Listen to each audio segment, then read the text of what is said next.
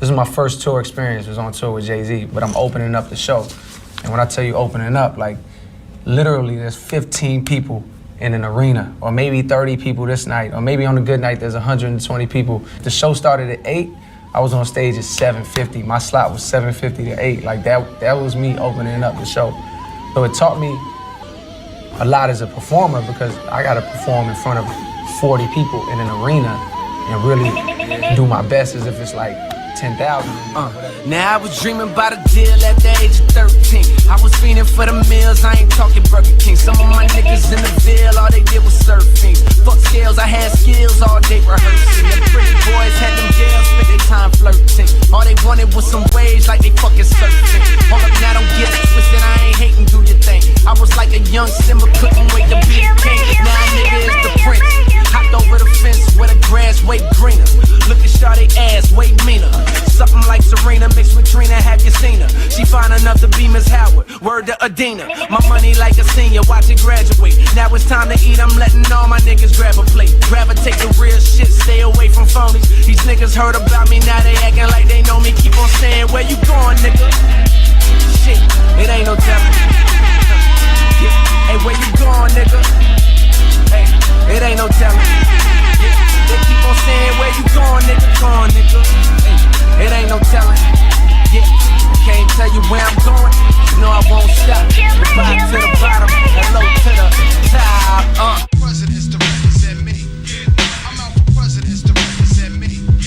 I'm out for presidents to represent me. I'm out for every presidents to represent me. Young Tremaine walked the straight and narrow. Minimum wage jobs for the narrow. But still my mind was on the zeros. I fiend for the perks that was seen flipping birds. So we was skipping church, but my eyes was on the sparrows. Niggas flipping pies, spending thousands on a payroll. Shit, I wanna shine too. I want dimes too. Jealous niggas wanna know just how my rhymes blue. Mono e mono, I'm Bono, I'm you times 2. Now I'm bougie, I done outgrew the fountain blue. But never forgot the spot where I developed my plot. To dwell at the top, the Ville where all my skeletons locked. If I could do it all over, then I never would swap. I seen good, I seen bad, had my melanin mocked. I seen lifelong friends turn to devilish ops. I was Mike in red leather trying to tell him to stop. You better beat it for you see the heavy metal get popped. He was a mean ass wing with a hell of a shot. But if no team draft king, he gon' bet on the block. He wanna ball till he fall into the federals knock. And sit his ass on the bench for moving careless with rock. You can't relate unless your father was not around. And your mother went out and found someone else and then brought around. And they salaries then combined. When they married and brought you out of that poverty, then you moved to a soft little part of town. So that when you back in the hood, you feel awkward about it now. Then your confidence start to drown. But the rapping gave you some positive thoughts, so you jot them down. You jot them down. Ride to it, ride to it, ride to it, ride to it, ride to it, ride to it, ride to it. Y'all niggas ain't stopping me. Y'all niggas ain't stopping me. What you talking about? What you talking about? Raggedy bitch.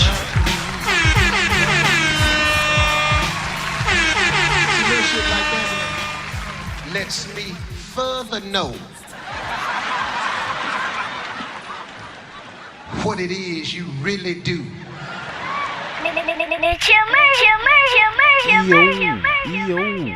Yo. What it do, y'all? What it do, y'all? What's going on? What's going on? I'm your host with the motherfucking most. Chill motherfucking Murray, live in the spot podcast.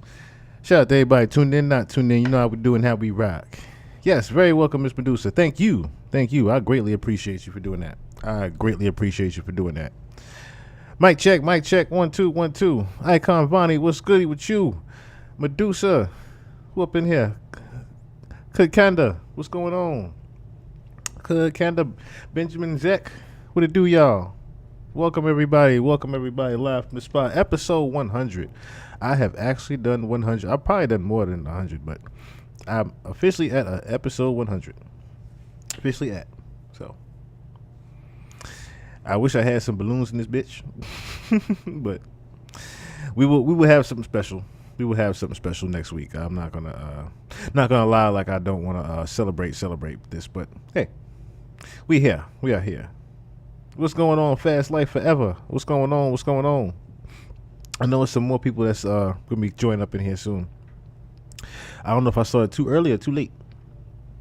I've been trying to start at a certain designated time so that everybody can be up in here, but it is what it is. I know everybody we're gonna be here for a while, so we're gonna be here for a while.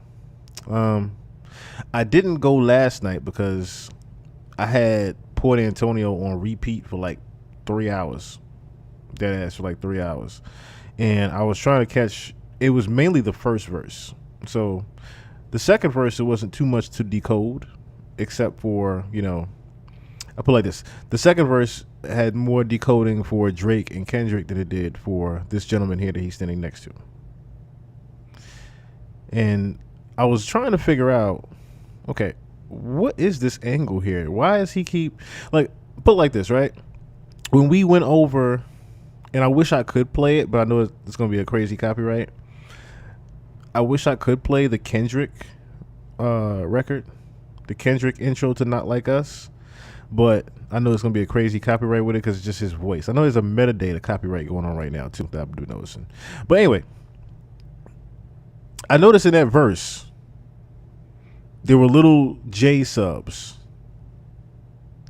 There were little J subs that Kendrick was throwing, and everybody was like, there was me, Fury B, a couple people in the chat was like, yo, he's throwing dots at Jay. And they was like, no, he ain't. He ain't throwing no damn darts at Jay. And then, of course, the Super Bowl thing happened, and I'm like, it just seemed like Jay did the Super Bowl thing more of a slight to Wayne and the whole, Cash Money than he did for looking out for Kendrick Lamar. It was pretty much, it was a cloaked smart move. It was a cloaked smart move because, of course, Kendrick had the big year, but you're really doing it because you're slighting Drake, you're slighting Wayne, you're slighting Birdman. That's really why you did it. It wasn't just because Kendrick had the big year. You did that because you were slighting them. We broke that down already. So, on top of that, like I said, Kendrick throws out the subs at Jay. Of course, Jay is trying to act like he doesn't notice it.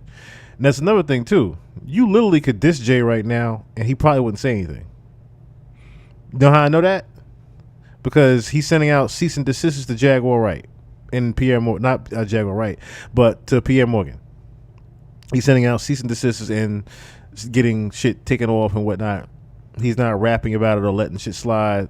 He's just going straight with lawyers. He's just talking through lawyers right now. That was a crazy chess move. As much as people hate Jaguar Wright, you got to understand that was a crazy chess move because Jaguar, and I knew that was going to be a big play when Jaguar was on Pierre Morgan. I was shocked. Absolutely shocked. Because I said, if she's on Pierre Morgan, this is going to make the news. This is going to make the news if she's on Pierre Morgan. Jay's going to have to respond. That was the chess move. Jay has no choice but to respond now if she says something about him. It's not like she's sitting on Real Life couch and talking about him. It's not like she's on someone's podcast or blog. She's on fucking Pierre Morgan, okay? Jay's going to see this. And she knew that. So once she threw out that little dart real quick, Jay, you got no choice but to say something now. And what happened? The cease and desist comes. Pierre Morgan makes the apology, but we all know how public opinion works, right? Jay is already under fire. You're already under fire because of the Diddy mess. You've been trying to duck it for this long, but as I said before in the other podcast, your name is getting louder. The whispers are getting louder. You cannot hide from them anymore. The whispers in the closet are much louder than they were before. And even with the deflections that's going on with Foxy Brown going on, I forgot whose podcast she went on. I don't even need to play that bullshit ass clip because I don't need to play like this. I don't need to play Foxy Brown denying things, or should I say going around it. She didn't even deny on the podcast. She didn't deny anything as far as she was 15 and 16 years old fucking with Jay-Z while he was almost 30 years old. You didn't deny it. Just because you don't want to say it doesn't mean it didn't happen, Foxy. Regardless of how you want to defend Jay or don't want to bring Jay down because you're still scared, at the end of the day, you're still scared. Forget you're in love. We saw what happened at Fade to Black when you tried to rub your ass on Jay on the stage and he moved back because his wife was in the back. We saw that. We know you also went deaf. Okay? In whose face was you in the morning that you went deaf? Okay? So, I don't need to hear from you anymore, Foxy. I definitely don't need to hear from Claudia Jordan. Even though we're going to play her clip later on when we watch Jason Lee. Because Jason Lee now has made your name louder. Jason Lee has now made your name very loud. Very, very loud. Not only your name, but your wife's name. Your wife's name is very loud right now. If he's mentioning and noticing that your comments that Beyonce's comments look crazy, we went over that too. Beyonce's comments look crazy because people know. So, again, you can't do too much hiding, Jay. You can't do too much hiding. This is going to be one of them times where getting low is not going to be the way to do it.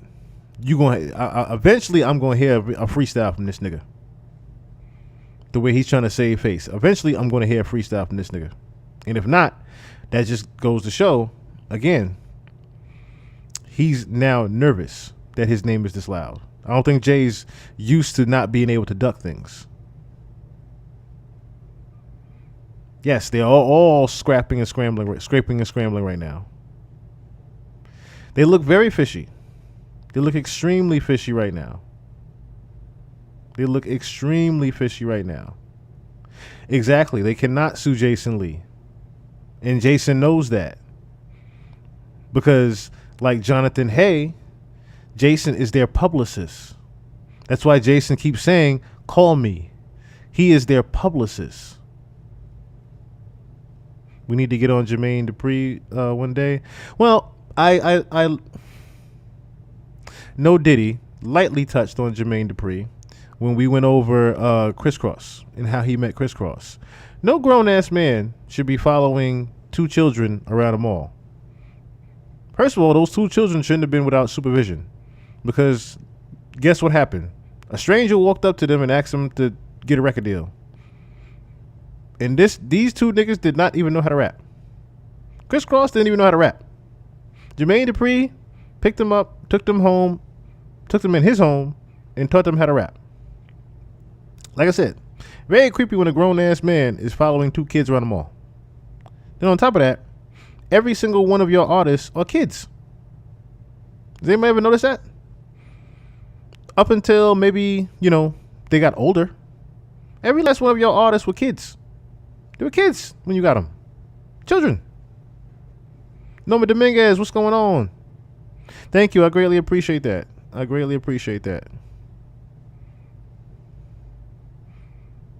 Mariah Carey's video for It's Like That. Funny you say that. Yeah, it's very eyes wide shut. So the crazy thing is, right, I'm actually putting together a list and compilation of different videos that we're going to be going over on the channel and just pretty much debunking and just, going through all the symbolism, the Illuminati symbolism that is in the videos. J. Cole and Drake going overseas together. And that picture of J. Cole's song, Port Antonio. Yeah, so here's the thing, right? Excuse me. I know someone commented earlier about my burping. I apologize. I greatly apologize. I sincerely apologize. Excuse me. The thing about that Port Antonio record, I'm glad you mentioned that, Madman 90. What's going on with you, man? I'm glad you mentioned that. I need to get into that now. The thing with Port Antonio, and shout out to Fury B. I know he's gonna get his ass up in here sooner or later. I know my homie gonna get up in here sooner or later. I noticed that shout out to Fury B because he said Google Port Antonio and just see what was going on with that real quick, right? Lo and behold, of course. So when we went over on the pod at first, I didn't have time to just quickly look it up and see. I spoke you up.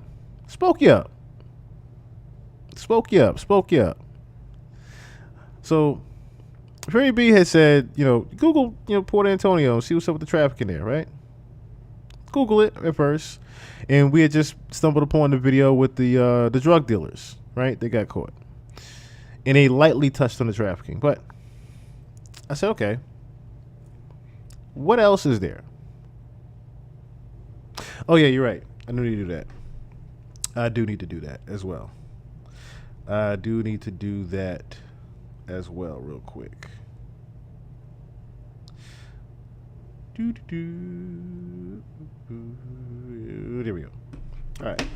So, Port Antonio trafficking, right? Let's just look up that real quick. Let me see. Oh, that was another one too I had caught. But let me matter of fact, before I even do that, right? I want to play Port Antonio because now they can't say shit because I got the mashup, biatch. Presidents to represent me. I'm out for presidents to represent me.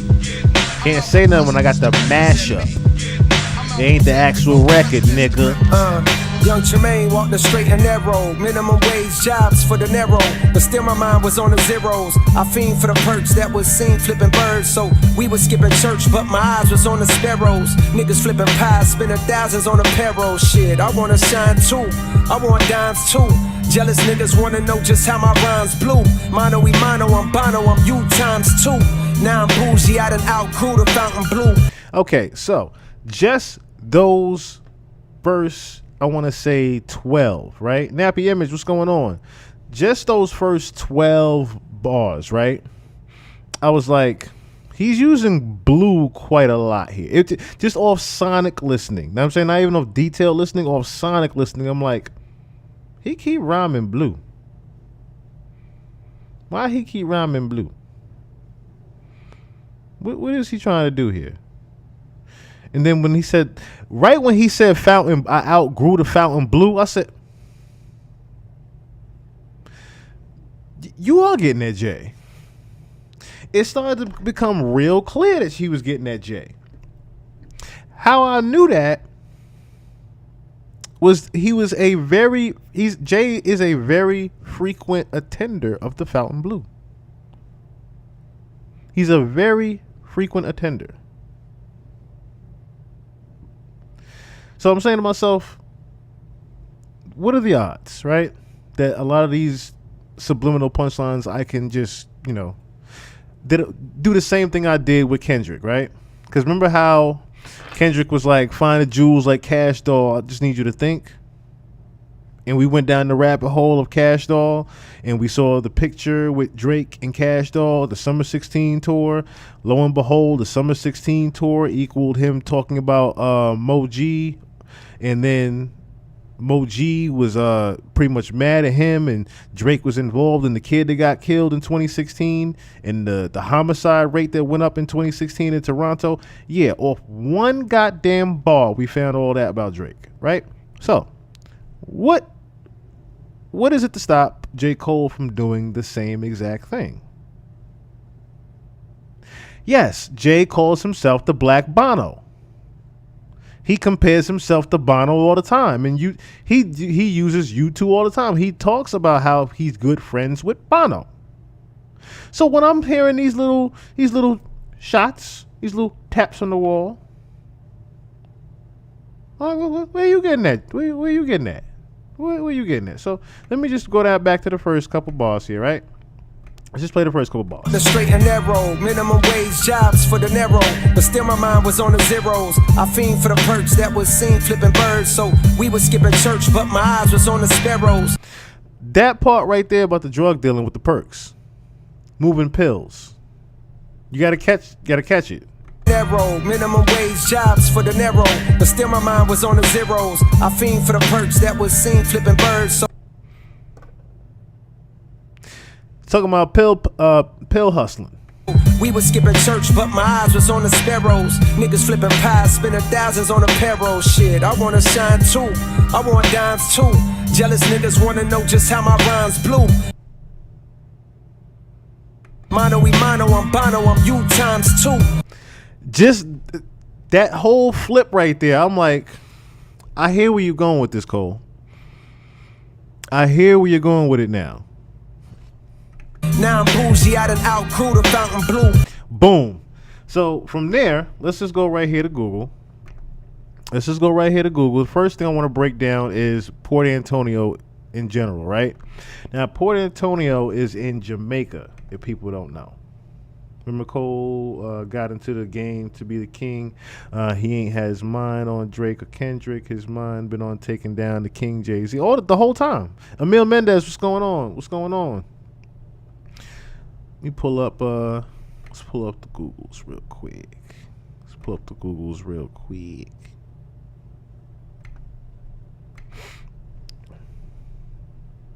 All right. Oh, and I got I got 2 of those Diddy cases too tonight.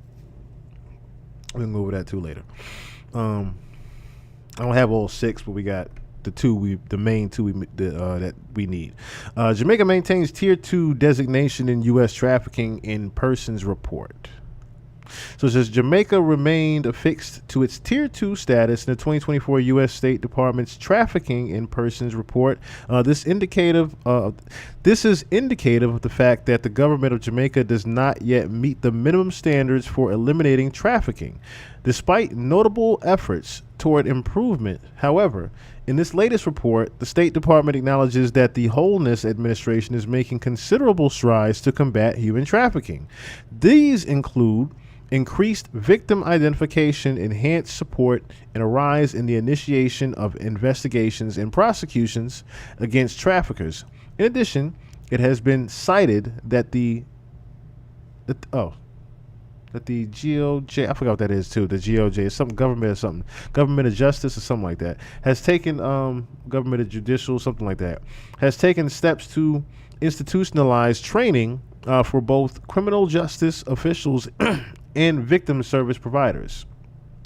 Improvements in anti-trafficking system funding for victim services has been increased, with 6 new child-friendly spaces have been created to support the immediate needs of child victims. However, despite these efforts, the State Department report outlines several areas where Jamaica falls short, such as the government often opting for prosecuting offenders under laws carrying lesser penalties. So pretty much the whole reason why Port Antonio is such an easy way to people to traffic is because they don't even get sentenced harshly for it, if caught at all. They pretty much, it's pretty much a big business in Port Antonio, the human trafficking. It's so bad that the high school has an anti-human trafficking club. So that's another hit that J. Cole was on to something with this. I'm like, again, you tapping on the wall, brother. You tapping on the wall and I'm listening. You tapping on the wall and I'm listening. Who would have thought that you would title it Port Antonio, and lo and behold, you put us down a rabbit hole that leads us to trafficking, human trafficking. Now, again, I'm gonna call this out. The big 3 are starting to say something against Jay-Z simultaneously. Kendrick's bars in that intro of Not Like Us, this Port Antonio record about human trafficking with a dead president. Let's also think about this, right? The reason why there's a mashup right now with Dead Presidents is because it's a Dead Presidents flip. That's Jay-Z's original record, right? Dead Presidents? No, for Presidents represents Jay-Z. So again, you take a Jay-Z flip on the beat, you title it Port Antonio. Port Antonio is notorious for human trafficking. Okay? We have Mr. Sean Combs in jail for trafficking, human trafficking. And then there are loud whispers that someone else is involved in human trafficking. Okay? That his friend, there's on the hide, on the tuck. Okay? Dead Presidents beat Flip J. Yeah. And then you use his flow on the track. So, again, you are trying to say something. You are definitely, Original Me, what's going on? You definitely trying to say something. So, let's go back a couple bars, right? Let's go back a couple bars. Heroes. I fiend for the perks that was seen flipping birds. So we was skipping church, but my eyes was on the sparrows. Niggas flipping pies, spending thousands on a payroll. Shit, I wanna shine too. I want dimes too. Jealous niggas wanna know just how my rhymes blew. Mono we mono, I'm Bono, I'm you times two. Okay. Matter of fact, Now I'm bougie, I done outgrew the fountain blue, but never forgot the spot. yeah. Outgrew the fountain blue. Okay. Where was that? Where was that one at? Where was that one at? Where was that one at? Okay. Where am I? Okay, Bono, right? When you put in Bono Jay-Z, for some reason this came up. When I Google Bono Jay-Z. Stranded. Haiti Monamore. Look who's on it. Rihanna, Jay-Z, Bono. Okay? Now, you can even say it's a reach with the Rihanna part, right? You cannot say it's a reach when you Google Haiti trafficking, right? And down here, there's an article about these three together. So, again, Cole is taking us. I watched Docs. What's going on? Cole is again taking us down the same rabbit hole that Kendrick would take us, trying to tell us something. Pretty much putting flashlights on certain things with the bars.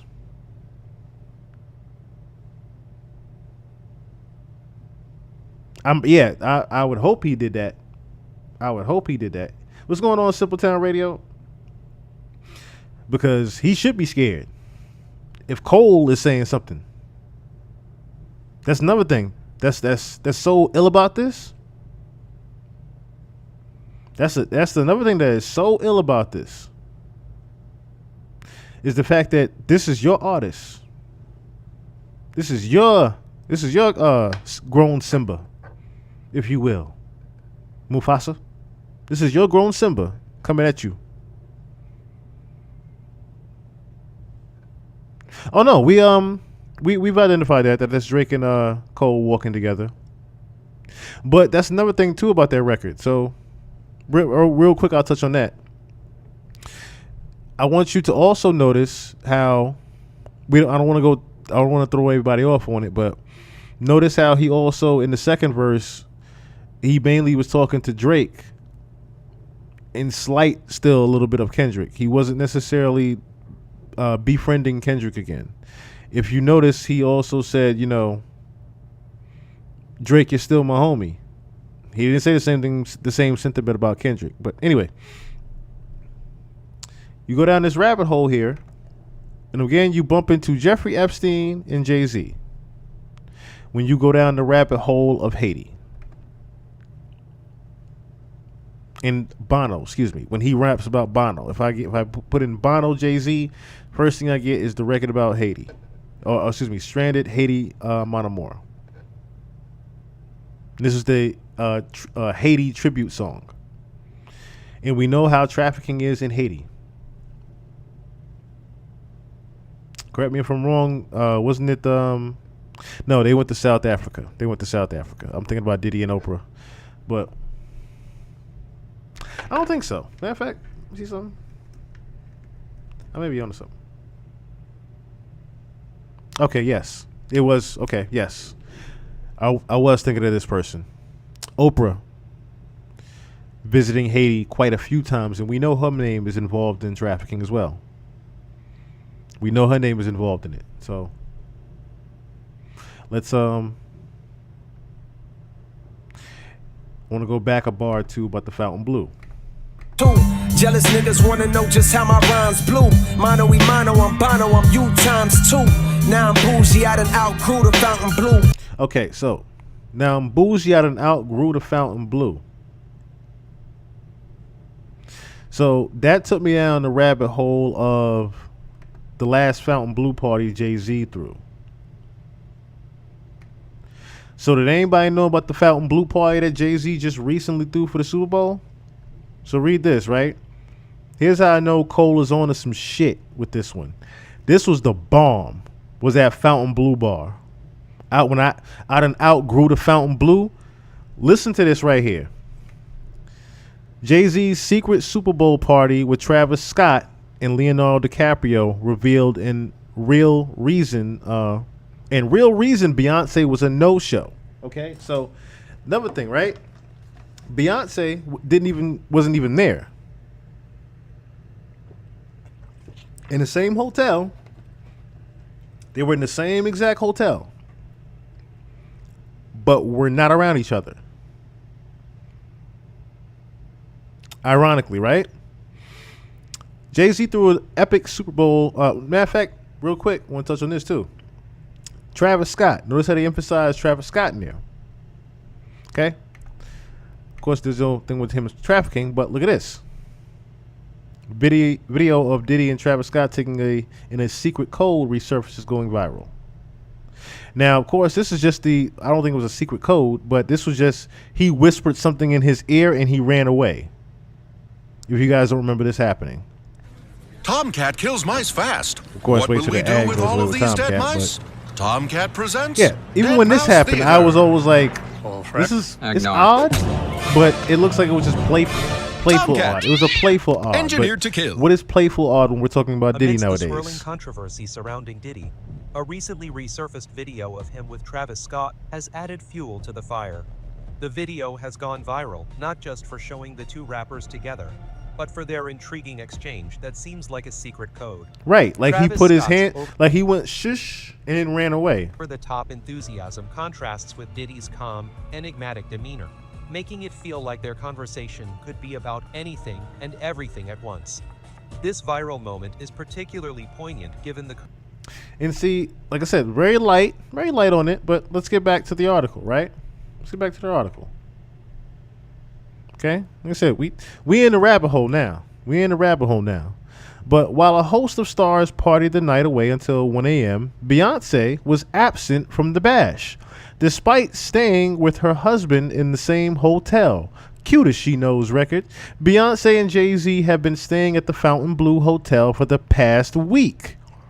Travis beamed as he checked in at the desk for the party.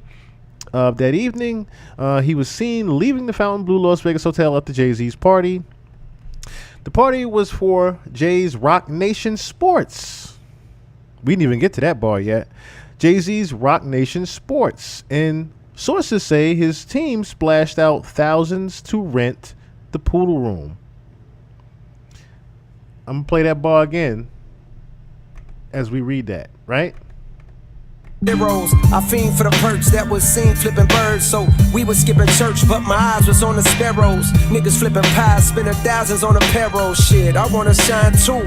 I want dimes too. Jealous niggas wanna know just how my rhymes blew. Mono y mono, I'm Bono, I'm you times two. Now I'm bougie, I done outgrew the Fountain Blue.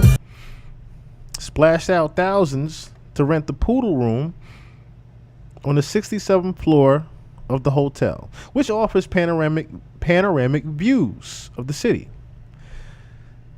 That boy cold, man. It was kept very quiet and wasn't publicized beforehand, but everyone was there. And there was a sushi bar and DJ Chase B playing hits. The insider said, along with Jay, Travis, and Leo, the guest list included Tobey Maguire, Sierra, and Russell Wilson. Now, I also want to emphasize the fact that Leonardo DiCaprio was there, and they keep emphasizing Leo being there, right? So we have Travis, a Diddy affiliate, or Diddy party goer. We have Jay, and then we have known Leonardo DiCaprio. And when I say known, I'm talking about the fact that there's a run-on joke that he literally won't date anything past 22 years old. Leonardo DiCaprio is how old? How old is Leonardo DiCaprio?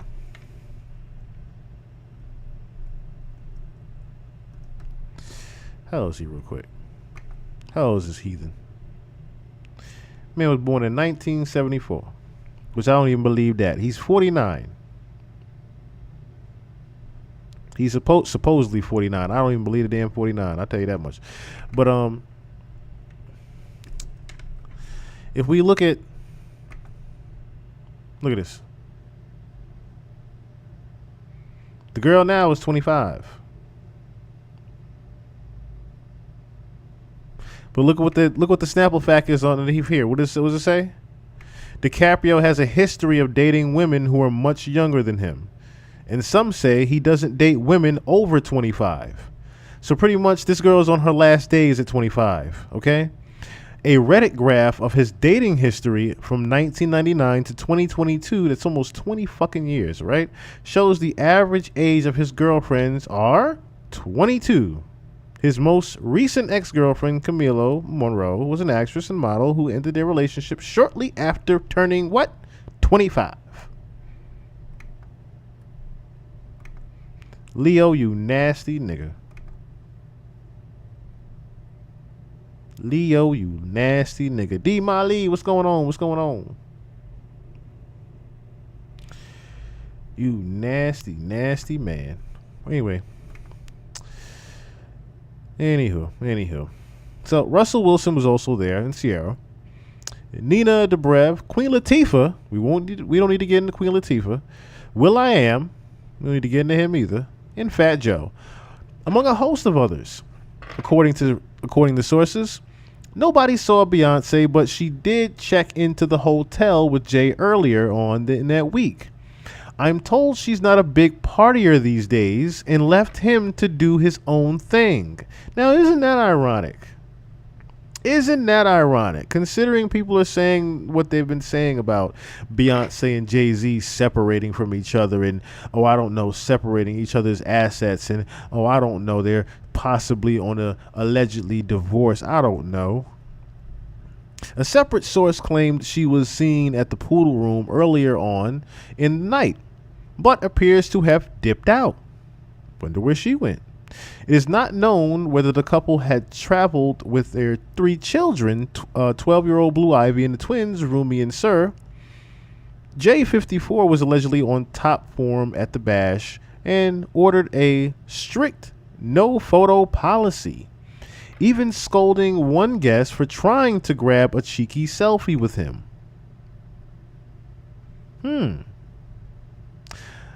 Wonder what else was going on at that party. So word got out throughout the night, and there were a lot of people trying to get into the event who weren't invited, the source said. Only 350 to 400 guests were on the list for the bash at the newly opened hotel, and many were escorted to the VIP elevators to avoid being seen. A huge security presence outside of the main door of the club, which stopped letting people in at midnight as the venue was at a capacity. While dozens of wannabe crashers were left outside, the U.S. Sun obtained exclusive images of Travis and his entourage entering and just leaving the party. So they pretty much couldn't get inside at all. And noticeably, Beyonce was just nowhere to be found. Just nowhere to be found. You were seen entering, but you were nowhere in sight of society. Isn't that interesting? What had happened was, what's going on, sis? This was at the Super Bowl. This was a Super Bowl party that he threw at the Fontainebleau. So, what you on to, Mr. Cole? We gonna continue on in the record from Fontainebleau, though. I want dimes too. Jealous niggas wanna know just how my rhymes blew. Mono, I'm Bono, I'm you times 2. Now I'm bougie, I done outgrew the Fontainebleau, but never forgot the spot where I developed my plot. The dwell at the top, the veil where all my skeletons locked. If I could do it all over, then I never would swap. I seen good, I seen bad, had my melanin mocked. I seen lifelong friends turn to devilish ops. I was Mike in red leather trying to tell him to stop. Okay, so just a couple of things right here you want to go back to, right? This is the first 2. Now I'm bougie, I done outgrew the Fontainebleau, but never forgot the spot where I developed my plot. Never forgot the spot where I developed my plot. Never forgot the spot where I developed my plot. Talking about his early days of being at Roc Nation. Right? That's why I played the clip in the intro. Who that slugger? What's going on? I played that clip in the intro where he was literally talking about being the opener and performing for maybe 40 or 50 people. Now, of course, it's a growing pains lesson. Of course, it's a growing pains lesson. I get it. Jay's trying to teach him a hard lesson in the beginning, right? That, a star wouldn't just, I'm not just going to give you the spotlight just because you're performing with me. I get that part, right? But it was also a testament to Jay's shadiness earlier on. Thank you so much, Mr. Producer. I greatly appreciate that. It was also a testament to Jay's shadiness earlier on, right? That everyone talks about on the sideline, even back from state property days, okay? I might even play Oskino's. I think I do have Oskino's interview where he talks about his alleged son that he talked to. Yeah, Oskino ran into Jay-Z's actual Jay-Z's son that he still won't talk to or claim. But again, testament to Jay's shadiness back in the day, right? So I think I still have this clip here of Mr. Cole talking about his early days, his early days. Let me see here.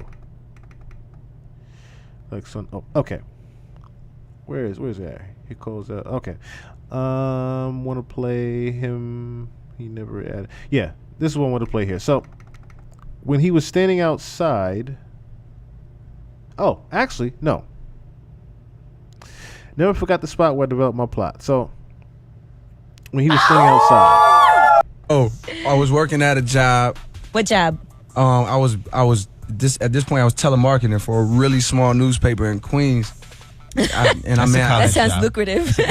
Oh, but I had it after graduation. Just trying to stay in New York. Just trying to pay my rent, which I was barely doing. But anyways, that Kanye line where he's like, if I could just get one beat on Hova, we can get up off this cheap ass sofa. That was my life. I was like, yo, I had a shirt. It said produced for Jay-Z or Die Trying. I was ready. I was with it. Wow. I promise you. It says produced for Jay-Z or Die Trying. Do you have that shirt still? Yes, I still have it. Good. That's okay. hot. So I like that. So I saw the press release that he was coming out with American Gangster and everything was happening really fast. And I'm like, yo, you know what? I bet he's still kind of doing a few more joints. And I was like, I had an idea for a song. I went home that day, made a beat, which I think is incredible. It's called Top of the World. Okay. I made a beat CD. I would love to hear that beat. You know what? I have my laptop on me and we had it. All right, we're going to get it in a second. Okay, go ahead, tell us. So we made a beat CD. Overthoughts, what's going on? I got a hook on it and everything. So we made a BCD, went to, and I told E, matter of fact, I'm like, yo, you know what? I bet he's probably going to be at the studio tonight. I bet. Baseline Studio. This was, at this time, they was at Rock the Mic. I knew I had read this. I'm stalking online. In the Queen's paper you read. Yeah. So I'm like, okay, let's just go. I had a feeling, man. So we hopped the train. We went there. We got a little bottle.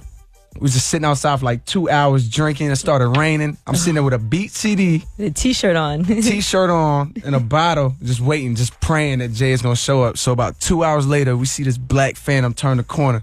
And it's kind of like you just feel the energy of Hova. Comes. Like Hova. So he had a security jump out the truck that was in front of him, go to his car just to open his door. This was this man's job, to hop out of his car to come open up Jay-Z security kind of be dickhead sometimes too. For real? Yeah. Well, I mean, I ain't get to see that night. But so Jay gets out of the car, walks up to the building, and I'm like trying to build up the nerve to go up to him with the CD. After you waited all that time in the rain. Waited all that time in the rain, and I'm like, yo, I don't even know what to say. Nah, I definitely couldn't. I couldn't muster up an So I'm like, yo, Jay, I got this. Like, what is this?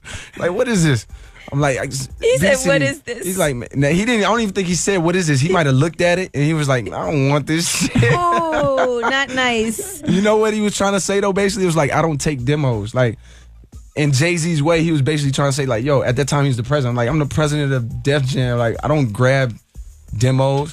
He's like, give it to one of those guys. It was like Lenny S or something following him. I'm just like, shout out to Lenny S. Yeah, I'm like, damn. I don't even think Lenny took it. Lenny. Wow, and shout now out to Lenny too, cause he cool. Never forgot. All right, the now we're gonna spot shit where I on all of developed them. my plot. 888-SHAY-45. Call us up. Right? Oh, he didn't forget. All right. Jermaine's back outside. He is. I love what he's doing too with the vlogs. Me too. Whew. That shit was fire. Yeah. The little vlog shits is hard. He's doing like, they look like an old enhanced CD back in the day. And it's like all VHS handy cam shit from tour and shit like that. It's fire. I love this little rollout. I don't like him.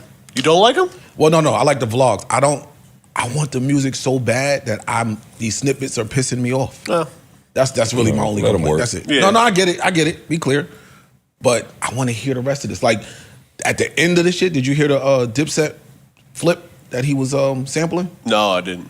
At the end, it's a sample of "I Really Mean It," and you know how you talk before you get ready to get into your verse. Right when he's getting ready to get into the verse, it cuts off. I missed that part. Don't tease me like that. Yo, no, He said in the vlog that he's made this album 6 times or something to that effect. So it sounds like he's trying to do some shit. I almost don't even want to report on the nigga no more. I say the same shit every time. That's how. Yeah. It's like, all right, Jermaine's outside. He's killing. It's like when Omar from The Wire. It's like when Omar from The Wire was out. All right, Jermaine's out. Everybody move. He's doing this. He's rapping. But what I do find interesting here is he started to talk about one of my hip hop inquiries that I had. Which one? I have a list of hip hop inquiries that we just never really got to the bottom of. Okay. And J. Cole and Jay-Z and what happened there is on that list. In terms of why they're not. In terms of the business. Got it. In terms of, oh shit, you bought your masters back from Jay-Z. Oh shit, Jay-Z, you sold your masters back to Cole. Well, when did that happen? And how does that affect y'all? Of course, I still think y'all are fly, but buying the masters back explains why I don't see as much Cole Hove as I feel like I should. But is buying your masters back, it shouldn't be a bad thing. It's not a bad thing. It's a great thing. But if you... It's a great thing he bought it. It's a great thing he sold it. Yeah, I was about to say. So why would you- And depending upon Jay-Z's outlook, Yeah. he might have been welcoming to it. Well, I'm sure, because he sold it. I guess No, my... it's not necessarily true. No, yeah. Because you can make the price high. You know what I mean? Like I think it just depends on all the factors involved, like you're saying. But we don't really see Jay Yeah, much. but Period. You in got to music. be careful naming a high price because somebody might meet it. True. So he still said it. But he might I have don't gave give it a to them fuck for at the what cheap. number it was. Actually, I'm not really looking at Jay-Z's part in this. I'm looking at when did this happen and Cole's comfortability in sharing it now. Because I believe this to have happened a while ago. Could have. And if this happened a while ago, then you chalk up some of Cole's, you add some of his success to him as an independent venture move, and I think it changes the scale a lot on the Kendrick, Drake, Cole argument. I think it does. I agree with that. If Cole has been doing whatever he's been doing for the last how many, It feels like it though. No. Yeah, Feels but like it he's feels been like moving it's independently. look. but Yes, it's been unsaid. It does. If you look It at looks the like he don't albums, really they've have been no coming direction. up. They That's haven't true. been saying Rock Nation for a minute. Like he's been moving as an independent. It changes things for me. I did, and let me just correct myself. I said it was a Dipset. I really mean it. It was I'm ready. okay. I found it. I'm gonna just play a little bit. Oh my. It's just mute up, man. Oh, shit. And that's when you cut. Don't do that. I missed bro. that. That sounded crazy. Right. Yeah, He's gonna go ape shit on that. Definitely Yeah. do that. I'm gonna build up the anticipation. what? He's killing What? If I was him, I'd do that. He went shit. absolutely ape shit on the intro to the last joint that came with Yeah, yeah. 95 South. So this is, I don't want to talk about J. Cole. I know. I just want at this point. I just want the music. I don't even want to talk about him no more. I think This we're is- getting that sooner than expected too. I do too. I think when he finished with the last couple tour dates, because he is still on the Drake tour. I think when he finished with them dates, because it was a certain amount of dates he was doing, I think he's going into full album mode. New Joe Biden. Okay, so he buys back the masters now. Again, it was a that's a public slight. That's more of a public slight. So again, you didn't forget where you came from, so you came back. You came back for yours. Never forgot the spot where development plot. You pretty much said, okay, I'm gonna come back and get my shit.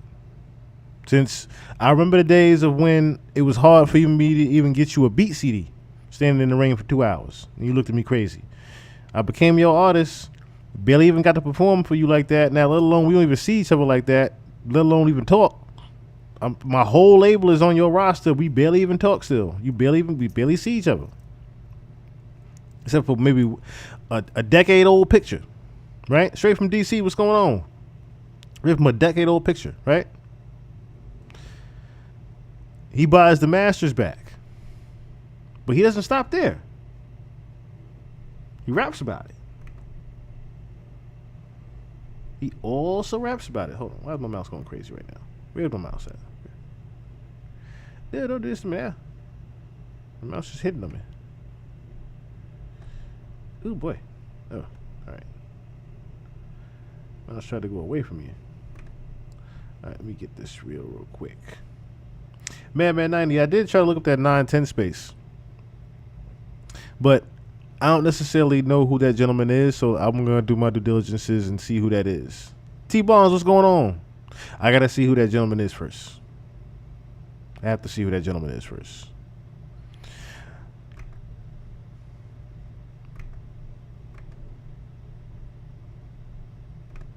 Okay. So J. Cole would also rap about buying the masters back from Jay-Z and said, shit, business is business.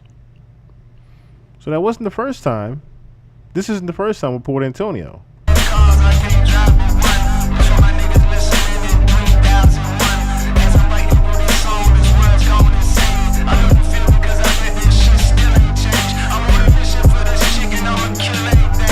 By the way, I'm mad Cole decided to not continue with going this route, because this might delete later shit was nuts until he did what he did at Dreamville.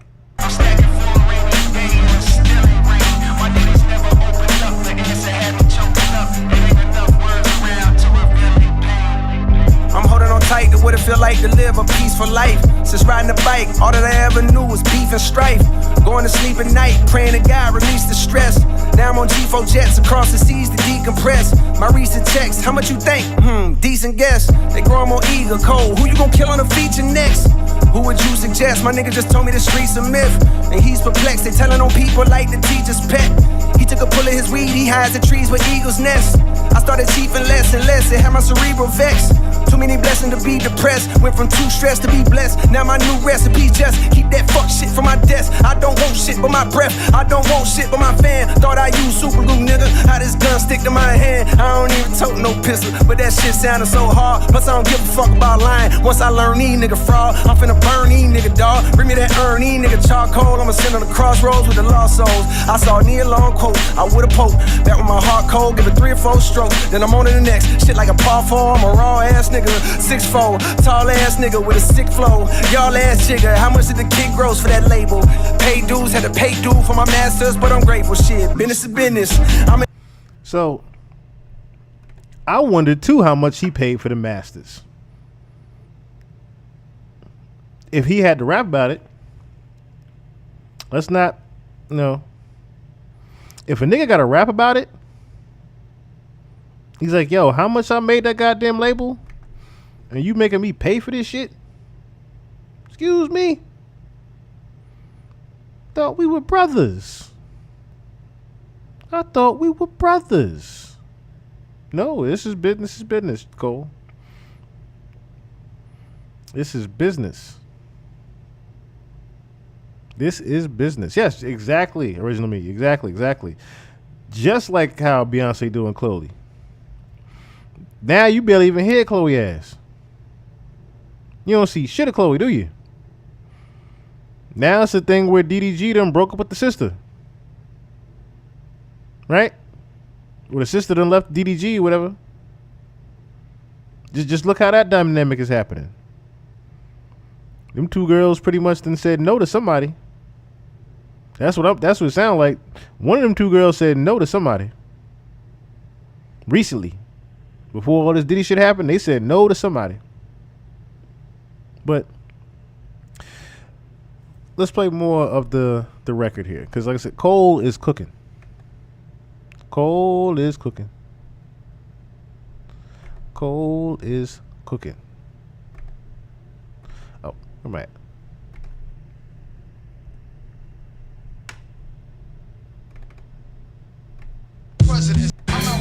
God, he wanna ball till he fall until the federals knock. Devilish ops, I was Mike and Rick, never would swap. I seen good, I seen bad, had my melanin mocked. I seen lifelong friends turn to devilish ops. I was Mike in red leather trying to tell him to stop. You better beat it for you see the heavy metal get popped. He was a mean ass wing with a hell of a shot. But if no team draft king, he gon' bet on the block. But if no team draft king, he gonna bet on the block. Now, of course, there was another bar I could have said, but you would have, everybody would like, that would have been a reach. But like this bar here. Leather trying to tell him to stop. You better I never would swap. I seen good, I seen bad, had my melanin mocked. I seen lifelong friends turn to devilish ops. I seen good, seen bad, had my melanin mocked. Seen friends turn, seen devilish friends. What was the bar? You heard it. I'll play it one more time. Feel where all my skeletons locked. If I could do it all over, then I never would swap. I seen he pretty much never tried to become Jay-Z. If you think about it, a lot of I'm gonna pull up his albums real quick because you can notice the cleansing too.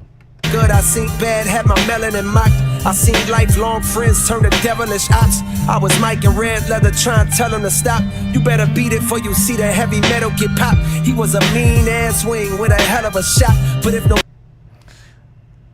team draft king, he gon' bet on the block. Now, from putting DraftKings with things, DraftKings will be a competitor for who he's doing business with. It's a competitor of Mike Rubin's DraftKings, because Mike Rubin has Fanatic. Jay-Z reportedly just made a move to open a sports book in his home state of New York.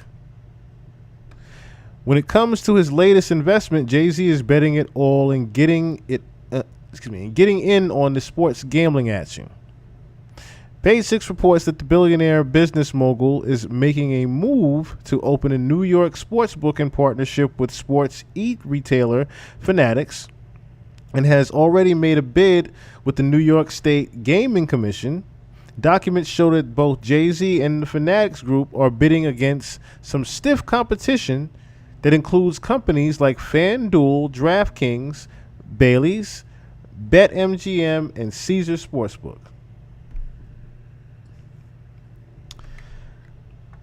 All of these bars here, right? All these little J slights, these little J subs.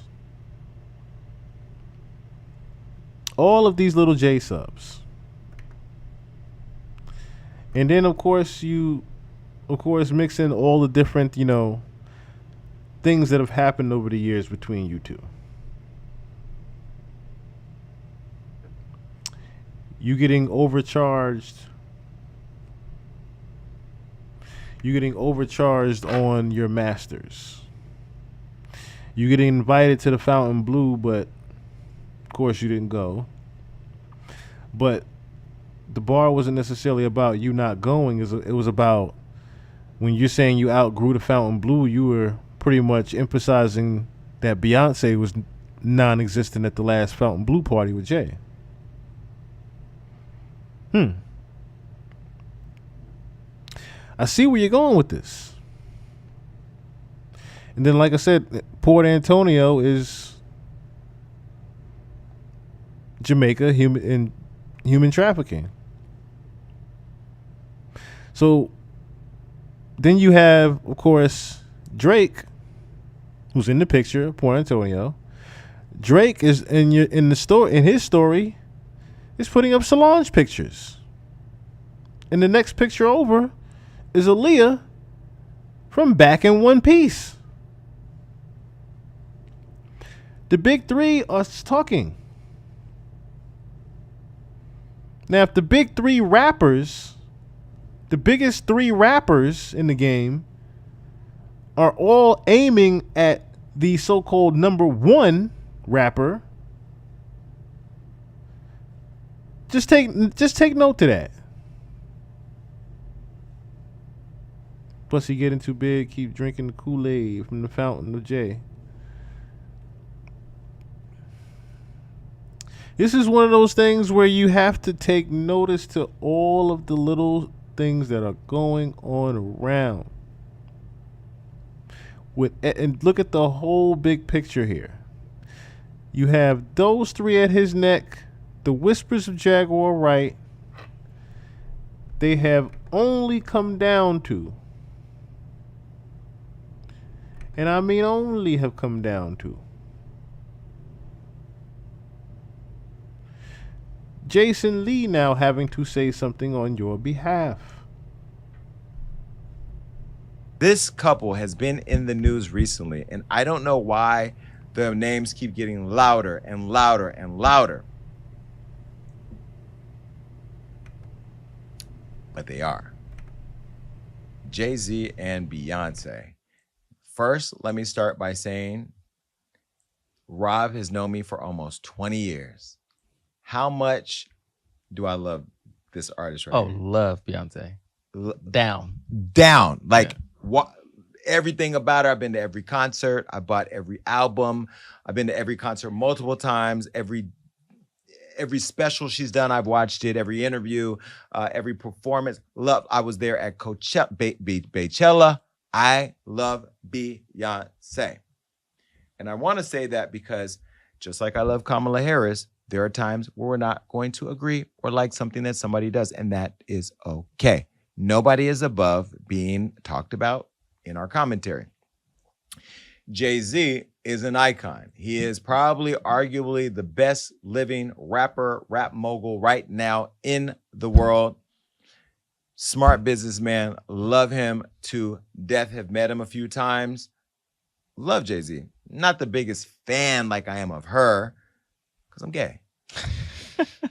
But I love what he represents, coming from nothing and making it. You know, coming from middle-class family, putting both her parents on. Dad cheated on her mom and then, you know, kicked him out the way and whatever. But I love her relationship with her mom. I love them, their family unit. I love the package that they have created for the world to invest in. And we are all invested in this relationship.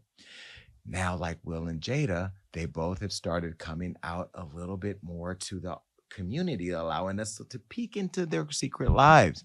Beyonce is posting captions. She's washing her hair online. I think she may have even done meet and greets. She's let people touch her. She's actually showing that she's human. And when you do that, people want more and more and more. And now the people want more and they want to know more. And now, after Piers Morgan, why y'all did that, I don't know. What I do know is on my podcast, I told y'all. Now, notice how he even said that, right? She's doing meet and greets all of a sudden. Remember how everybody was saying, yo, it's odd she doing the meet and greet? Because it looked so damn plain. It wasn't like no damn spectacle meet and greet. It was just like a regular backstage meet and greet and shit. And they was like, oh, she's showing he even said it. No, she's trying to show that she's human, that she's a regular person. Huh? Beyonce don't need to do that. There's some funny shit going on with it. I said, get a new publicist, because the way the world works now with social media, you cannot do things the way you used to do, because the internet don't work the way that it used to. Let me break down just a couple things I would have told you. Number one, YouTubers are extremely important to the conversation because they are going to talk all day long, and they do their investigations and they look through TikToks and comments and likes and this and that. And those people, YouTubers, shout out to the whole YouTube community, even those of you I don't like. You all do the research. Some of you get it wrong, some of you get it right, some of you are somewhere in between, but nonetheless, there's all day long. Pretty much, you have to look on TikTok or try to look through the shorts to pretty much even find what he's talking about right now, which was the clip that went viral of him saying what he said about he had info on Beyonce if she didn't reach out to him. Remember when he went viral saying he had bleep and bleep and bleep, and he knew bleep and bleep and bleep and bleep and bleep, and then he said, yeah, after that, pretty much, and then said, Beyonce called me. Now, it could have been nothing, but the reactions of the other side of the table were, huh? What did he say? What did he say? Oh my God, I heard what he said. So when that went viral, of course, everybody started utilizing that, of course. That's what he's referring to as far as he's going to sue because he made because people made it seem like what it wasn't, which it wasn't. People made it seem like what it wasn't. My nigga, you made it seem like you knew some shit that we didn't. Period. You made it seem like you had some shit on Beyonce. Not Diddy like shit, but you had some shit on Beyonce. Whatever it was. So the thing was, people started to take it and run with it with their own narratives of what it could be that you said because you bleeped it out the whole time. You bleeped out every fucking thing you said. You shouldn't have said nothing. You should have just said, I have this, then the third. But you had to say it and get it bleeped out to let people, make it look like, or should I say, make people think that you had something on Beyonce. You can't be mad if people use this as clickbait and people, made it do what it do. Made it do what it do. You shouldn't have said it. You shouldn't have said it. And you know when you say anything, and I mean anything, Beyonce, especially them 6 months ago, right? Them little 6-7 months ago, and between now and then, have changed. They have changed drastically for Miss Beyonce. Not in a good way. As we showed in them comments. As we showed in her comments. It's bad. It's very bad. Very, very bad. And you've never seen the Beehive tuck their tails, tuck their stingers. Usually, they stingers people's accounts. Getting them blocked. Getting them harassed, all type of shit. You don't see nothing from this Beehive no more. Beehive is turned against the queen. The Beehive is looking at the queen like, what the fuck you done did? What are you hiding? So, this is the first time, like Jay is saying, it's the first time that it's looking very funny when these two are used to being, very quiet and low, and they are literally not able to be quiet and low anymore. Which are still important, by the way. Well, now that the diddler has opened up the highways for people questioning what's going on, Diddy has now caused problems for Jay-Z. I told you guys I've seen Jay-Z at the Diddy party several times, but yes, you've been there several times, Jay. You were at the 50th birthday party. You had every damn birthday party almost. Now that I'm thinking about it, you had all the damn birthday parties. All of them. Right? Princess Sherry, what's going on? I think she successfully blocked all the negative comments. I would hope so. I would hope so. Matter of fact, we can take a look. We can take a quick look. Because I definitely don't... I wouldn't put it past her to get rid of it, but at the same time, comments on comments.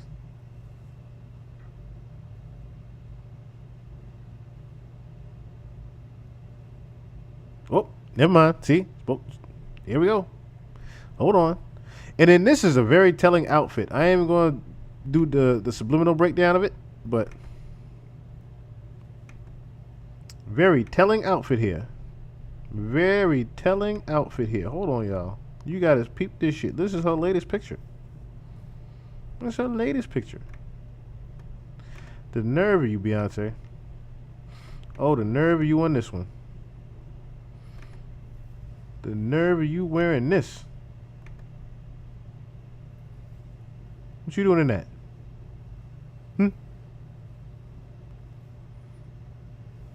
I gotta do my research on what this. I do recall what this possibly represents.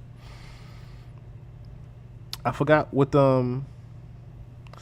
this does symbolize or what she's actually wearing, because it's giving Sergeant Pepper Jacket. If you get what I'm saying. And then of course you have your hands folded this way, purposely in the picture, of course.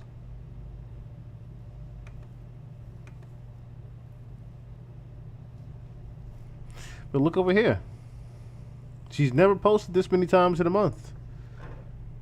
She acts like nothing happened. Ooh, that reminds me too. I need to get that Allie Carter. I need to look up Miss Allie Carter, who is starting to really, it's starting to bug me because I'll get into that later with Allie Carter. Anyway, Allie Carter speaks truth. No one can fake that level of trauma and survival. Let's read further down into the comments. Can we go down a little bit more? Can we go down more? No? I can't go further? Oh, there we go. Liam Payne. Let me see something. Is that what she's representing right here? Liam Payne?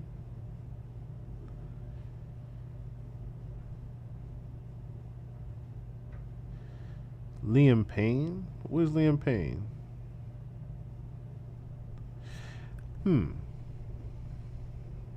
don't know what Liam Payne. They could never make me hate the Queen. Okay, so those comments are kind of cleaner, but then you go to here are those who came to read the comments. We know the truth. We all need to boycott Hollywood. Justice for Michael Jackson, Justin Bieber, and others. I never thought I would see the day people wake up and see what's really happening. Thank you, Jesus. God is good. Thank you, God. The children to come won't consume this crap. Everyone should unfollow. The world knows what you did. Justice for Justin and other children. Why is she acting like she didn't threaten every celebrity? When was this picture taken? 6 days ago. Like, you can't post a single picture. Look at this. Even on the picture of the mom. Justice for innocent children. Why does she still have 315 million followers? The devil is real. Who came to read the comments? Anyone here to read the comments? I'm glad I'll never follow her. 315 what? Where am I keep seeing this? I keep seeing 315 million followers. Okay. Damn it. I'm trying to go down in the comments. Beyonce watched it all go down, and we will watch her go down soon. And then someone, I'm just going to stop reading after this one. Aaliyah. So, she ain't removed that many. Yeah, they trying to do damage control, and that's what Jason Lee is pretty much doing right now. He's attempting to get them to call him for the damage control. Because right now, shit looking real sticky. Diddy parties and Diddy After Dark are two different things. I want to go on record of saying I never saw Jay-Z at a Diddy After Dark party. Then again, I wasn't there. So I don't know who was there. But I know that I saw Jay-Z at the Diddy parties. All of them. I also saw Diddy, if I think about, at the Rock Nation brunch that I went to. I remember Diddy and Jay inseparable at the party. They just probably best friends. They probably both grew up in New York. They're New Yorkers. I don't know their relationship. I don't know what business they got going on, but they are really close with one another. They are friends. Jay-Z's also been very quiet as the Diddler has been going through his drama, because nobody wants the Diddler drama because they don't want to end up in the cell next to him. Because Diddy's case right now is starting to turn into the Epstein case, right? Where there's all these allegations of all these powerful people. And, unless Diddy hangs himself in jail, allegedly, like he did, because that's still questionable. They think the people had him killed. Epstein. We're gonna find out who was on those tapes and who was at the Diddy After Darks with the baby oil and the slimy dildos. Well, as the Diddy drama continues, other celebrities are getting name dropped and dragged into the mix, like Jay and Beyonce. Now, on top of being spotted at the Diddy all-white parties, I told you I've seen them at the parties. Now, Beyonce and Jay are usually in the house when all of us degenerates are in the backyard. Okay. Jay-Z's also been linked or connected in doing business with him. Now, Jay-Z has also been tied to Diddy through rumors and longtime allegations and conspiracies. We've all seen them online. Like the one that claims Jay-Z allegedly cheated on Beyonce with Kathy Coriana White. Now, Coriana, I'm not going to read this because I knew Coriana. I've met Coriana many times and I've been around her. because I met her through Claudia Jordan. Claudia recently has spoken out about it. Well, there was this whole allegation that Jay-Z had this relationship with Coriana, and Coriana was literally young, vibrant. She appeared to be healthy, and then one day she just died. And it became a big thing when she died, because when you know somebody who's young and vibrant and all of a sudden out of nowhere just dies, people start to speculate. Well, she died at the age of 28 in 2011 of an aneurysm. Well, for years, Jaguar Wright has claimed that Kathy was Jay-Z's pregnant mistress who mysteriously died 24 hours after allegedly claiming to tell the world of their secret child. Now, I can tell you firsthand, I don't know anything about that. And Jaguar Wright may or may not know stuff. It seems like Jaguar Wright knows everything.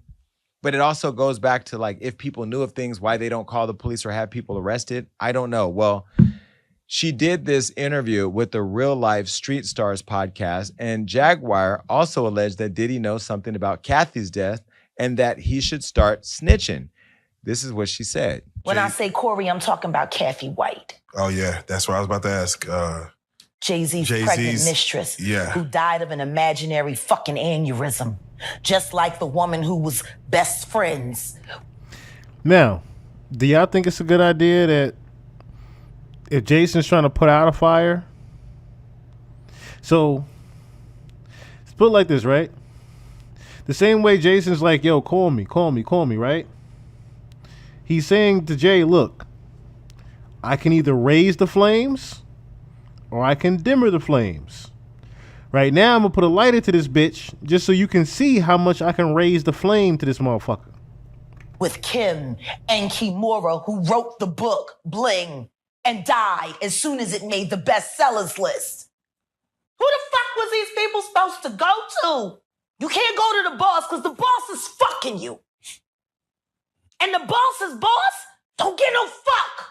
Can't go to the authorities. They're all bought and paid for. The fuck you go when you get fucked over by the industry? Nowhere. That's where you go, nowhere. Which is where people like me step in. Last question. I asked you to do this earlier, but I just want you to do it even more, go detailed. What do you predict will happen next in the future? You know, it's like you see it before it happens. Kathy White's true killer is going to be unveiled. And it's not a man. And that woman died screaming. Now, the thing I have to say as a disclaimer is that I don't know anything about what Jaguar Wright is talking about, but I'm also not going to discredit her from not knowing anything. I wasn't there when Coriana died. I haven't looked at the medical examiner report.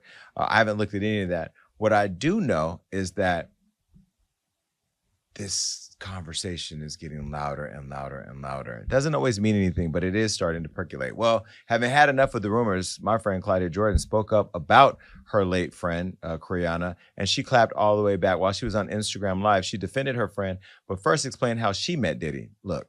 And some lying assholes on the Instagram, on the media, social media, damn. that have said stuff about me. They try to tie me to things and me as well. But I don't know how many times I've tell you. I met Diddy one time. I was at the BET Awards in 2008, I think it was, when MySpace was still around. I was at rehearsal. He was at rehearsal, and he comes up to me and says, what parties are you going to tonight? I was like, I don't know. Wouldn't you know what the parties are? And he was like, yeah. So he got my phone number, and he said he would let me know what the popping places were. I was like, cool. That's it. I went back to my house, got changed, came back for the award show, and I presented at the BET Awards when I was on the show Ballers. All right. It was a sports show on BET. Yeah. So when I was on stage, he texts me and says, you look so pretty. He's like, come backstage. We're all having drinks. It's a bunch of us. I was like, all right, I'm bringing my best friend Alta, who introduced me to Meme. We go backstage. We had some drinks. I had one of them cheap ass disposable cameras. Okay. I said, ooh, can we get some pictures? We took a picture. Anyone that knows me knows how playful I am. I put my hand on his face like this, and he was behind me like, you know, and I put it on my MySpace, right? I put all the people I met, Patti LaBelle, LL Cool J, the picture with Diddy, Kim Kardashian, all the people. If anyone can get into my old MySpace, you can see all the pictures. He never called me that night to tell me what party he was going to. I didn't hear from him. The next day, I get a gang of text messages and phone calls from the New York number, from his number, saying, baby girl, why are our personal pictures on media takeout? I said, what's media takeout? I didn't know what media takeout was at the time. He was like, call Fred. Gave me his bat line and get this off. I go, get what off? I went and looked. It was like, Diddy leaves Cassie for Deal or No Deal model. I was horrified. A, I don't do the other girl shit. I'm very adamant against that. B, I don't want to be attached to Diddy like that. I was cool with Kim Porter. It was not a good look to me, and he just had the twins. So, anyways, I started calling, trying to get the shit taken down. This motherfucker texted me 56 times in one day. And his moods went from, baby girl, why are our pictures too? If I thought you did this on purpose, I would have had you hurt. And it got crazy. So I called him back one time with my publicist friend on the line, and she heard him say that he would make me disappear. So then I had to buck up back with him and said, look, motherfucker, don't talk to me like that. I'm not scared of you. This is before I heard about some of the other shitty deals, right? Hanging people upside down out of buildings. So I was popping off like, man, fuck you. You ain't about to talk to me like that. And then he goes, I'll make you disappear. And then, of course, she doesn't think anything of that. Like she just said, she didn't know about any of the other shit he was doing, about him really making motherfuckers disappear. Nice, Claudia. Real nice, Claudia. Fans listening to this one, oh, he said that to you. He said he'd make you disappear. Okay. what are you wearing? And his tone changed. And I go, what?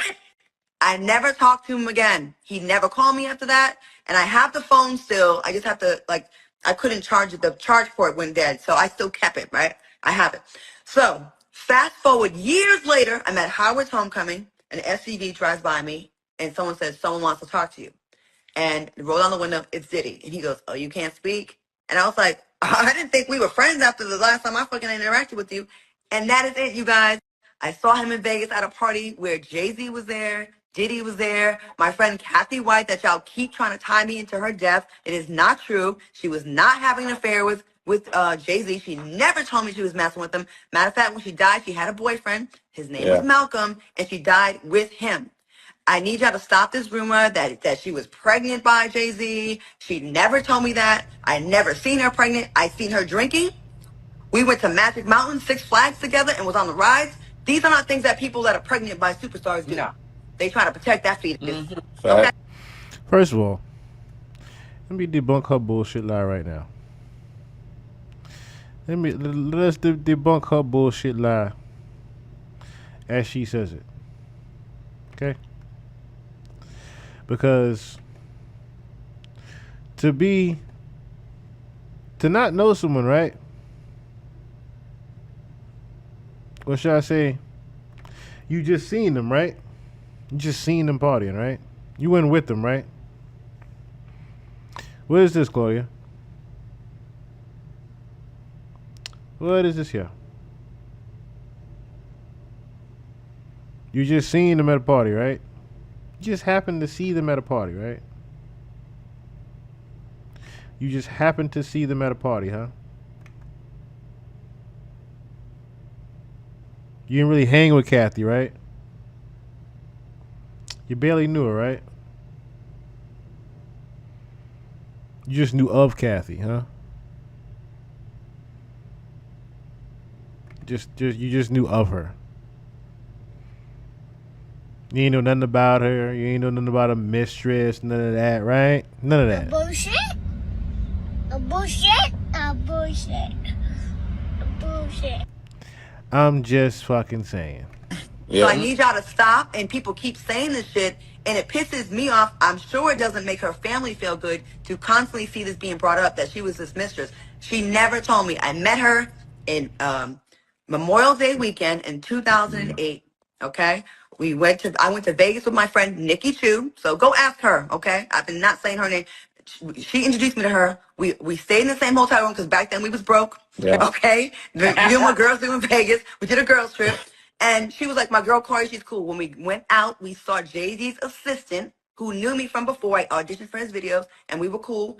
She invited us to dinner at Tao. Diddy, Jay-Z, Larry Johnson was at the dinner table. And this is an exclusive, y'all. I'm finally telling y'all. We was all around. Kathy was there.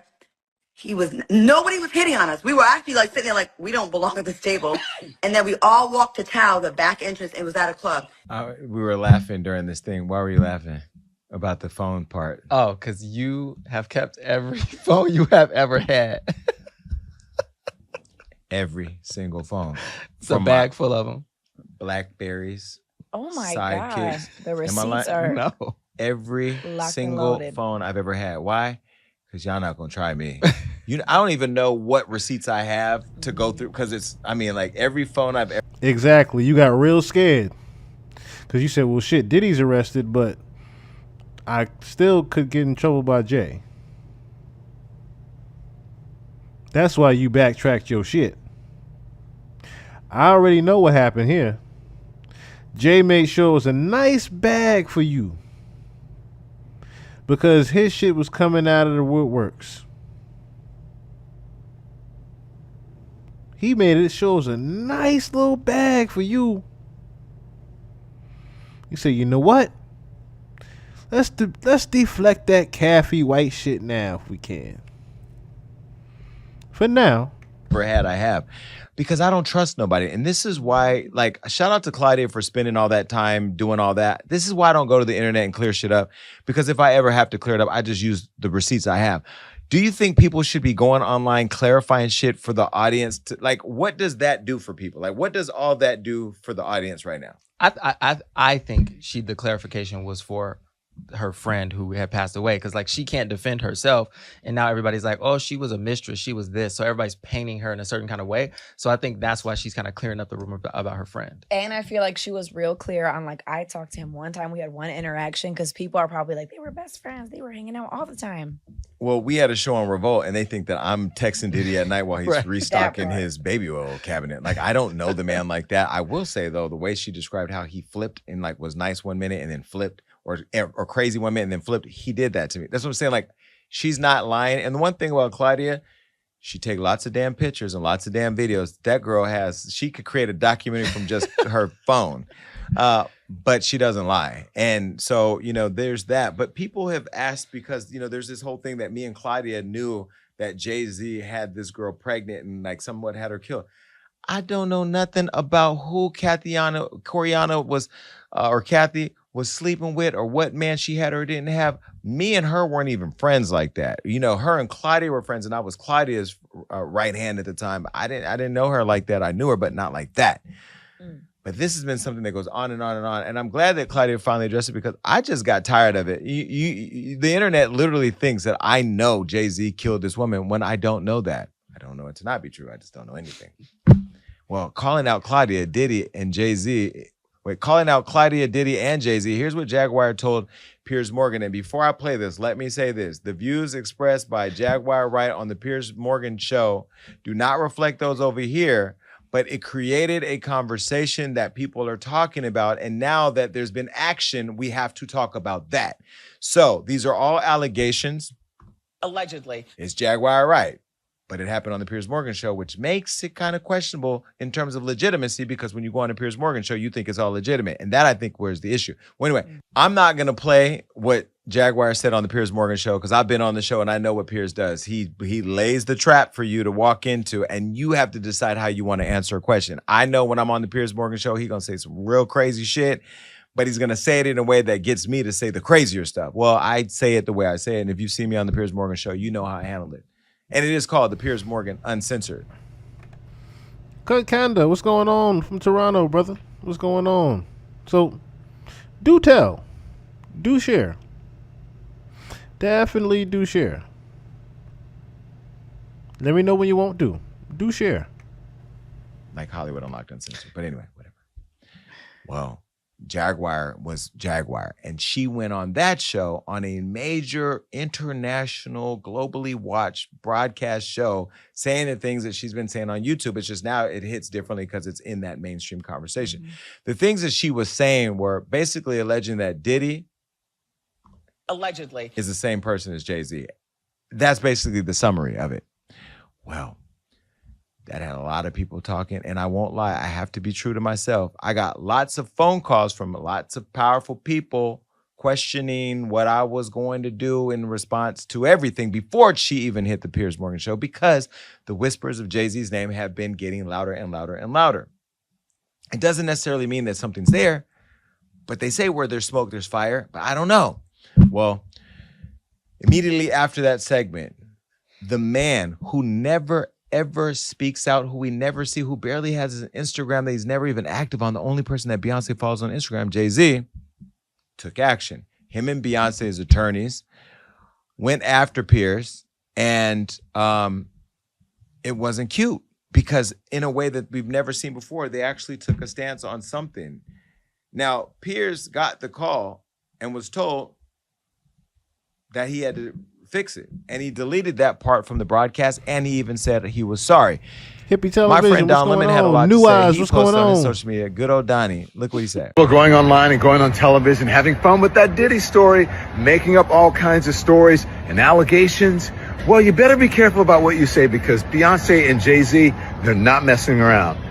Before I go any further,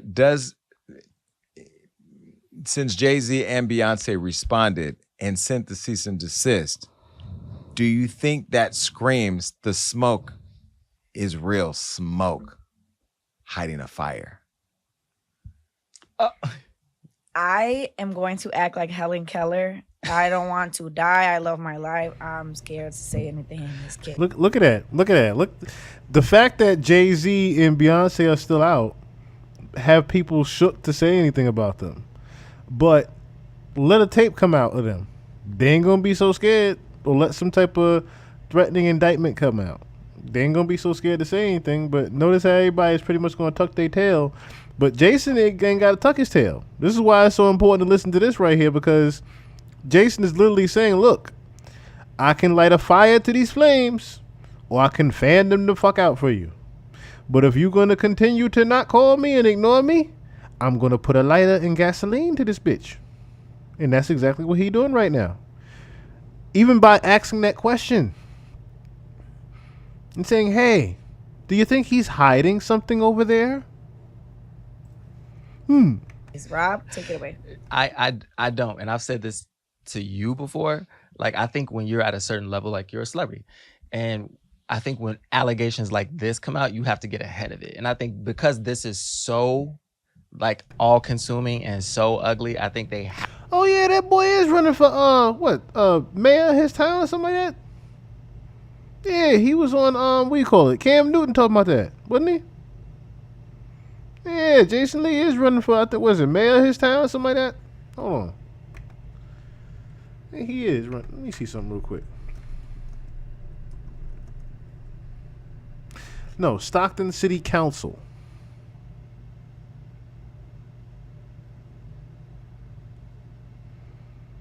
Okay. Jason Lee is running for election to the Stockton City Council to represent District 6 in California. He is on the ballot in the general election on November 5th. And maintains significant lead in the race as of March. Okay. So yeah. Absolutely right. He definitely should be treading lightly with this. If you're running for city council, dog, you definitely should be treading light with this shit. Jay talks to people, man. And you talking about California too? Yeah, you need to tread light with this one. have to get ahead of it. But like, they keep naming all these people: J-Lo, Jay-Z and Beyonce, Ellen. Like, they're naming everybody, but until we have proof, I don't want to be pointing fingers.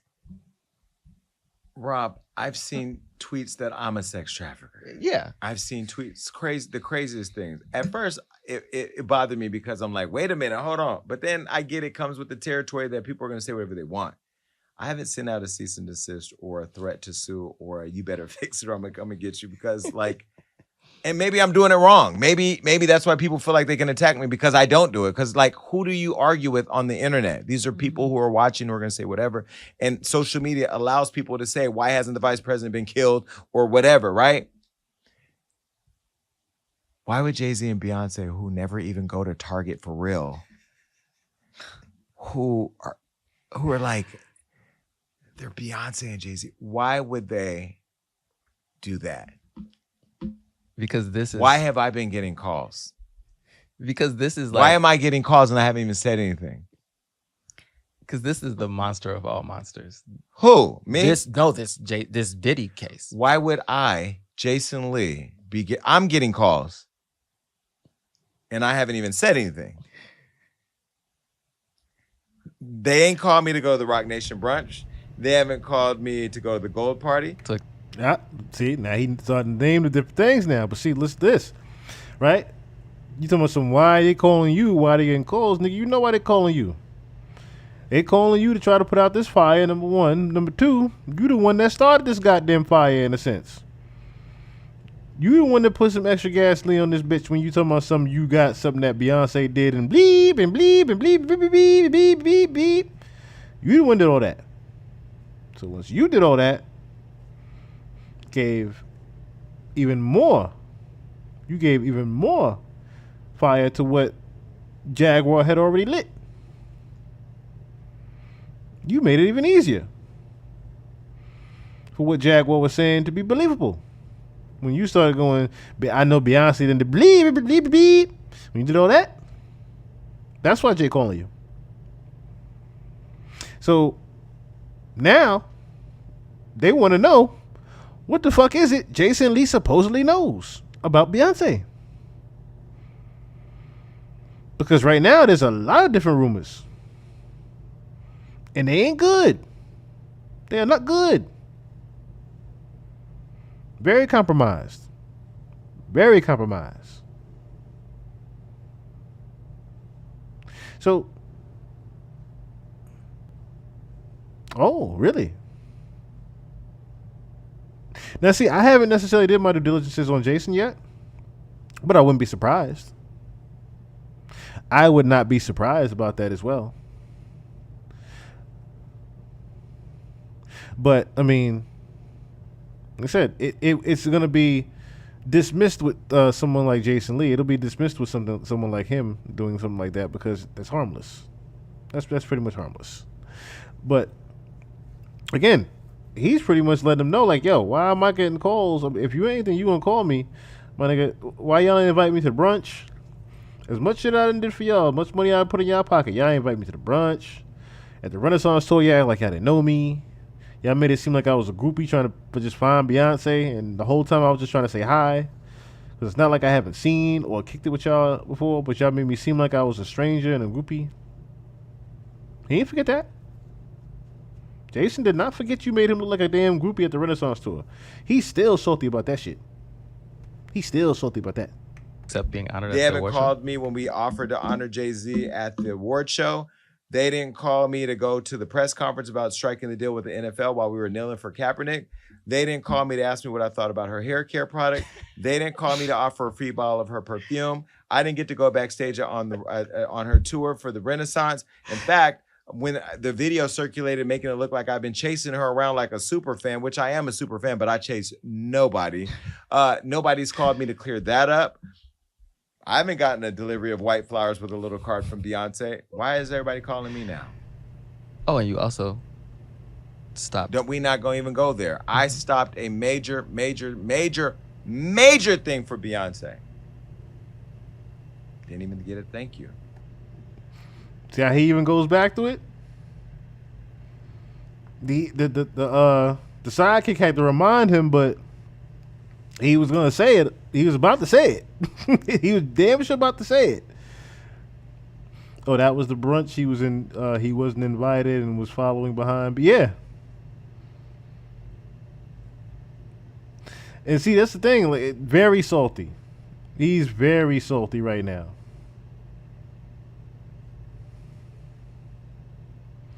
Yeah, Jason's pretty much been like the behind-the-scenes publicist for Beyonce. And over the past, what Jason's getting at right now, people are going to start putting two and two together too now. Like, yo, for the past couple years, you've been acting like you don't even know Jason now. For the past couple years, you've been treating this nigga like y'all just ignoring him and he's just some groupie. That's why he mentioned all those things like, yo, I didn't get invited to this, I ain't get invited to that, I ain't get invited to this.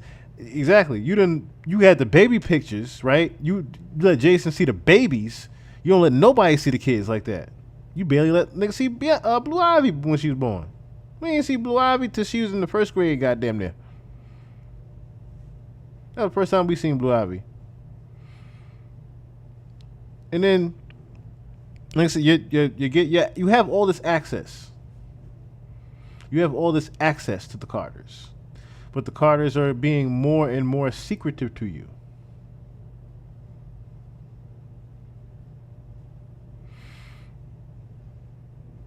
Oh, he's never let this much chatter about him happen. This is why it's dangerous territory for him right now. He's not used to not being able to be low and quiet. A couple months ago, the nigga was just chilling in Japan, wasn't he? Just Lenny S just taking pictures of homie, as usual. But this is starting to really, like I said, the whispers are getting louder and louder. The whispers are getting louder. But So now everybody's so why is everybody calling me now? Because I'm a firefighter. Because I run towards fires and I put them out or I fan the flames. But why is everybody calling me now? And that's the problem that I have with this whole situation. But I am going to save this conversation for Jay-Z. Jay-Z, you're watching. I know you're watching because you got people calling me. Stop having people call me. You can call me yourself. You know how to get my number. You know you got people calling me. Call me yourself because this right here is going to go viral. The way my job works on the internet, everybody's going to be clipping, sharing on TikTok. Watch this. Do your thing, TikTok. Jay-Z and Beyonce is going to see this. I am exhausted with people calling me. I'll give you a better one, Original Me, because I might still have that too. I might still have that clip. Hold on. I might still have that clip. Let me see something real quick. I might still have that. Let me see something. I might still have that clip here. Let me see.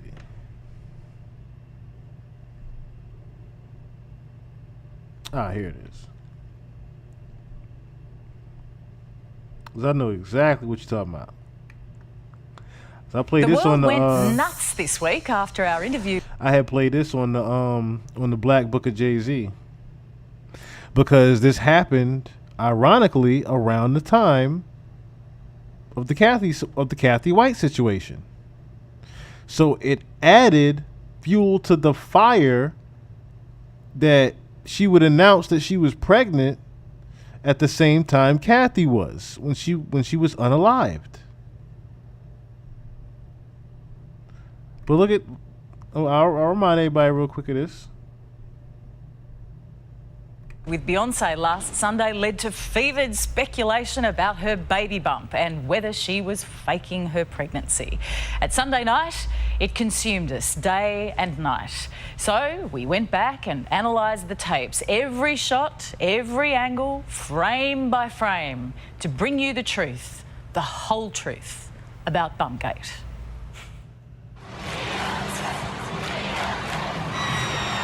Did y'all notice that? Did y'all notice about Jay-Z? Did y'all notice the little slight right there, the Pizzagate, calling it Bumpgate? Notice how the news tried to throw a little slight at Pizzagate with Bumpgate. Our interview with Beyonce was destined to be revealing. How you doing? I'm good. But what this moment exposed to some even caught us by surprise. Here it is again, slowed down. As Beyonce sits down with Molly Meldrum, her dress folds. That crease caused a worldwide controversy.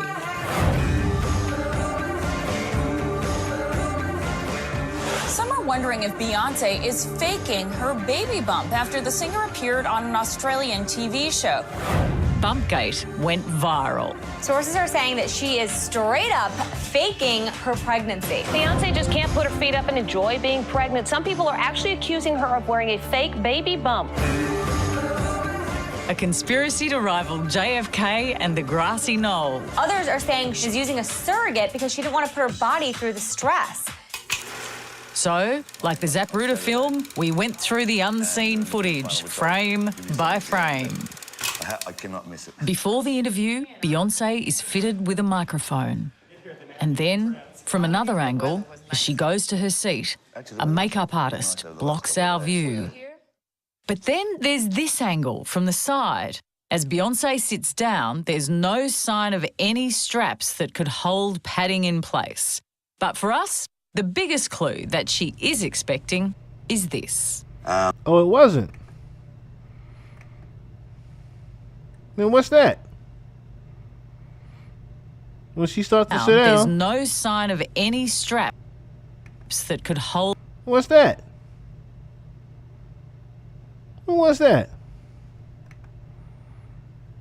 Is it just me, or she suddenly got the spine of the evil guy from Despicable Me? All of a sudden, what the hell is that on her back? If it ain't no damn thing there. Right. You ain't even got the pregnant fat face. You ain't even got the face to match the shit. The weight didn't match nothing. Nothing. Like I said, if it ain't nothing attached to you, what the fuck is that?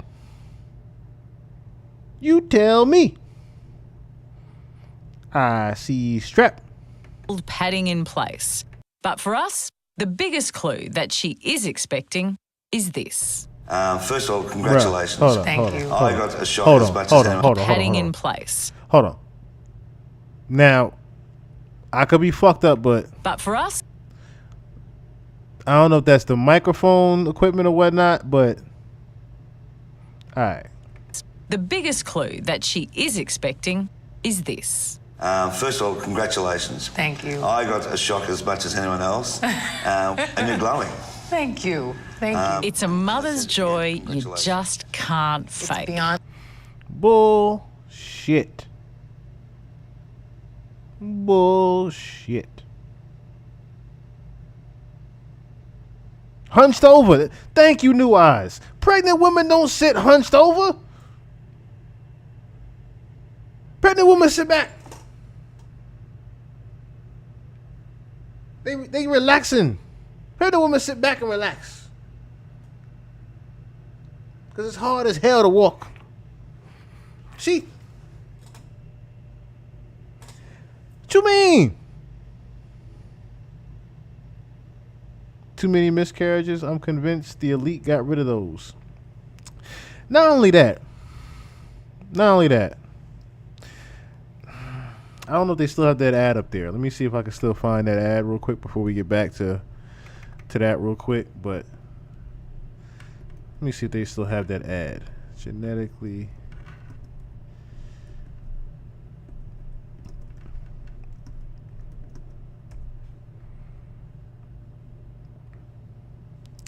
See if they still got that ad. I wish I had that video.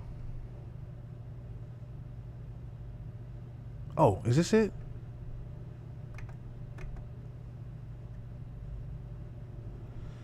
Okay, this is one of them. This is one of them here. This is one of them.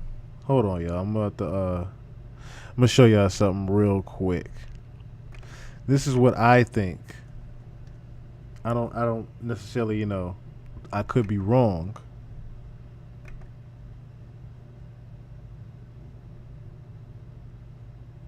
But there was a commercial. I think they took it down from YouTube, but there was literally a commercial about genetically engineered children. I'm not bullshitting. I'm gonna play this one right here of the designer babies commercial that they had.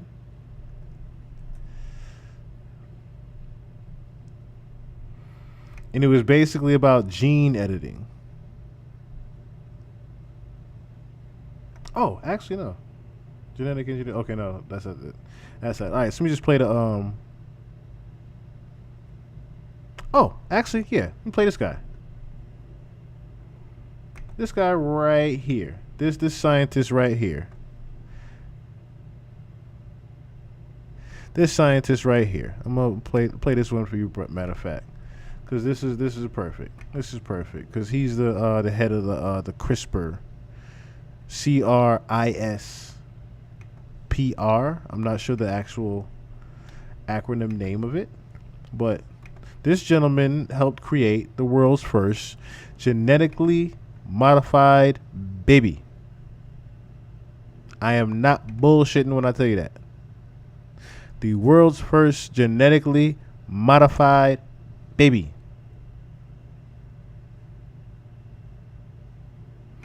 Look at this shit right here.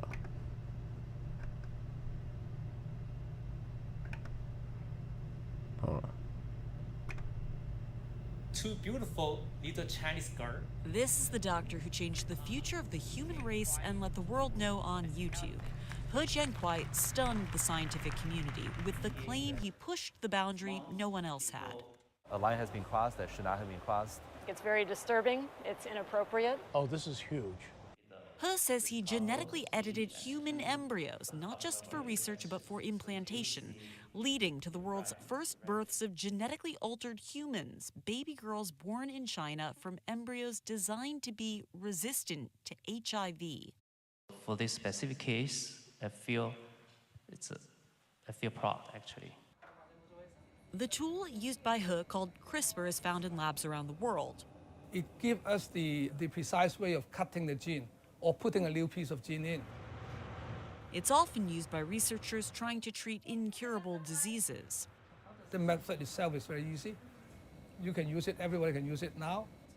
Leaders in the field of gene editing have collectively agreed it's too early to implant edited embryos in humans because of the risks, the unknowns, and the ethical questions about altering humankind.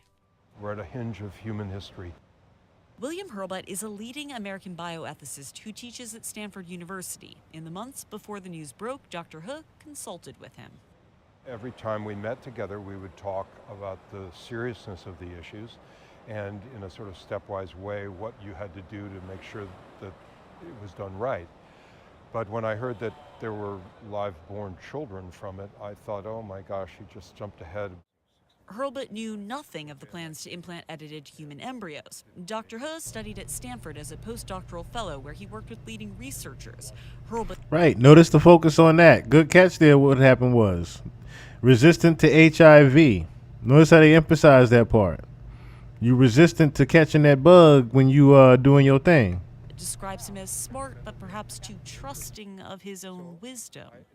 He's young, he's inexperienced, and he's from a small rural community in China. He's research has been shut down by Chinese authorities. It's also raised questions about whether there will be a rash of new regulations to stymie scientific development, or if scientists can regulate themselves. We all want to be first, right? I mean, this is where you really feel that you're making a huge difference and you're getting recognition. But I think in this particular case, the outcry from the community is so huge that I think it will slow things down. His work has already stoked fears about the future, what it could look like, how soon it could come, whether it includes designer babies, and if a tool found in labs around the world could one day make them. Alexandra Field, CNN, Hong Kong.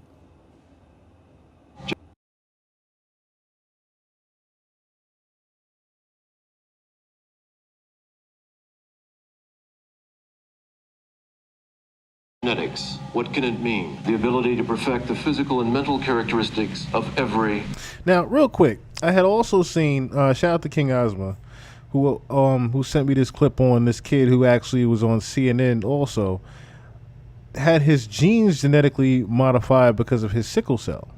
So they had already tried this and was very successful at it, but genetically modified babies, see, this is what I thought of when I saw that baby bump, and I said, what if Blue Ivy was genetically engineered? What if they just pretty much designed Blue Ivy? Especially considering her name, Blue Ivy. There was an allegation that Beyonce had poisoned Blue Cantrell, because Blue Cantrell had went through I forgot what it was actually called, but pretty much she had went on Wendy Williams, and Wendy Williams was asking her a series of questions about Jay-Z. And when she got to that, she started doing her little her little giggling thing, right? And Wendy pretty much had exposed that Blue Cantrell had some type of affair with Jay-Z, right? Shortly after that, we don't hear from Blue Cantrell anymore. There's no Rock Nation. There's no Def Jam deal that Jay-Z helped her get. None of that. There's no Blue Cantrell period. All of a sudden, Blue Cantrell goes to the hospital for poisoning. And then there was everyone started saying that, well, Blue Ivy, the name came from when she poisoned Blue Cantrell. But I always thought of that name being very ironic because when I'm thinking about Blue Ivy, I was thinking about like genetics, DNA, the color of possible color of genetics in designing. I'm like, Jay-Z's favorite color is blue. What if he was trying to design a boy, but of course they ended up designing a girl just to throw it off? Because think about this. Jay-Z doesn't claim his own son that Oskino keeps talking about. Why would he all of a sudden have a child? Then, I see Rumi a lot. But I'm wondering now if it is actually his daughter, number one. Number two, where's Sir? We never see Sir. He's 6 years old now. We never see the kid. Never see him. And then there's rumors about Sir supposedly, I don't want to necessarily say, but that Sir was actually handicapped. There's rumors that Sir was pretty much handicapped and that's why he's not seen. But anyway, why don't we see these kids? Like we just read in the article. Blue Ivy nowhere to be found. And the twins are nowhere to be found. Only color that lasers can't penetrate. People painting their homes blue after Maui. Yeah. That's why, like I said, autism. Yes. I didn't want to necessarily say it. Like, I didn't want to get demonetized or anything like that. But, yes. Kim Kardashian. Kim Kardashian's last child is a designer baby.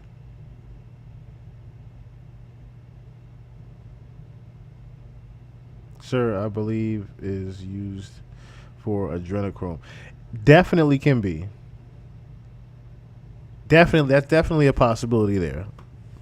Considering the name.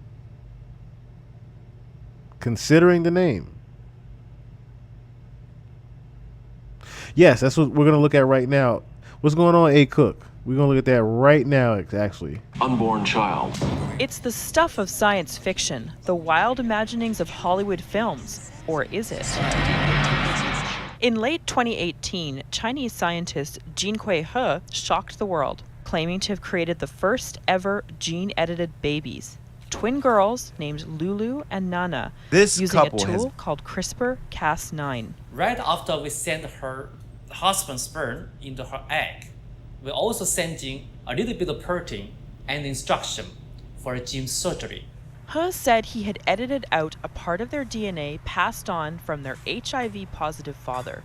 This was to ensure the babies were born with a resistance to the virus. The announcement was met with surprise and skepticism from the scientific community. Anything like this, you're going to get caught because there's just so much material that you don't know that's going on that it's dangerous and it's unethical. So that's why today there's such a tumultuous response against germline gene editing. It's that term, germline editing, that makes CRISPR controversial. There's a distinct difference between editing embryos, which is what happened in China, and editing genes in a lab. Welcome to Peas World. What's going on? Sanjana, a scientist at the New York Genome Center and NYU, works with CRISPR technologies, and he explains the difference. Somatic editing are things you do in one organism that is only in that organism. 6:45 every day. A plant or an animal. Well, except Sunday, Monday. But germline editing is much more serious stuff, because that, when you edit, say, the sperm or the egg cells, that's something that's now a heritable mutation that's passed down to every cell in the. She believed, so she did. What's going on? What's going on? Look at y'all. All y'all looking out for me. Look at all y'all looking out for me. Hopefully I do not. I'm glad this camera's clear as fuck now. I can't even hide behind the goddamn mic if I am getting sleepy, ain't I? But no, I'm not sleepy at all. Pharrell used to age backwards too. Yeah, they all do like they aging backwards. I'm seeing people getting skinny. Everybody using Ozempic, all that type of shit. All that shit's going on right now. There's definitely a blood fountain of youth from somewhere. Definitely a blood fountain of youth from somewhere. But no, I gotta get up at I get up every day at between 6:45 and 7 a.m. So it is only 12 here. So I still got about 2 more hours. We're gonna be mindful of your time. I appreciate that. Hey, I only got an hour and a half. I only needed an hour and a half. The other night, I did the 6-hour stream with Left Eye and whatnot. I kid you not, I had an hour and a half to sleep. I was good. But that was one of the reasons why I didn't pod last night, because I took my ass to bed about midnight. I just crashed. I said, you know what? I'm gonna treat my health okay. I'm gonna take my health seriously. And went to bed about 12 o'clock. I'm 36. I ain't 16 no more. I gotta treat myself like it. And I damn sure don't have genetically engineered DNA like these babies here. Next generation, and potentially for many generations after it. So what exactly is CRISPR-Cas9? At its heart, CRISPR and Cas9 are DNA editors. They're DNA modifying systems. CRISPR wasn't created by humans. It occurs naturally. One, I think, incredible thing to know about CRISPR systems and Cas9 is that they weren't just created in a lab. They're actually naturally existing proteins. And the natural role of Cas9 and CRISPR systems in nature is a bacterial immune system. It was actually less than a decade ago scientists realized the immense applications of CRISPR for gene editing. CRISPR stands for clustered, regularly interspaced, short palindromic repeats. It has 2 components that make it what it is. The Cas9 protein, which cuts the DNA, essentially acting as the scissors, and a guide RNA, which is the brains of the operation, recognizing what DNA needs to be edited. To use the CRISPR tool, scientists first identify the sequence of DNA that they want to edit, then create a specific guide RNA to recognize that piece of DNA. The RNA is placed inside the cutting tool, the Cas9 protein. This is then introduced into the cells. It locates the target sequence that the RNA has been designed to recognize and then cuts the DNA. Once the cut is made, scientists can delete, modify, or insert entirely new DNA sequences. Okay, so that still seems a bit complex, and you're probably thinking, I really don't understand what that means. Think of it like editing a document. You find the errors or the words you don't want. You highlight them and remove or replace those words. That's essentially what CRISPR does. I mean, it sounds pretty damn simple to me. I mean, I'm pretty sure everybody here got that. Pretty much, you cut the shit out, replace it, put some butter on that bitch. That's pretty much what I just saw. Took the gene off, put another one on it, color that bitch the same. Code that bitch the same. But this time, code that shit so it don't got what the other one had. That's really what I just saw. It's pretty simple. DNA, and how it was used to edit the embryos in China. CRISPR, it's so useful. I mean, scientists have been trying to introduce changes into the DNA in order to understand the function of genes, in order to understand the function of the bits of DNA in between the genes for years. And, there's been techniques to do that, but this allows really accurate changes to be done very quickly. CRISPR is being used in many different ways that don't involve making designer babies. It's used in everything from creating healthier and stronger crops, like wheat, to finding drugs that may work best to treat a specific cancer. So we have quite a new technology at the Sanger Institute where we take tissue from people with cancer. So we take a bit of the cancer tissue and we're actually able to grow it in culture. And then what we do is we can treat these cells from the patient with CRISPR-Cas9, and we can basically work out which genes are involved with the cancer of that particular patient. So while CRISPR has opened up a whole new realm of possibility when it comes to gene editing, experts agree that this doesn't mean we will see designer babies with hand-picked eye colors or resistance to cancer anytime soon. It's not going to be that easy to make someone super strong or give them superhuman eyesight. These are complex genetic traits, and okay, yeah, it's not gonna be easy, but shit.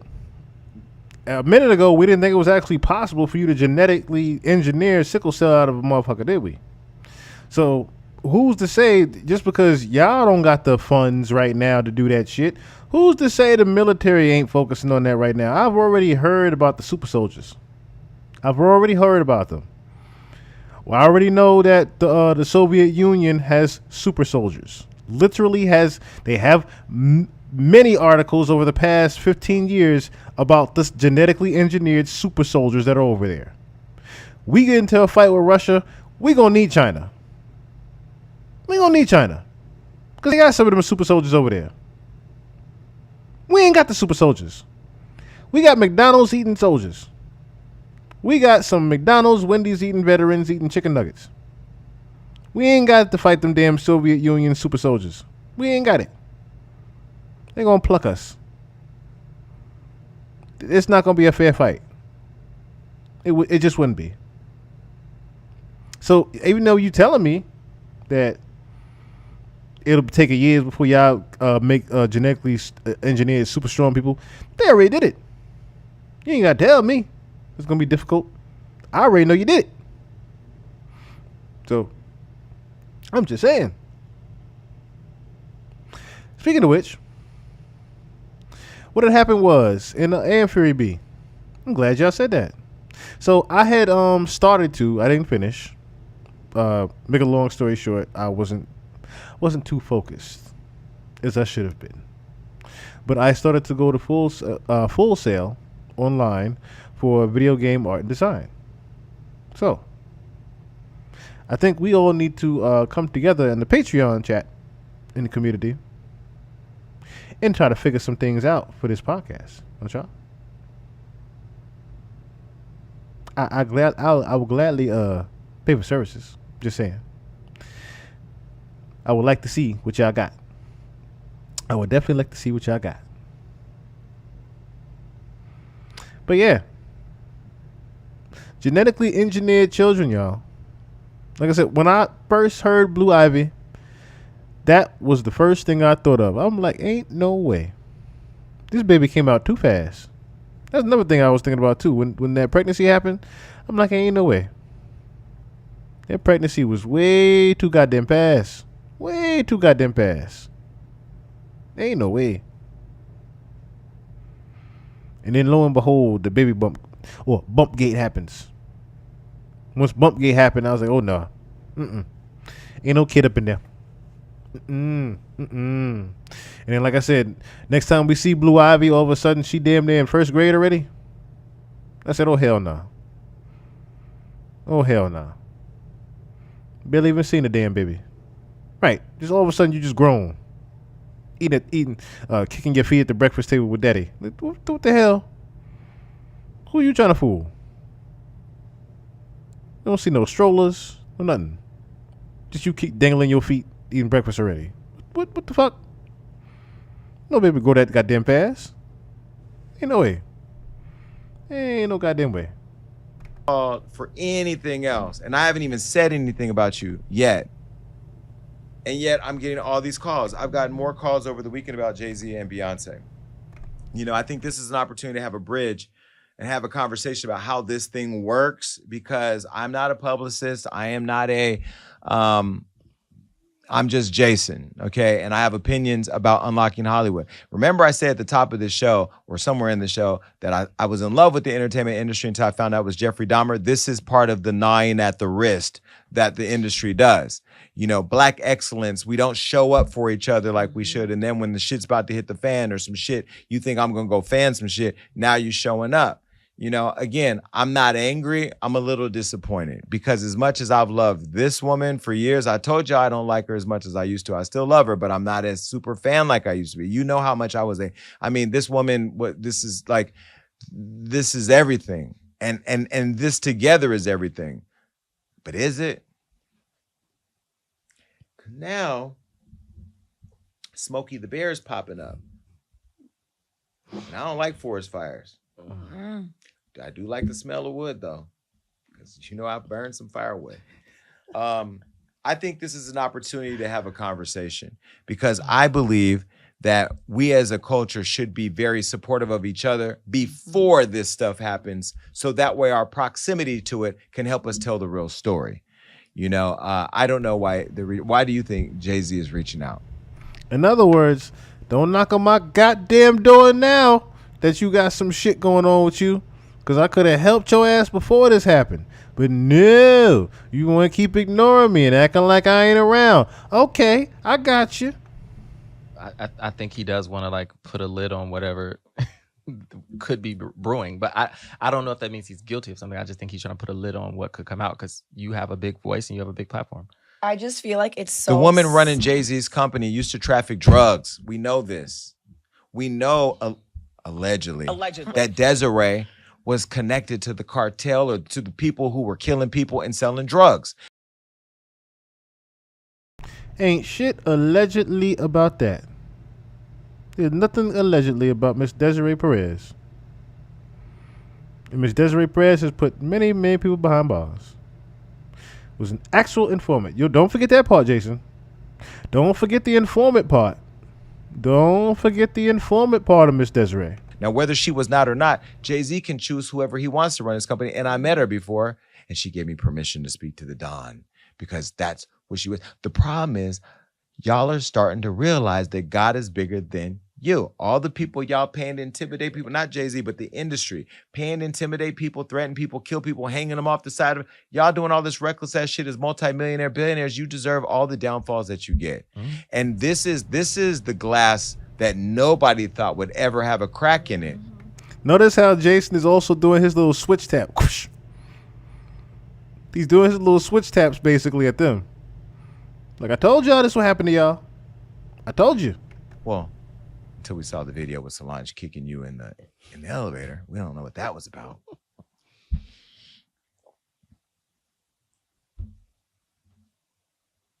Again, I don't even have free passes to the 40/40 Club. Like, And how you spent a lot of money on all the Renaissance. but I shows did you that went because to. I never ever wanted to ask for anything free. Because Floyd Mayweather taught me a long time ago, don't ask nobody for nothing free, because you don't want to be obligated to them. I pay for everything because I don't ever want people to say, why you say that? Don't say that. Nobody calls me and say, I say what I want to say. Now, somebody called me yesterday. Let me tell you a call I got yesterday. Somebody called me and said, Jason, don't talk about that Jay-Z thing, because he's going to come and snatch your company. He's going to sue you. He's going to do this and that. I'm not afraid of Jay-Z. I'm not afraid of what he's going to do, because I'm not out here to say lies about Jay-Z. I love Black excellence, and I want to promote Black excellence, which is why we wanted to honor Jay-Z this year, didn't we? But he took it upon himself to slightly riddle down every single allegation of Jay and Beyonce's, didn't he? And we were told Jay-Z don't like to be honored. Well, he took the honor from the Grammys, and then he complained that she don't get the Grammys. And now the Country Music Association or awards, they're laughing at you with your Jolene. They want you to take your Jolene out of here because they don't. They want you to take that Jolene on out of here. That's true, though. That is true, though. Beyonce is not getting the Beyonce reaction that she usually does with this country album. And I had pointed that out with a couple with my best friend. I was like, yo, Beyonce. This ain't it. This ain't it. This ain't it, Beyonce. And then the Renaissance, put it like this, the Renaissance just came out. So I was like, where's Renaissance Part 2 at? I was like, what happened to that? That just got, Renaissance Part 2 is just the tour? That's it? There's just the tour? What happened to the big Part 2 and Part 3 and 4 and all this other shit? What happened to that? We just switching the country. Just sit your ass on the stool. Don't go nowhere. That's what it like to me. Just set her ass on the stool with a guitar. Sing this shit real quick. What the fuck is this? No big spectacle tour behind the country album. That was another thing that took me by loop. I'm like, didn't you just say you was gonna sit your ass down for a second because of your leg? You fucked your leg up like what, 3-4 years ago, Beyonce? Fucked your leg up on the Renaissance tour doing all that Tina twirling and whatnot. And then you said yourself you was gonna sit down. Rest in peace, Kobe Bryant.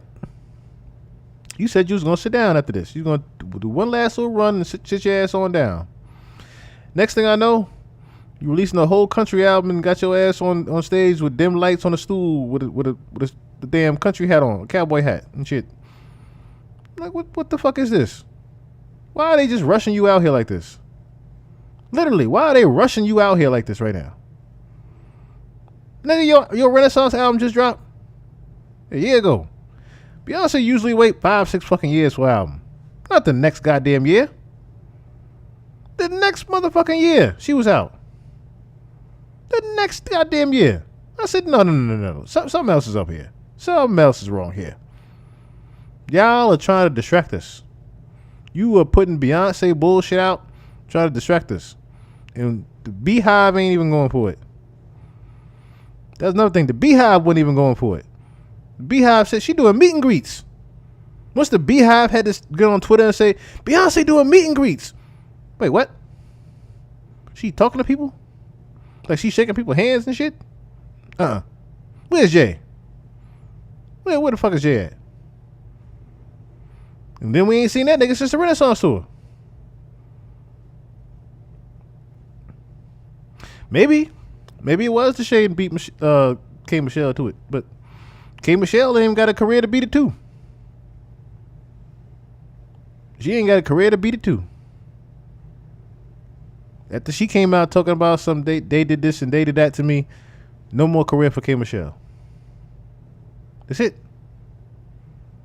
Last time we heard about you, you were being shared with Uncle Murder and Mano. I won't get off on a tangent with K. Michelle, but Beyonce pretty much, ain't Beyonceing right now. You don't got the same oomph. The same thing is happening to Drake. Same thing happening with Drake. Them superpowers getting neutralized. I can only watch in silence. Same thing is going on with Beyonce. Them superpowers is getting neutralized. And like Jason is saying, it's looking real smoky over there. Believe that you should be singing country music, even though we created it and they stole it from us. But still, that doesn't matter. That's why we got to be working together to tell our stories. But I will tell you to the audience, if I do come up missing, all the calls I've been getting have been about him. And brother made his insurance right there, didn't he? He said, look, if I come up missing, you look no further than the person that's been calling trying to get in touch with me if I come up missing somehow. Listen, I haven't had any threatening calls. Nobody has said that they're going to hurt me, so I want to go on record for that. But there is a lot of, why are you? They thought. Beyonce ain't never thought about me, and Jay-Z ain't never thought about me. If they did, they talked about it way up there at the castle that they live at, but they never told me anything. Jay-Z and Beyonce's attorney, Alex, eventually spoke out and had this to say. Listen, there's rumors and then there's nonsense, and this is one step further, right? This is a pointed and formal accusation of something, I felt it needed to be responded to. This is the lawyer talking on TMZ. I mean, not TMZ, talking to Law and Crime. So I think somebody reported it was a cease and desist. It wasn't that. It was quite bluntly an ultimatum, which is remove that false accusation that's demonstrably false, or a court's going to order you to. And so I think he made the wise choice and acted accordingly. He meaning Piers Morgan, apologizing for it. Removing it and apologizing for it, yes. We don't pay much mind to TMZ, excuse folks, saying what they do on the internet or so-called bloggers. I think what changed here is that somebody sort of weaponized and tried to take advantage of that sort of talk and put it up on a platform of a so-called journalist. And that's where, I felt it. That wasn't right. Put it on the platform of a so-called journalist. You see how he even tried to discredit Pierre Morgan just now. This is how big that fire done got over there. Even the lawyer had to say, look, we don't care about the real life productions. We don't care about the Tisa Tells. We don't care about none of those.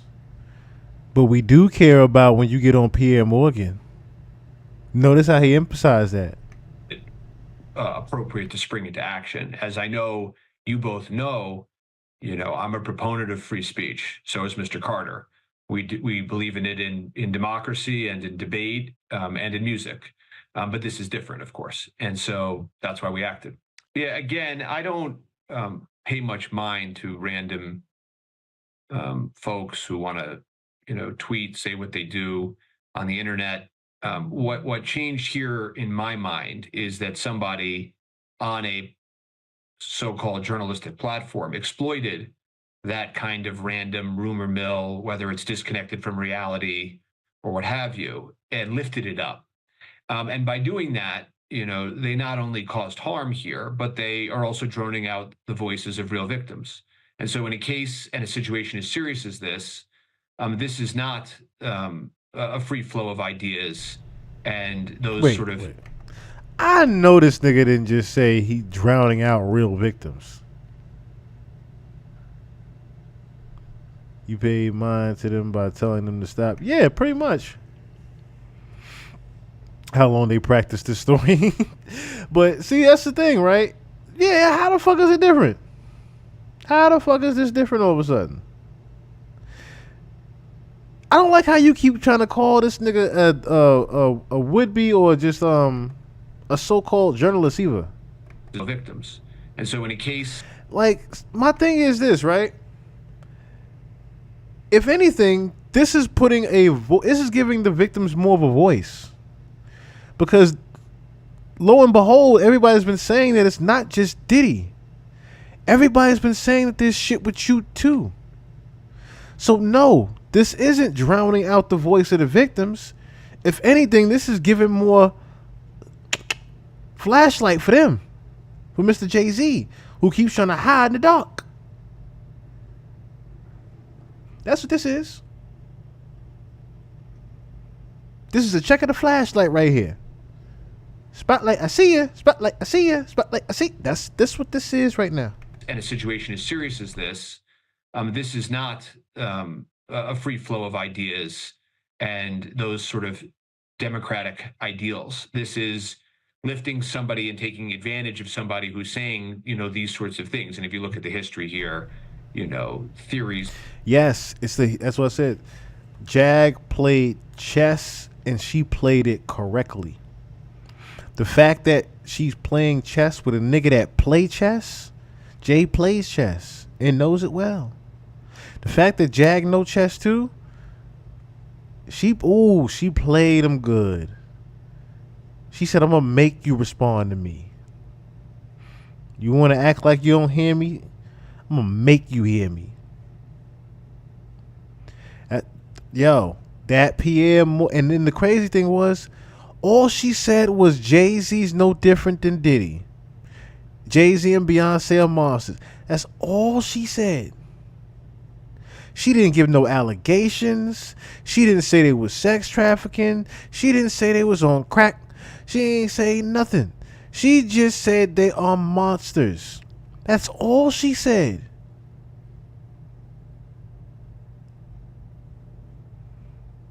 All she said was they are monsters. Whoop-de-fucking-do.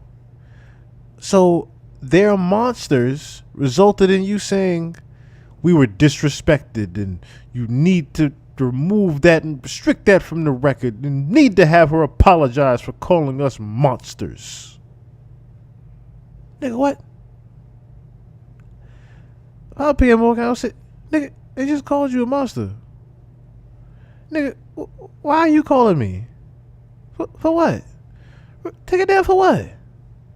They called you a monster. There's something hiding under your kid's bed right now, they tell you. Nigga, what? What are you talking about here? You want me to take it down? Because they called you a monster? Nigga, my kids call me a monster every day. I don't disown them. What's wrong with you? What's wrong? For real? What's wrong with you, Jay? This ain't like you. This ain't like you. It's not like you to be, you know, this uncalculated. Yeah, you getting up there in age. I get it. You getting up there in age, brother. But you might as well say you 60-year-old Jay by now. Which was interesting enough about what Sloan Bella was saying, that about the next 3 to 7 years, I think she said 3 to 5 or 3 to 7 years, she said, we gonna be looking at a completely different Jay-Z. We'll be looking at a completely different Beyonce. In just 5 years from now, we're gonna looking at a completely different two people right there in that picture. I played it before on the pod of Sloan Bella predicting pretty much Jay-Z and Beyonce's downfall. 2036. Mm-hmm. This is, you know what? I will say though, the same way it hurt me with Drake, it hurts my heart that this is happening to Jay. Considering of all the things we used to look up to him for, as another black man, especially that was an aspiring rapper at the time. Yes, the allure of the game, I tell you. And he tried to fade to black as well. He tried to fade to black. But I think that's what I said, what bothers me so much is that Jay just never got grounded. He tried to get grounded with 444 when things pretty much got too crazy for even him. I think necessarily that's also where it comes into play why he even grew his hair. He was starting to, he was trying to look for a different public appeal version of himself. But of course, the name never changed or nothing like that. He just always stayed Jay or Hova. Didn't really have to change. It's not like Diddy where he's had all these huge allegations that his name is tied to.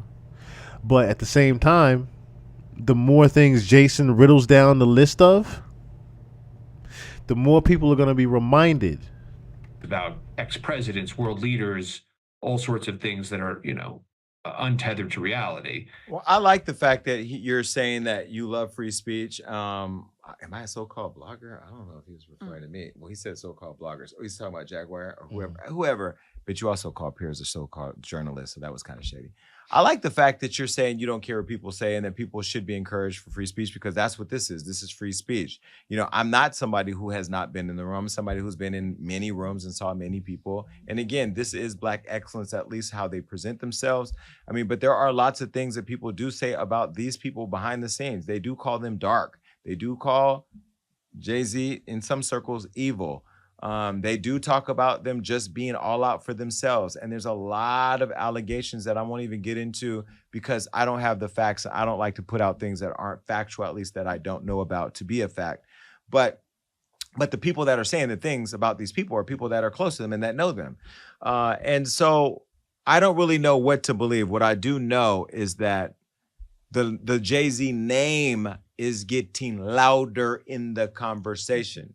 Another person calling out Jay-Z is somebody that knew him before all of us, that was super close to him, and that's Dame Dash. Now, before Beyonce and Jay-Z's attorney came for Jaguar, Dame recently commented on her explosive interviews and said some of the things that she said were things he's thought of and experienced himself, like the rumors and allegations of Jay-Z being behind Aaliyah's 2001 fatal plane crash. Allegedly. He said this over on the American News Network. Dame spoke about his ex's death and about walking away from a deal when Jay-Z collaborated with R. Kelly. That's too much. For their Best of Both Worlds album. Remember that thing dropped and then fell apart. And that dropped a year after Aaliyah died. This is what he had to say. When it came down to R. Kelly, there was a conversation had about the moralness, like it's morally wrong to do a project with someone that we know raped my girl or raped anybody for that matter. So I do know that that conversation was had, and I was really surprised that he moved forward with that relationship. But I do know that when that project did come out, I didn't want any part of that project. I didn't want any of the money to go to Rockefeller or me when it came to Rockefeller. It was around the time that Jay was trying to kind of separate himself from us. And he was saying that he didn't want to be a part anymore. And we resolved that issue with, look, if you want, because he wanted me to dilute and he wanted Biggs to dilute. And I wasn't diluting because I know what I mean and what I do for business. And Biggs was ready to dilute. But our OG, Deuce from St. Croix, kind of stepped in and was like, that's not right. And that's how we resolved it. The way we resolved it was, yo, you keep all the money from that project. I don't want no parts of it. The best of both worlds. I guess I think homie has to answer some questions right now. If he doesn't, it just, you know, again, it's going to make people ask more questions. And furthermore on that, right? I need to just, you know, I need to one day possibly find a way to break that Death of a Dynasty down. I might do a Patreon. I think I'm going to just do a Patreon live and just break down the whole movie, because I can't play it on, I literally cannot play it on here. It got to the point where the damn doc kept getting removed because of Death of a Dynasty, which Death of a Dynasty is already on YouTube, which I didn't understand that part. So the Death of a Dynasty movie, if you guys remember, I broke that down to where it literally was depicting and telling you, literally telling you, Aaliyah was the reason Rockefeller broke up. Aaliyah was single-handedly the reason Rockefeller broke up. Dame wanted her. Jay already had her. But Dame still wanted her. Then when Dame got with her and found out the truth that was going on with her, what it seemed like she was going to let some shit out after she told Dame some shit. That's why Dame got a guilty conscience about the Aaliyah shit, because Aaliyah told Dame something that got her killed. Literally, when she went to leave that island,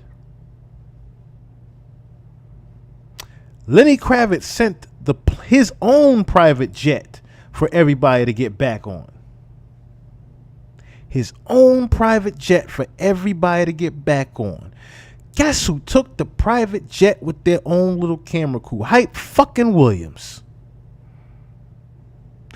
Poor Leah gets on the little woozy plane and dies because she wasn't allowed to get on the private fucking jet that made it back.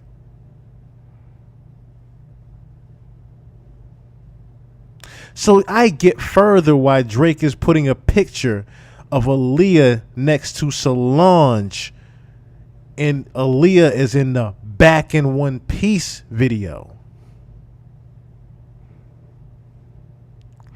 I get why Dame is saying what he's saying now, because he's even more realizing, oh shit, all that shit we did back then is coming to fruition now. It's coming to the light. All that shit we said is coming to fruition. All that shit we thought was never going to be seen in the light. All that shit we didn't thought coming to the light right now.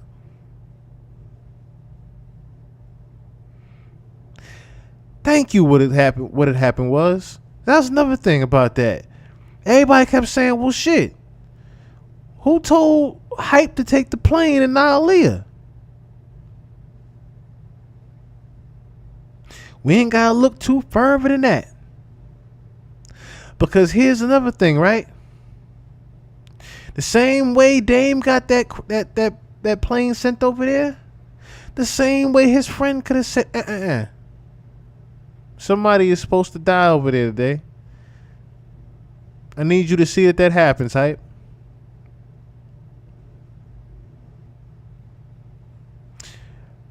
I don't necessarily think that they can, fan these. I don't think they can fan these flames away. Sloan Bella has already said that, they're going to be moving to London, possibly. They can possibly just be moving to London right now. What might end up happening is things happen even faster and we just see Beyonce leaving. Or we don't even know that she's already left. Because last time I checked, even Sloan Bella said, and from reading that article, it damn sure starting to sound like that's what's about to happen next. Beyonce is in the same hotel with you. You have a huge Super Bowl party, and she's nowhere to be found? My nigga.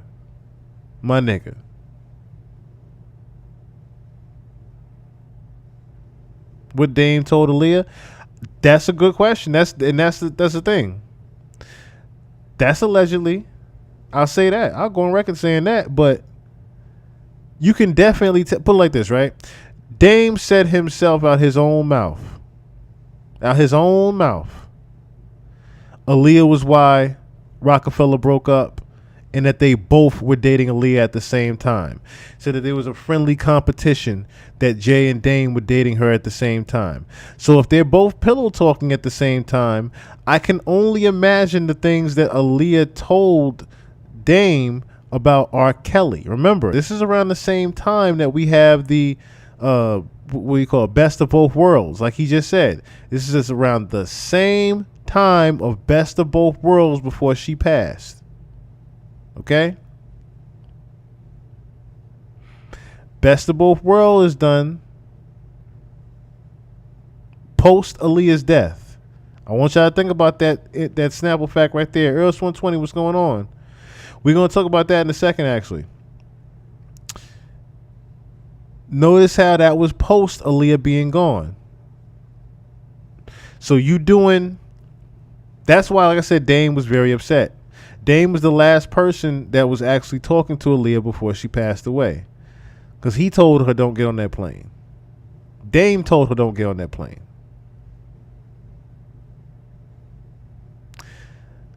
Dame was the last person talking to her before her death.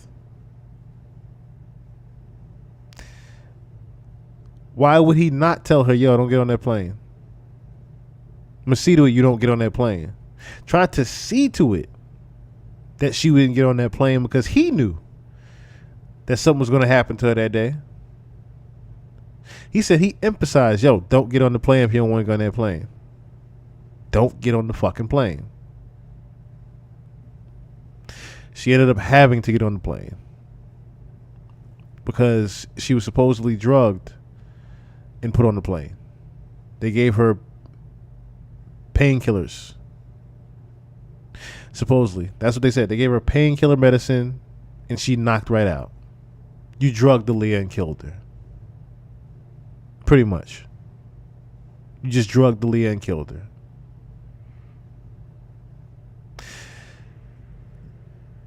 Dame's right. You got a lot of questions to answer right now, Mr. Jay-Z. And me, as a person that knew him, I'm very curious to know the stuff that they say about Aaliyah. I mean, I'm human. And when I look at things, like, again, a lot of things are weird right now. So I'm reflecting a lot. So I'm thinking, I'm like, well, homie might, he was salty a little bit because he was trying to get at Aaliyah and I was trying to get at her. But, and I know that there are people that benefited from her death. For me, when I hear these conspiracies, I'm like, how could they be that powerful that they could get a plane or someone to crash a plane? Like, then they just be, I don't want to say I'm underestimating people, but I don't give people like that. That's like, yo, that's the most illest gangster shit. Some Pablo Escobar, you could actually get a plane to crash. And then, I hear a lot of rumors about me, like I sacrificed her and some dumb shit like that. Like, I don't want to believe that, but it does make me think it through, So again, in this moment, just because there's so much gray area on a legal level, not what I'm suspecting, but like, you know, this shit is now real. Or if it isn't real, people are gonna have to prove that it's not real.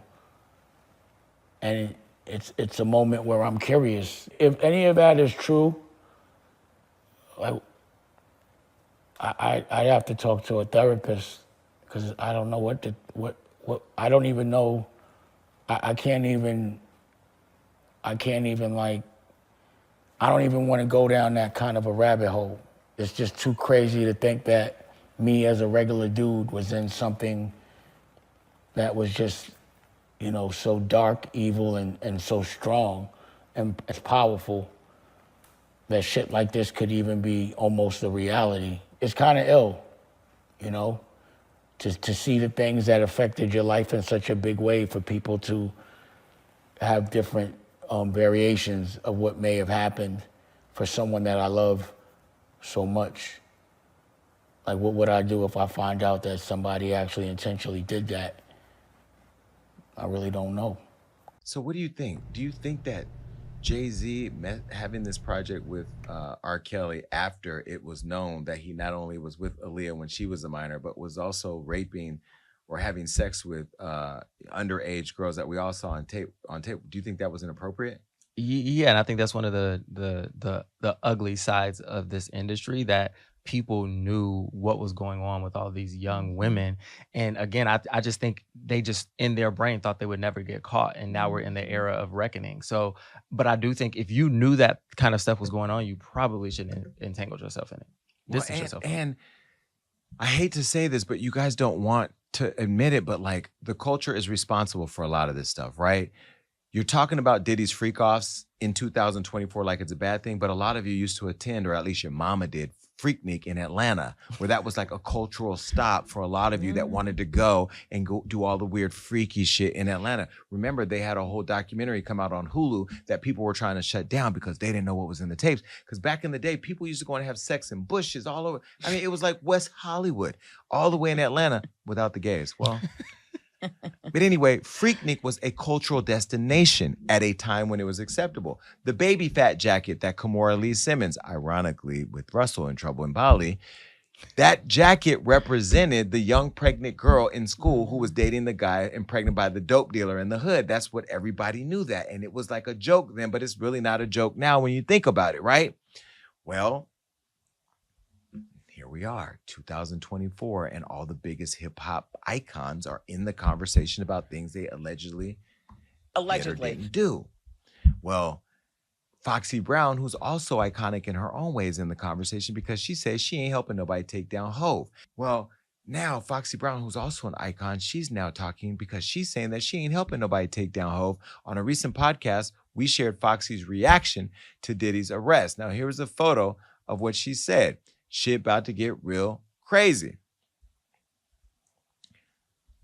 Now, she's been denying claims that she's eyeing the takedown of Jay-Z. Foxy had this to say.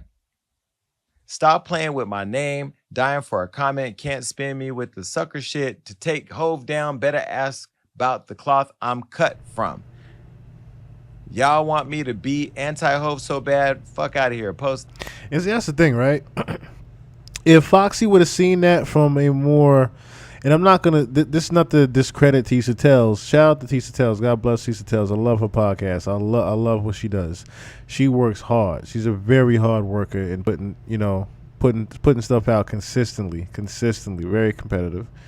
But you took this from a more gossipy podcast, okay?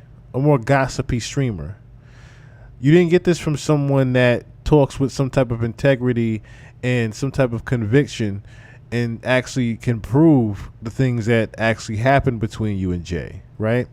So I get what you're getting at, but at the same time, it just goes to show that you didn't necessarily even do your due diligences with noticing who was actually talking about you. That comprehension is a lost art. Well, the reason why people are saying that is because there was a conversation years ago when Hove put something in a song. I'm going to tell you what he said because I had to go look and screenshot it because I knew I was coming to work today.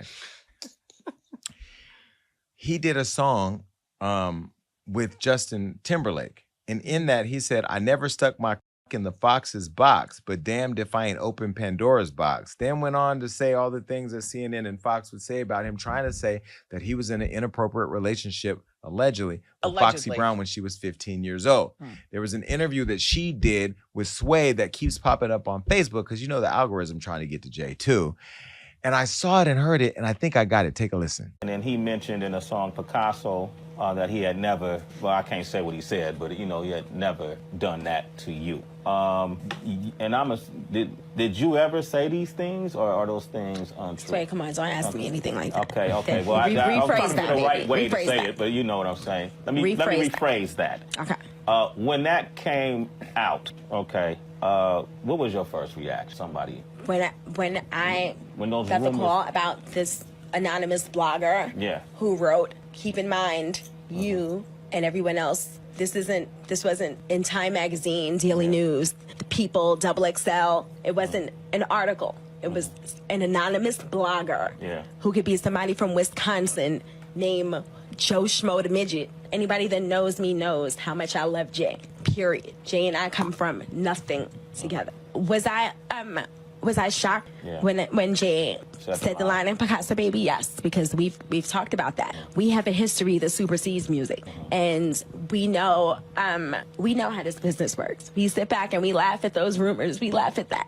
I think he began to feel the pressure because people were saying my age, the age thing. She was 15, 14, she was 15, 14, and after a while that gets to a person. The Jay I know, the Sean I know, never comes out of character. So for that, and that's my point. That's where I think the tears came from earlier, because people don't understand that it does affect people more than you think. It does affect, I know Kane just said, whether they're talking good or bad is good. But after a while, you get to the point where you're just like, the fact that he felt he needed to say that means that something struck. Do you understand what I'm saying? Something. At some point, it was just like, enough. And I understand exactly how he feels. Enough already. So that was Foxy addressing the rumors that Jay-Z was allegedly involved with her when Yeah, her addressing the alleged rumors, right? What the fuck did she address? Can somebody tell me that? What did Foxy actually address there? All that told me was you want the people to leave y'all alone. That's all you just did right there. Just leave us alone. Leave us alone. That's all I heard right there. I didn't hear nothing about, no, I wasn't 15 or 16, I was 18, or I was 19 when this, that, and the third happened, or I was really this and the third. You know why you can't lie and say that you wasn't? Because on the Reasonable Fucking Doubt documentary that we played out here, where you yourself said how old you were, okay? You yourself said how old you were, Foxy. You yourself said you were Bonnie and Clyde, 16 in the Lexus, Foxy. You yourself talked about the shit that you did, toting the 380 in the. You yourself were saying these things, Foxy. So I don't want to hear your pussyfooting. Even though it's an old viral clip, I still don't want to hear it. Because I know the truth. And I know better. He definitely did stick his cock in the Fox's box. And even if you didn't, you got some head. You ain't just have no little girl just riding around with you in no Lexus for nothing. You can't pull the wool over my eye with that. If Dame feel that he should slide. Nah, not necessarily. They're too old for that. Too old for that. These two too old for that. Hey, way too old for that. When did Dame get with the Leah? It's confusing for me. Why are we separated? Well, Dame was with Aaliyah very shortly before she passed. So I think the timeline was like early 2000, I want to say. It was early 2000, I believe. Let me see. When did Dame date? Yeah, so met her summer of 2000. So they dated all the way up from the summer of 2000 all the way till she had to crash. So a year. About a year. But before that, she was with Jay. That's why you saw the numerous pictures. Numerous pictures. Now, the reason why Dame even had to say that he was salty over her was because Jay couldn't publicly date her. He couldn't publicly date Aaliyah. You know why he couldn't publicly date Aaliyah? And we broke this down too, because he was still just getting with Beyonce.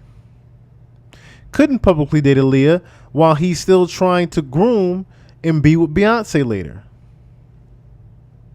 That's where the whole rumor came from that Jag said that Myth Bleak was backstage going, fuck Aaliyah. Beyonce the new queen. Now, the crazy thing was Jaguar wasn't the only one that heard that. Because there's literally a snippet of right before he says fuck Aaliyah where he goes, Beyonce the new queen in Fade to Black movie. If you look at the Fade to Black movie towards the end, he literally says and points to Beyonce, says Beyonce's the new queen. That's in the movie. So it's not like that it's not like that doesn't exist. Then you couple that with, like I said, he was bitter with Dame for the simple fact that he couldn't date her publicly. They could not be, even when they went out to parties, they had to be seen they had supposedly tried to be seen separate, but they couldn't hide from being taken, from pictures being taken of them together. They couldn't hide from that. It's just one of those things where the more and more that comes out, Jay can't hide from it anymore. He can't hide from any of this shit anymore. Shout out to Jason Lee for rattling down literally every single allegation this nigga had. Just to say, yo, you don't want to call me? You're going to have to call me now. You need to call me, not your goddamn pup, not your damn manager, not what do you call it? Not Elliot Wilson, not motherfucking Lenny S, not motherfucking not Emery, nobody, not the fucking Tata, nobody else called me but you to get this shit done. You want this fire to go away or possibly go away? Nigga, call me. Because I'm the only one that can help you with this right now. I'm the only one that has the actual tea of this shit. You want this shit to go away? Talk to me. And let me know what the fuck is going on with Beyonce. That's why he's saying Jay-Z called me. Notice he didn't say Beyonce called me. He said Jay-Z called me. He didn't say Beyonce called me. You a fan of Beyonce. He didn't say Beyonce called me. He said Jay-Z called me. It's telling right there. It's very telling right there. Because now I'm also thinking about, like I said, back to the party that she wasn't seen at with you. He ain't mentioned that part. See, that's another thing. This is why I fuck with Jason, right? Jason could have easily, and I mean easily, mentioned the same exact thing that I just mentioned to y'all about Beyonce not being seen at that party. And that more and more and more and more and more, they are being seen together less and less. He kept that one in the tuck. That was a bullet in the chamber he could have easily fired. Easily fired. And it would have hit and landed and leaked. There would have been blood with that one. But I'm glad Jason didn't fire that one. I'm very glad he didn't fire that one. They're done, yo. That's my opinion right now. And the more things that come out, the more we're going to start seeing them become more and more separate. The more things that happen and come out is going to start to show y'all. You're going to start hearing about Beyonce moves to London. I wonder what happened. Rumor has it the two are getting a divorce. I wonder what happened. You're going to start hearing all those towards 2025. Mark my motherfucking words. If Sloan right, because we approaching that third year. Don't you understand that? We approaching that third year. She said, over the course of the next 3 years. But the third year, we're going to start seeing a different Jay because he ain't going to be able to quiet them whispers. She said that specifically. Like, it's going to get so loud that Beyonce's going to have to try to step in and defend him. And not even she's going to be able to help.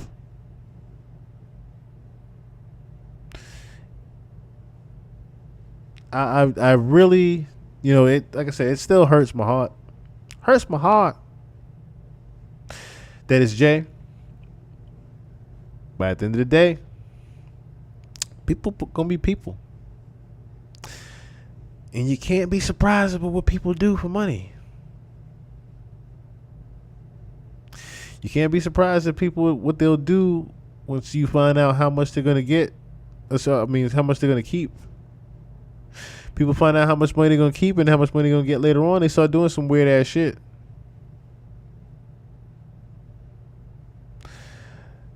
So let's go on to. Cause I didn't realize we played all three of them that quick, but let's get into, because we just did a whole 3 hour for Jay. Let's get into before I forget. So that girl Tiana, even though everybody's pretty much a dislike for her right now, Tania, I guess you could say her name is. Tania did an update video to the Diddy party. And she pretty much let some very enlightening things out about the party. Some very enlightening things. That recent Gene commercial, Bay Diddy was a sub to Diddy.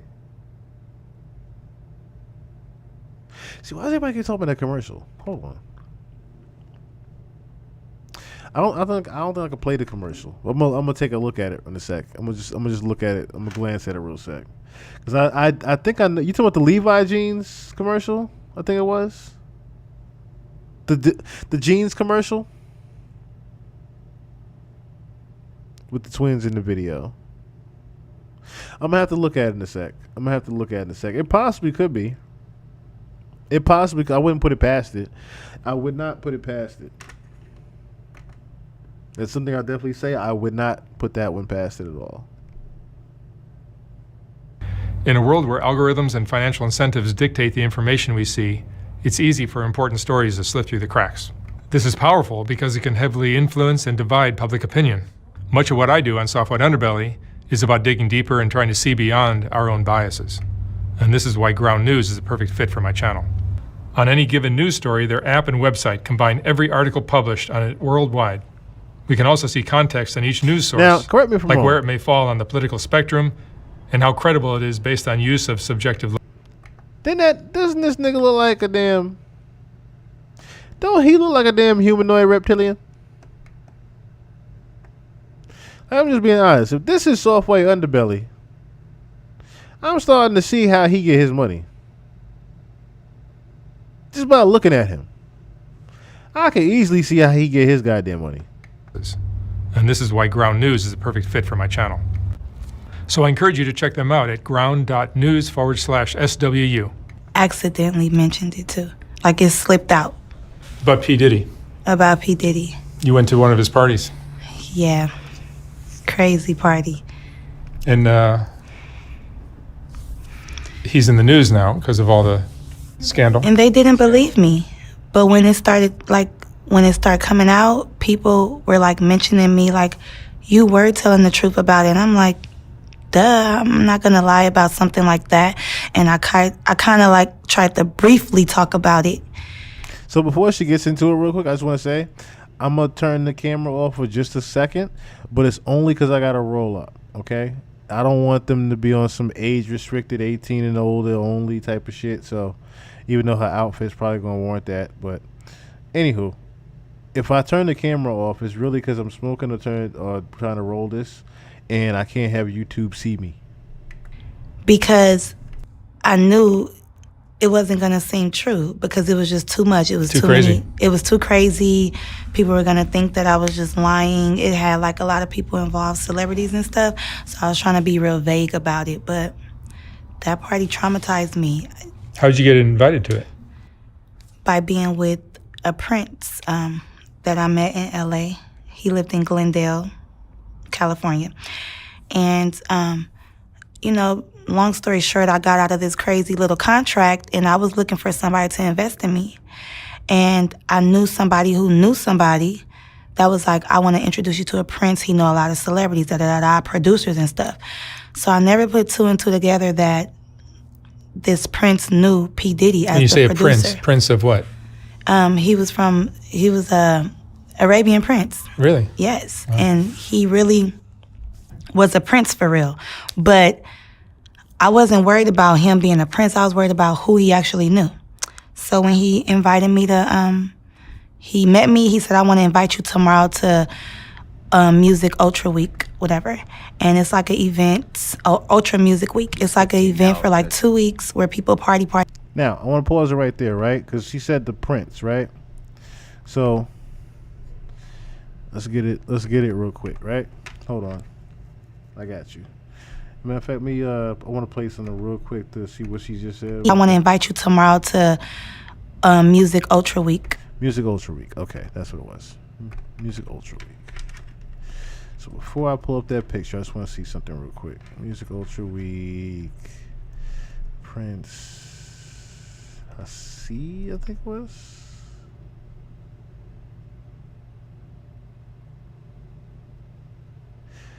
Is this him? Come on, where you at?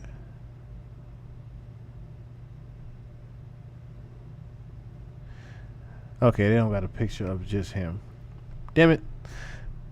I was trying to see if I could find with just him. But I'm gonna pull up the picture with Puff and the Prince real quick. Puffy, Prince, Nassim, I think it was? Nassim, that's what it is. Nassim. Prince Nassim. That's what it was. All right. So I just wondered if this was the prince that she was talking about. Because even though he's a boxer, still a prince. Still a prince. Still an actual prince. Like, and she emphasized too, he's a, yeah, he's an Arabian prince. And of course, look how he looks now.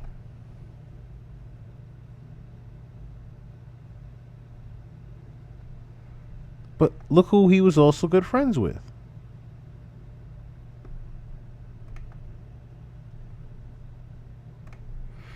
So I wondered, was this the same? Look again, walking around with him. I wondered, was this the same prince that she was talking about? Was it Prince Nassim?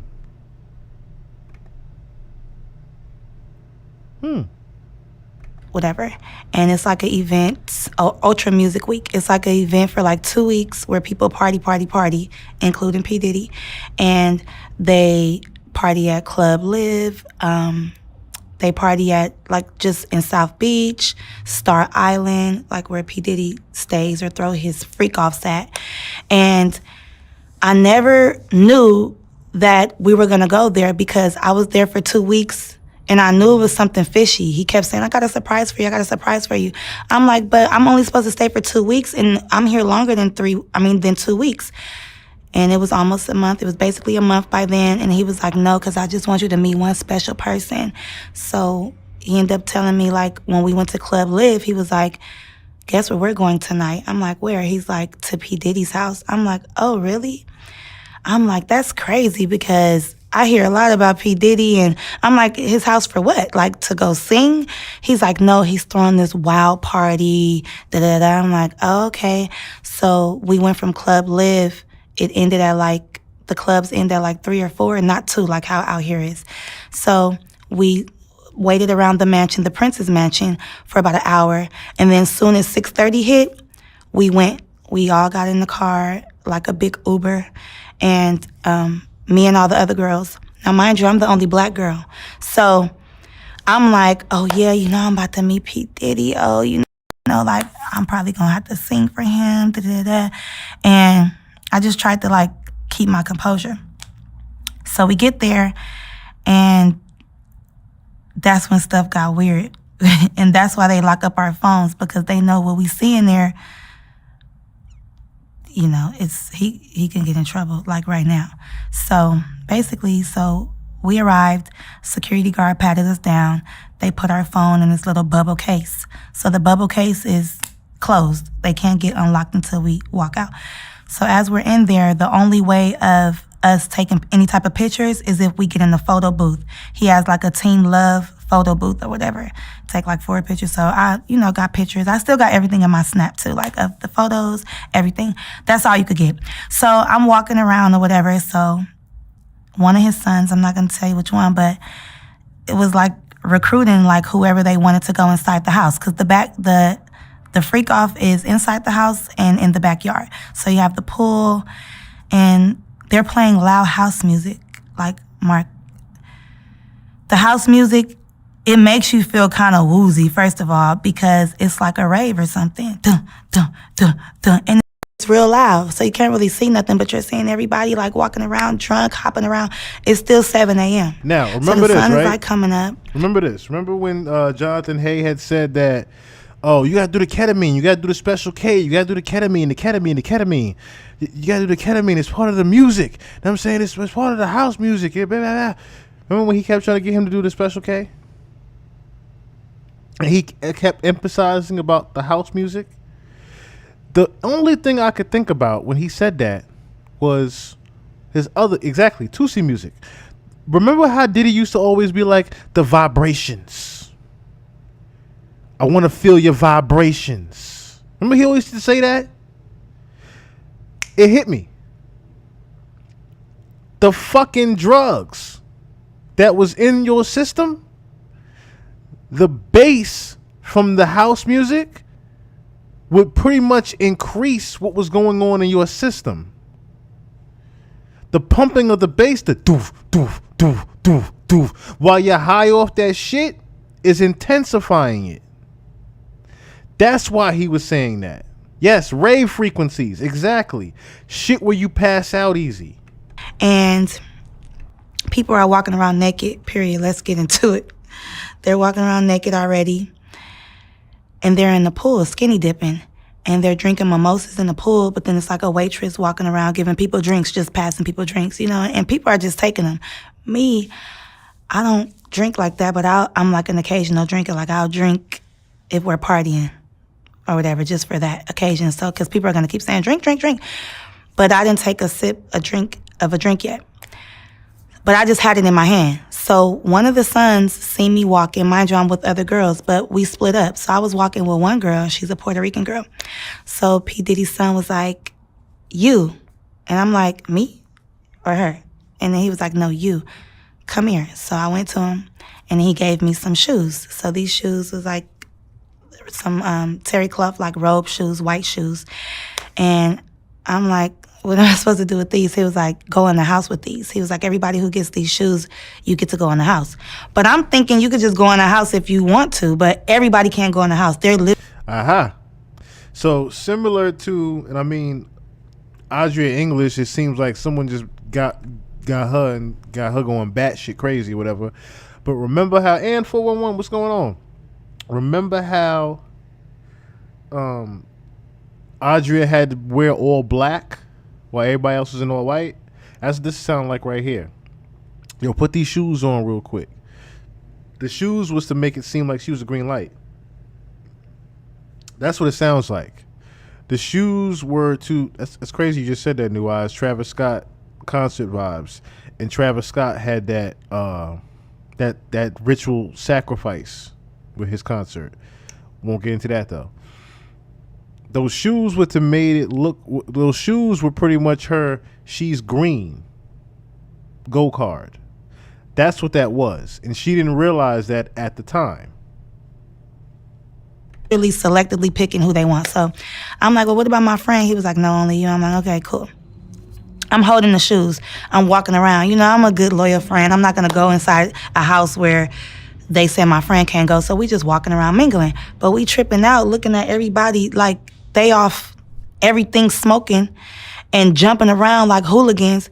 And so I seen P. Diddy or whatever, and I seen him with the Prince.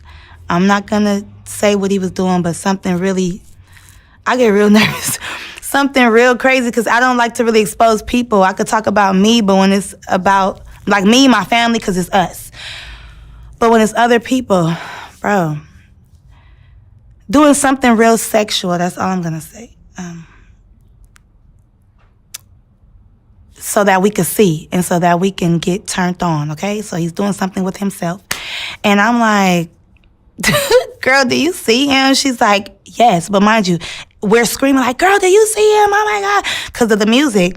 And I'm just like, whatever. Then he starts to act like really obnoxious, like, I'm the king of the world, jumping around, doing all this stuff. So I'm like, okay, that's regular P. Diddy shit. But what got me was how he walked up to me and was like, why are you not in the house? And I'm like, that ain't regular P. Diddy shit. That ain't regular P. Diddy shit. Diddy in freak off mode. If you ain't realize what he's saying, I'm the king of the world, after he just jacked some nigga off. He in freak off mode. What do you mean? He like, how are you enjoying my house? So we had a little talk or whatever. He started talking about all these things. Oh yeah, you're the one that, you know, I seen was telling me about the Prince. He's like, oh yeah, it's very nice to meet you. Like your life is not gonna be the same. Da da da da. We started talking about going to Cuba. Are you going to Cuba with us? I'm like, what? And that's the thing. I didn't really know about this. So this is when you going to Cuba with us? Nigga, what? I just got here to party. The fuck you mean some Cuba? Cuba? Nigga, what? Your life is gonna change. Oh, shit. Again, if the federales are hearing this, oh, shit. I start asking around or whatever. I said that in the last interview. But to get to the point, I ended up going in the house because he was on me, like, go in that house. I'm like, okay. Then the person that he was dating at that time, we're not going to say her name, but we all know, she came and was like looking at him like, what are you doing? Because he was talking to me for too long. So she came to like rub on his shoulders or whatever, and he just pushed her. And I'm looking like real uncomfortable, like, oh, I know what this is about. I don't want to be in the middle of there, whatever. So that's what made me go into the house, because I'm like, okay, let me just go in the house. So I told my friend, like, wait right here, girl. Let me just put on these shoes, see what this house is about. Walk up in there. I don't judge people because at the time I was just smoking weed. Connection with But you know when people are out like Alice in Wonderland, put them red shoes on and went to Wonderland, huh? of their mind. And you know when people, you know what you don't want to be a part of. And it's just like I'm seeing stuff that you see on the movies. This corner, this got going on. This corner, they over here doing this. This corner, they over there having sex. This corner, I'm just going to say, because I don't know what I can say, because I'm not trying to be incriminating myself, but they were dressed up like little Harajuku Barbies. Like what? Little people, okay? We're not going to say what type of little people, but like a fetish. And I'm looking like, what are they doing here? Like dressed up, little. Now, as she's saying that, okay, well, again, we are in pre-freak off. We're in pre-freak off now. And the midgets are there. Now, the first thing coming to my mind, I don't know about anybody else,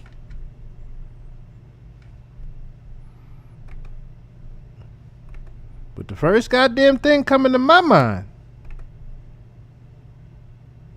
No. Besides the kiddos. Yes, their children are there. But she's saying it's little people specifically.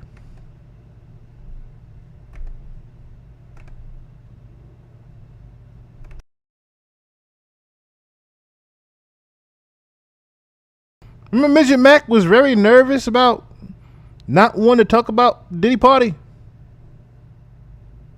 You remember that? Little Japanese lady boys.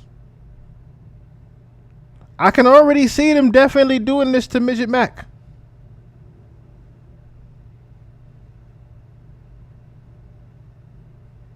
I can already see that happening.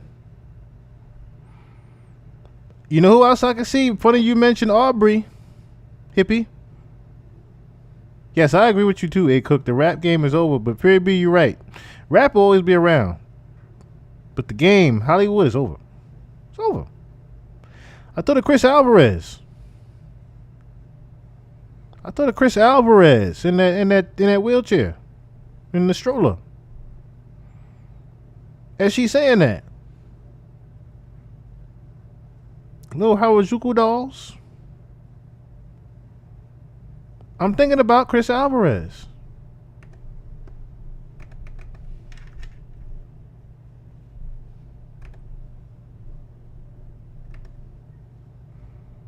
These are the things I'm thinking about as she's saying this.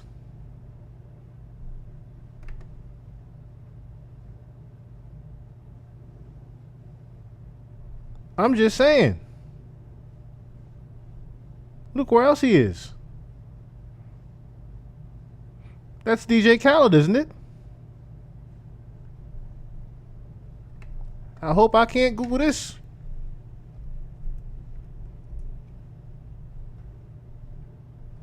Well.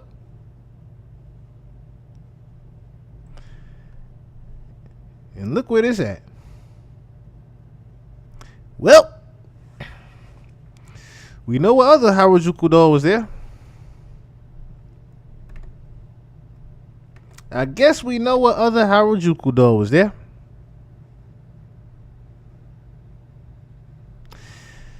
Oh boy. Red lipstick, like they weren't supposed to be there.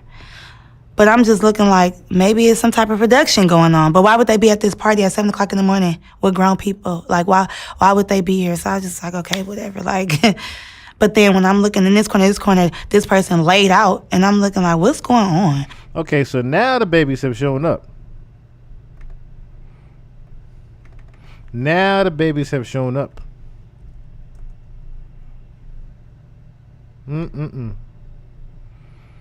Oh, this is getting sticky.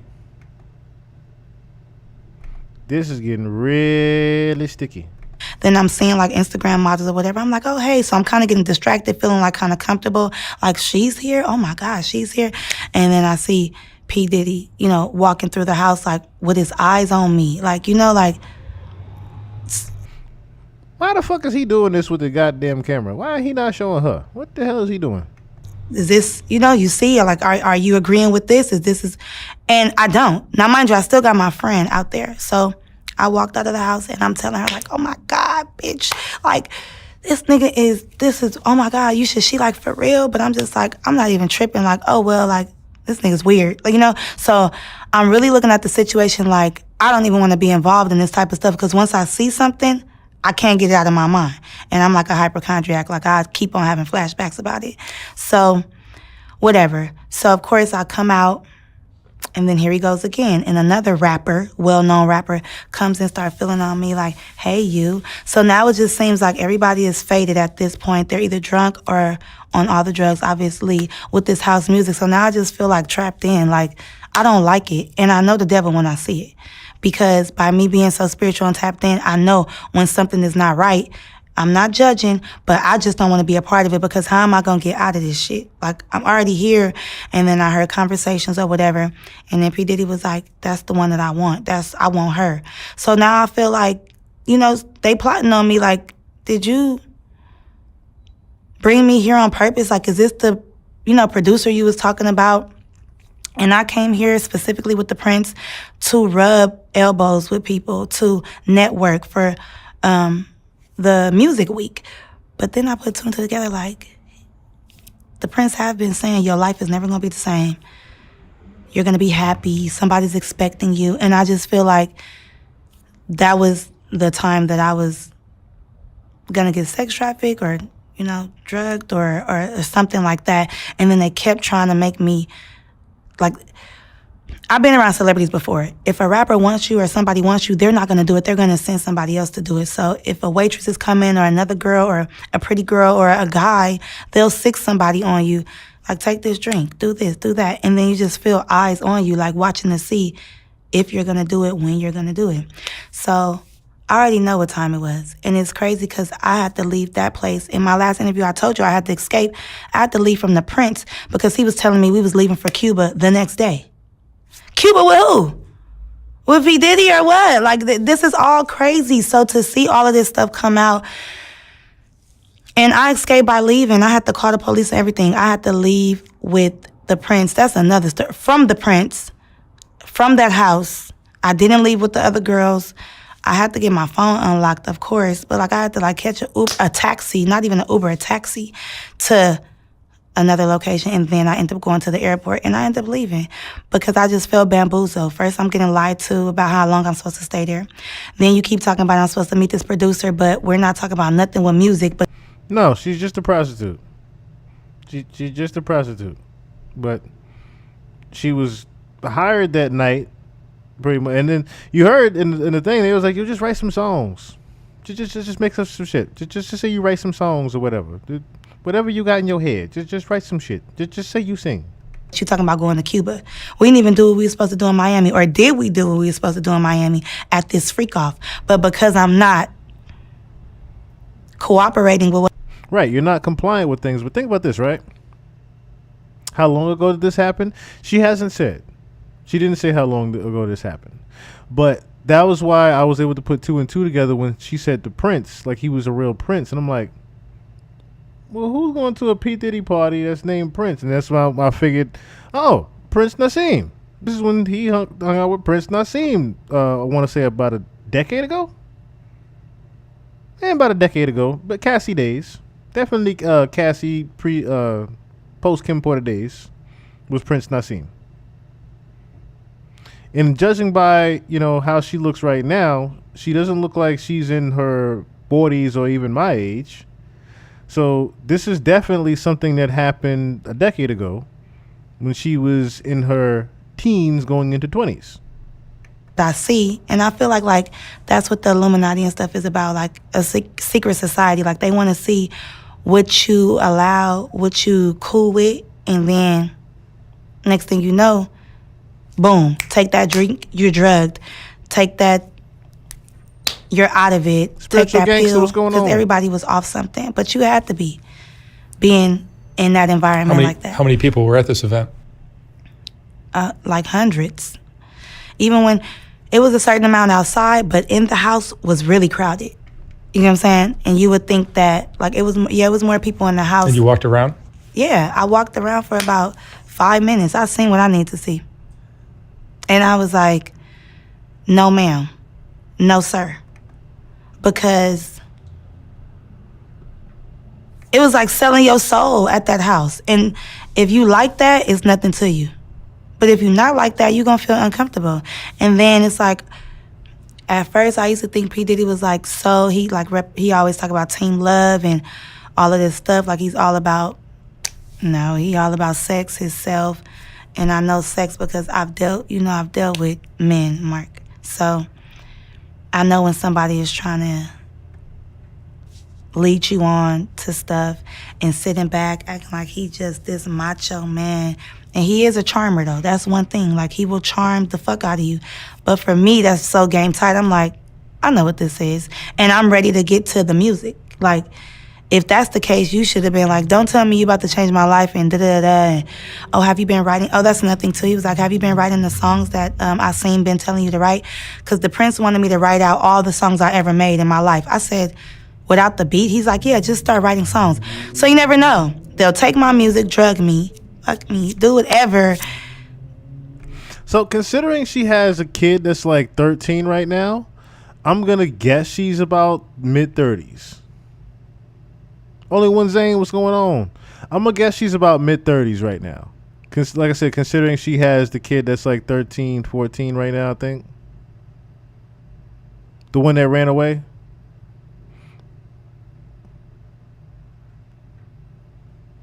So I'm guessing that's, about her age right now. She's got to be in her 30s right now. I'm not going to say 40s. She doesn't look like she's in her 40s at all. Something's off about her age. Like I said, I'm guessing about 30 years old. I'm guessing around the 30-year-old range, considering she has a 13-year-old right now. I'm guessing she had her, because I remember the daughter said she, I believe, had her about 16. So yeah, she's got to be in her 30s right now. She's definitely got to be around her 30s right now. Which would have meant, like I said, the Diddy party would have been in her 20s. If we're talking about Prince Nassim days, let's see, maybe 7, 8 years ago. Let's not even say 10, 15 years ago. That's a little bit exaggerated. So about 7, 8 years ago, if we're talking about still Cassie days and the baggy jeans and whatnot, right? Yeah, you could say about 10 years ago. Actually, you could say about 10 years ago. So that would have made her, 21, 22, around that age?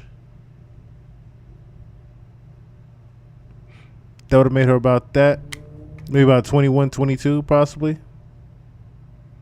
When she was doing this. And just throw me away, basically. Or after you have something on me, when we do the music, you have that on me that this happened.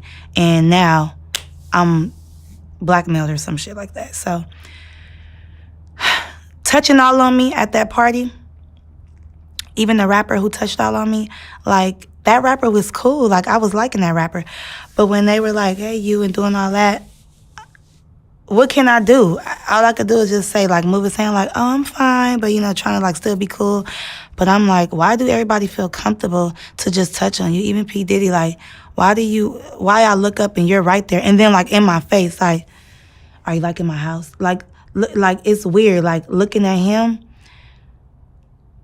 it's like when you're a kid and you're getting in trouble by your parent and you can't look them in their face. And it's like a demon. I'm telling you, like this dark spirit, like he possessing you as he's looking at you. That power, that control. So I'm like, I read The Art of Seduction, motherfucker. I know what you're doing. And you're trying to really seduce me right now. And, oh, take a drink. Oh, do this, do that. Go in there. Like it's just not nothing. And I want to know why me go in the house and why not the girl? So now you're picking and choosing. So it's fishy to me. So when all this stuff started coming out, I was like, I knew I was right. I knew it. Like, it ain't no doubt about that P. Diddy was doing all that. And like I say, I don't judge because I've been around people doing cocaine. And okay, real quick. Real quick. I just want to look at her. I just want to look at this real quick, too. So, ladies, how old do you think? How old we looking? This is 74 weeks ago. 52 weeks in a year. It was about a year ago.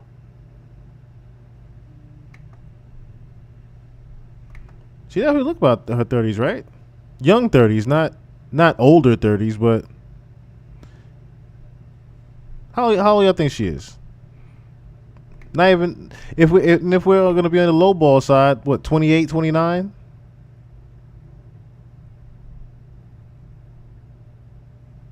I'll pull up Prince Nassim in a second because I want to see when that fight was, because that'll pinpoint our age, the age for her, as well as this would pinpoint what time frame this would actually be. Listen, I definitely don't see young 20s here. See, someone's saying 40 maybe. See what I'm saying? The way she dresses, right? The way she dresses is definitely older.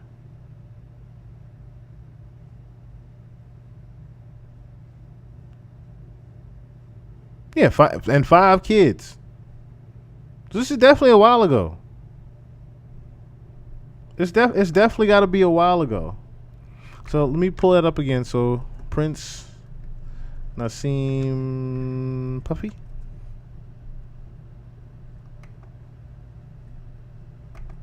When was this? Did I say 99? No, 07. No, it's 99. Okay, July. 99. 1999. Okay. This would be 99. Ooh, that was a while ago. Ooh, that was a while ago. And let me see something. It definitely wouldn't have been then. All right, so this is how we're going to eliminate this right here. Justin Combs, 1999.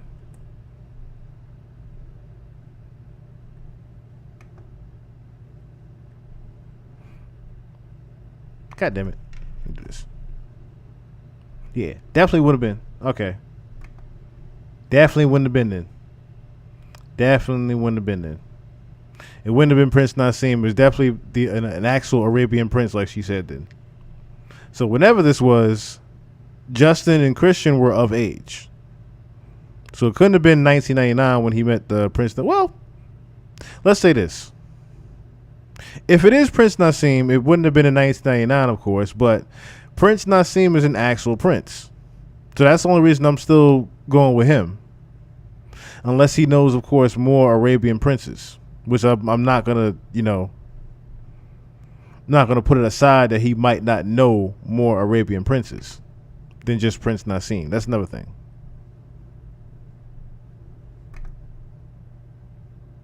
I wish he did say what year this actually was, then we could actually put some more, we can do some more digging on this. But these hard drugs that they was doing and just, I ain't gonna lie, it was orgies and stuff going on. So all of this stuff going on, I'm like, why is people doing stuff all in the open? Like, that's just offending me and assaulting me, period, because where am I at? I didn't sign up for this. And how can I really get out? So I had to ease my way on out.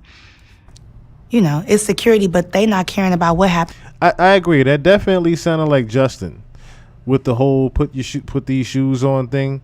That definitely sounded like Justin. Considering when we see Justin all the time, we always see Justin in a host format, if you will. We don't necessarily see Christian in that format. Christian we always see as the partier or someone that'll grab the mic like his pops. He's not like Justin. Justin is smooth, move around. Hey yo, what's up? What's your name?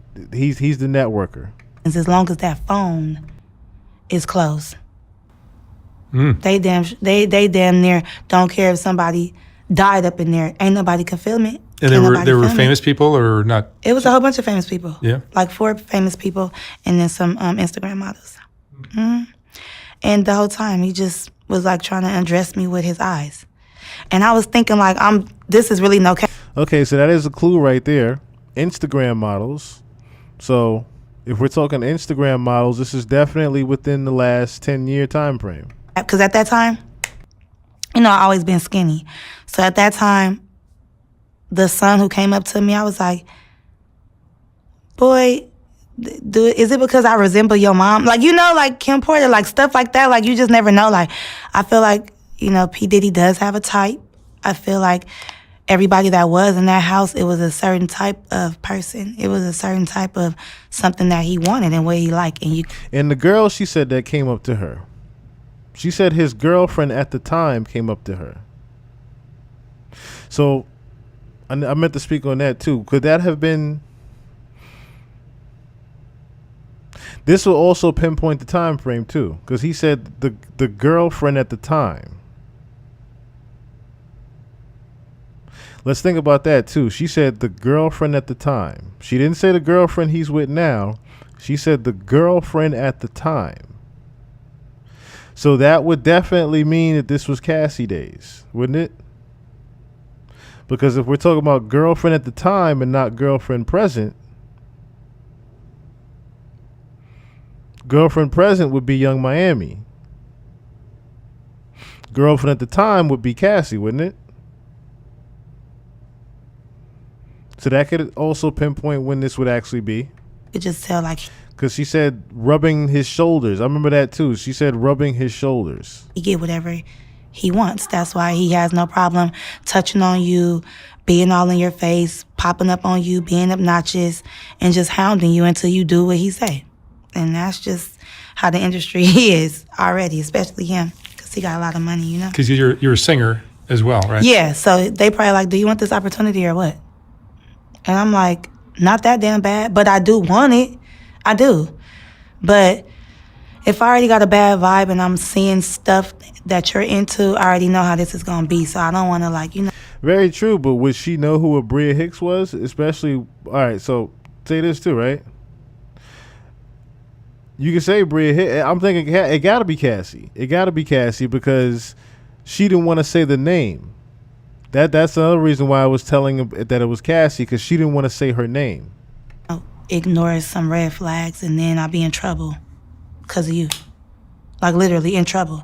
Like, we know his past, like Shine, the rapper, you know, being in jail because of him. Like, don't think just because I'm from where I'm from, you could just do anything. And that's why I never really said nothing about it, because I just felt like, who am I? You know, he got money. Like, ain't nobody gonna believe me. But I have all the receipts. I have it all in my Snap to this day. It never went nowhere. That was just my experience just being in Miami for the first time. I didn't know that I was going to end up at P. Diddy's house. Did you take photos outside the house? When I got my phone back, yeah. Videos or something? I took videos when I was going to the house before I knew this was some weird shit. And then when I got my phone, I ended up, recording. And then I had the shoes on. Oh, you had the shoes? I left with the shoes on because I don't know where I put my shoes at when I put those on. And it was a lot going on. It was real loud. So, I don't know. It just tripped me out. And I was like, is he gay? You know, like, and nothing against gays. I couldn't put my finger. I was like, what is this dude into? But his house, his freak off. No, not like that. You know I'm going to make everything into a joke. But this is a real serious situation because it'll traumatize you, because now I ain't trusting no producer. I look at everybody like, if I went to the top of the top and I've been looking at him like this top-notch mogul and like whatever. But I had a pimp who... So this is Ali Carter. Now, reason why I'm playing this is because there's a few things going on right now with her name. First, if you don't remember her, I played her last, I think, about 2 weeks ago, maybe 2 weeks ago. This was the girl that was supposedly from CPS custody and was sex trafficked to a Diddy party when she was young. I believe in this clip or another one, she says she's Tupac's daughter. Now, I don't know what to believe on that one, because that's where she lost me. When she was saying she was Tupac's daughter and that Tupac is alive, and you know,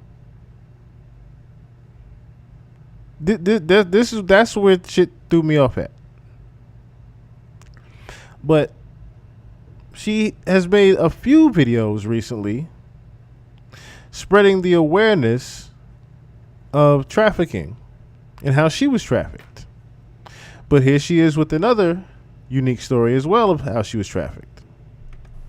Sold me to Russia one time. He promised me that it's weird in I mean, everything is backwards, but in trafficking, in being a prostitute, there's rankings to things. So a trafficker, a pimp, and a John are 3 different things.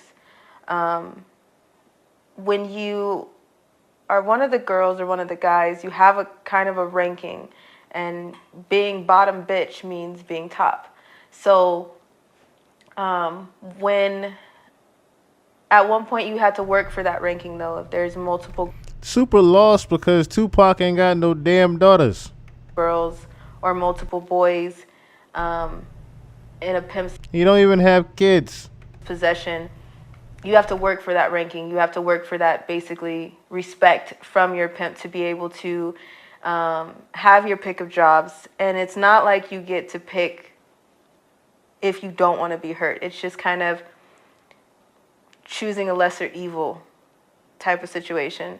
So if you find that ranking, or if you have that ranking with your pimp, then you can kind of pick what jobs you want. So if there's sex machines, then you can pick kind of the least painful sex machine to have to be on for hours. So with my pimp, I started learning that if I was nice to him, if I didn't fight as hard, if I gave up with the fighting, and if I just did what he said, then I would become bottom, which means top. He proposed to me when we were 15 years old. No, I know, but everybody's debunking that too, saying that Tiffany's not really his daughter. Everyone was saying that's not really his daughter, and when you Google it, it literally says the same thing. Like, Tupac had no actual biological kids. Tupac had no biological kids. He planned to have a kid with Quincy Jones' daughter. But that's when everyone said he also broke the oath, because Quincy asked to fuck him in the ass and he told Quincy no. But like I said, when you Google it, it literally says that the only child that he was planning to have was with Quincy Jones' daughter. And that fell through because he didn't make it. But he himself didn't have any biological kids.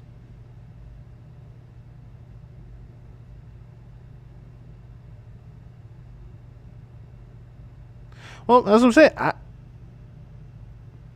I can believe it, but it's just hard to believe because Yo-Yo didn't say anything. That's what I'm saying. Yo-Yo won't say anything about it. So that's why it's hard to even believe there, because Yo-Yo ain't saying nothing. That's almost like,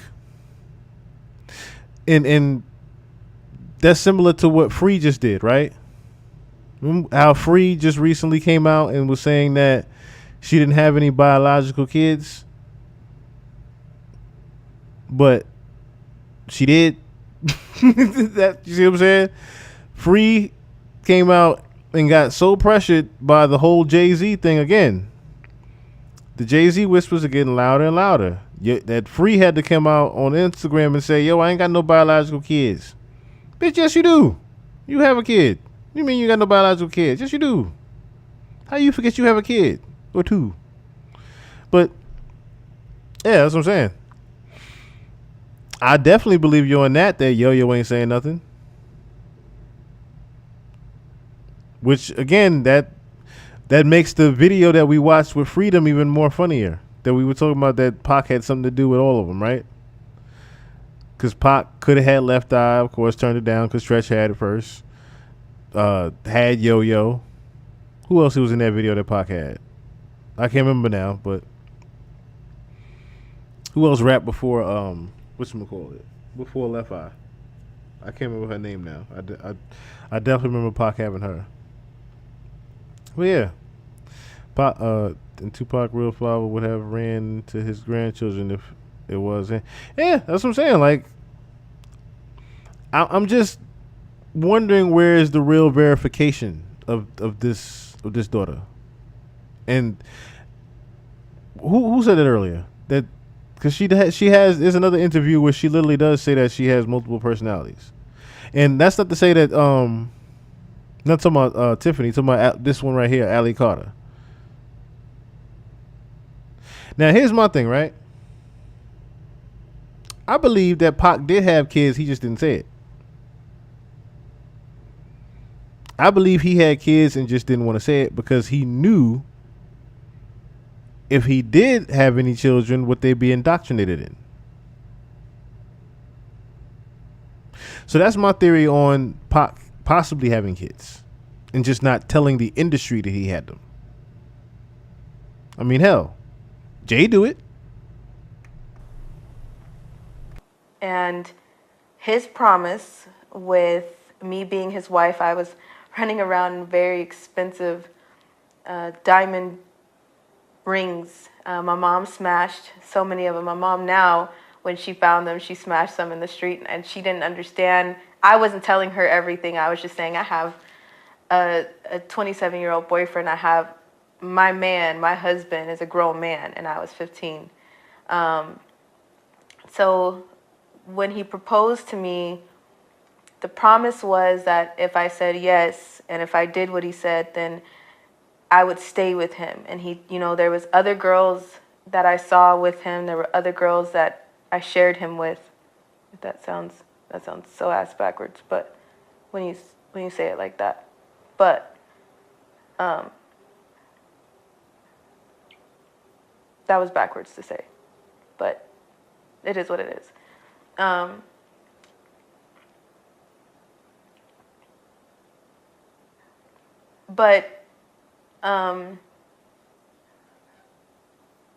We had this deal, and this deal was that he wouldn't, you know, the other girls and the other boys that he had, he wouldn't just leave me. He wouldn't sell me out of country and leave me there. He made that promise, and of course, there's no promises that he kept. They were all empty and broken and lies. So when I had to go to this auction, and this man from Russia purchased me, I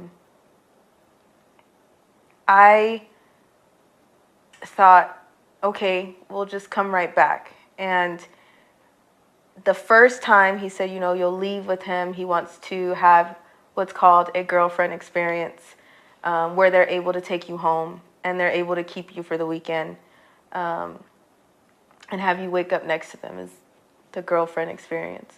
And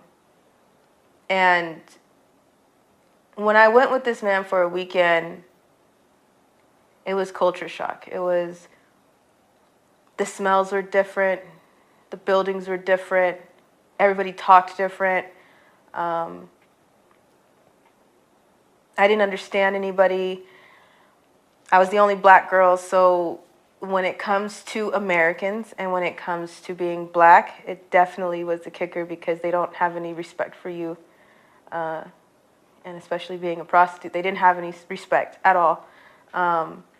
So some men like to have sex with you with their feet, put you on leashes, make you lick the floor or lick their feet, piss on you, shit on you, things like that. When I figured that out, I was like, I was praying, please God, let me get back to California. And I promise I will be a freaking angel for this man, because I don't want to end up staying here. When we came back, my pimp told me I was going back out there before a week. The money that was exchanged is when I knew it was time to make a decision, because I knew I wasn't coming back. And I knew that he promised that he would bring me back, but there was money counters that came out. There was a huge meeting that he had to have. There was paperwork. And that's when I realized I have to do something, because they're going to kill me. And in the worst way. And he told me, you're just going to leave for a week. And I'm like, there's no way. So I got out of school. I was told to go to the park in Fontana and sit on the swings. I had bright red hair, and this is what saved my life. Okay, so here goes when she had the red hair. Because I was about to get branded. I was about to change my complete look to go to Russia, because that's what my pimp was telling me to do. So I braided my hair and I changed it. It was blood fire engine red, and it was so bright that it was so noticeable anywhere I went, and I had brushed it out so it's frizzy and crazy. And I went and sat on the swings, and I called my mom and my grandma at the time, and I told her, I love you. I don't know if I'll talk to you again, but I'm about to leave. And she's like, where? And when my grandma heard that in my voice. She rushed to the park. She saw me sitting on the swings. She's like, get home now. She called my mom. My mom called the foster home. She called the police. She called the social worker. And thank God they did, because it stopped the Russia order. It stopped my pickup. I was sitting on the swings getting ready to leave to go to Russia. And it stopped everything. That night, after telling my mom the complete truth and knowing that I wasn't about to come back, I made a choice to run and to disappear, because there was no way. CPS wasn't listening. My social workers knew and was in on it. They would tell me to stop telling people. People were making fake court orders for my mom. That was the time where I was like, it's either life or death right here. And in the next time that I have to try to make this decision, I'm probably going to be somewhere where I can't get out. So I ran. I disappeared from Child Protective Services government custody for a year straight. By less than a few weeks, because of my last name and because of the elite ties that I have, they took me out of the missing child's network system, and removed me from any Amber Alerts or any type of system to tell anybody that I was missing. But CPS still collected money for me. There were fake FBI that were sent out to torment my mom, to mess with people that I knew of that my pimp seen me with, because he made it. There were fake FBI that came out to torment my mom because my pimp made it in a way that he knew who I was hanging around. He knew what I was doing at school. He knew all those things. But I had to be safe, and I can't say exactly how I disappeared. It would incriminate a few really, really, really good people, because they had to do what they had to do to make sure that I'm still sitting here right now. If I didn't leave that park that day, I'd probably still be stuck in somebody's tunnel or dead. So that was Russia. It was really weird. At first, I thought I was tripping, but no. Around that time, Unthinkable with Alicia Keys came out. It was around the time that I seen him again. And he did a collab with Alicia Keys. And people thought that was just machines, and people have that power to just completely use that voice all over again. No.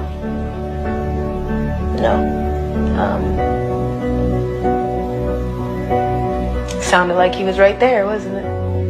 He is. And I'm sure now he won't be able to take this information getting out there, because when you fake your death, you really want to escape from the truth and all the secrets that you have. You escape from the fact that you may be a killer and a pedophile. You escape from the fact that when you sold your soul, you might have sold your child.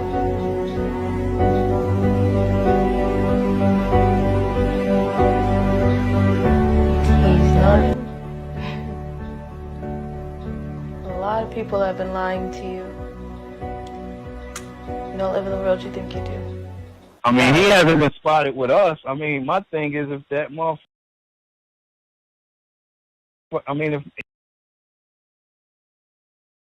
Okay, so Ack was actually doing his live, and he started talking about the story of when he was asked to go to a party with Elliot Grange. Say his name right? Lucian Grange's son, basically. Lucian Grange's son, Elliot, right? So, of course, he's invited to an Illuminati party. I'm hearing now, right? How does this happen to a 15-year-old? Let me talk about that real quick. So, how does this happen to a 15-year-old? I really don't know, and it's sad to me. It's sad to me that even happens, to a kid that's supposedly in CPS custody.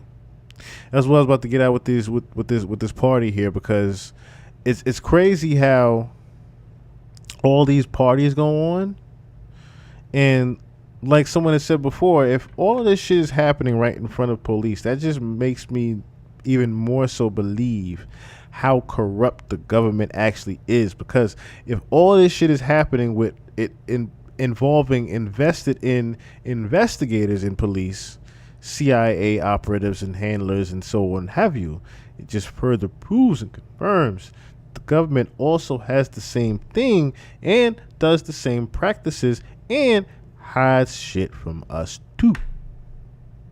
I'm just saying. CPS custody for all people is what people put their trust in them even when they don't want to.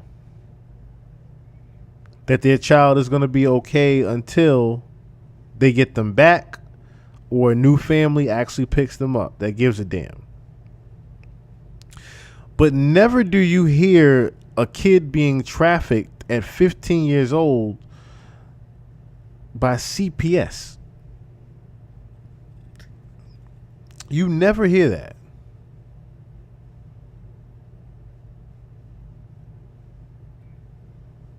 Until these two separate apartments that Blue Hall. So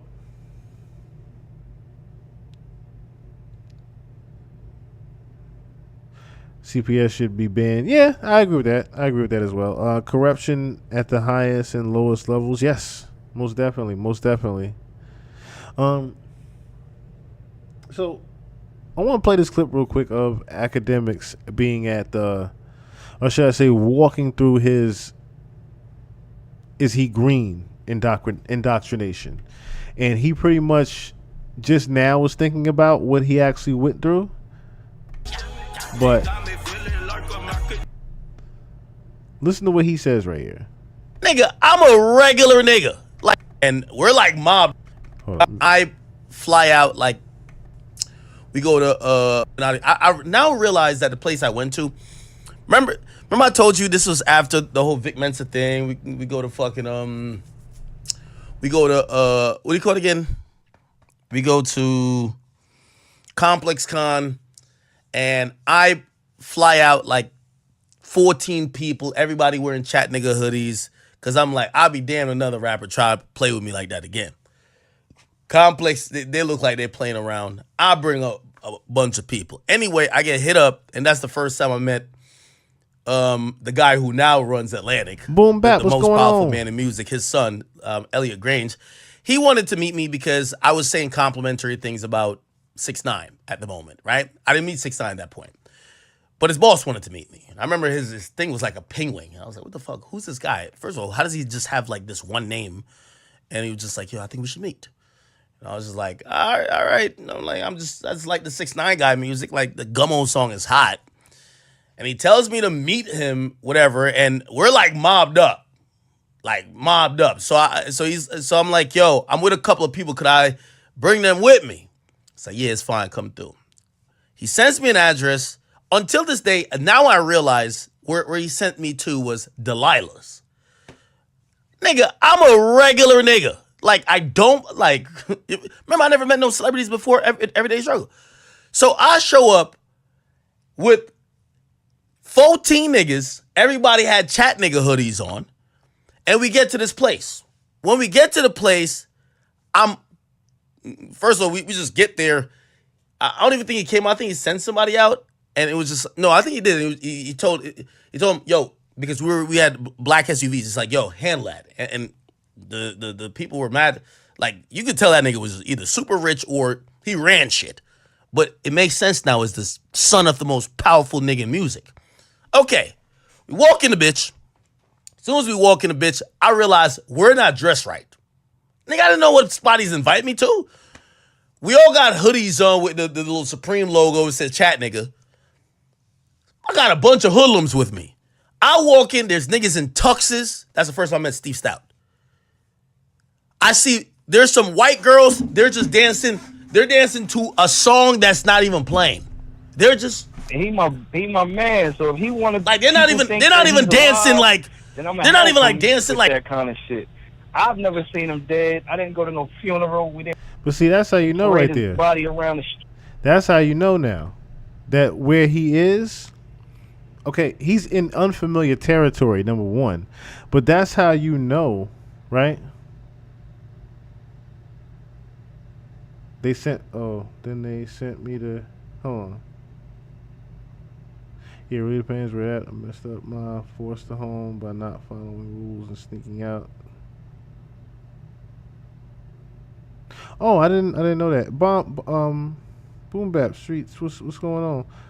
Let me see.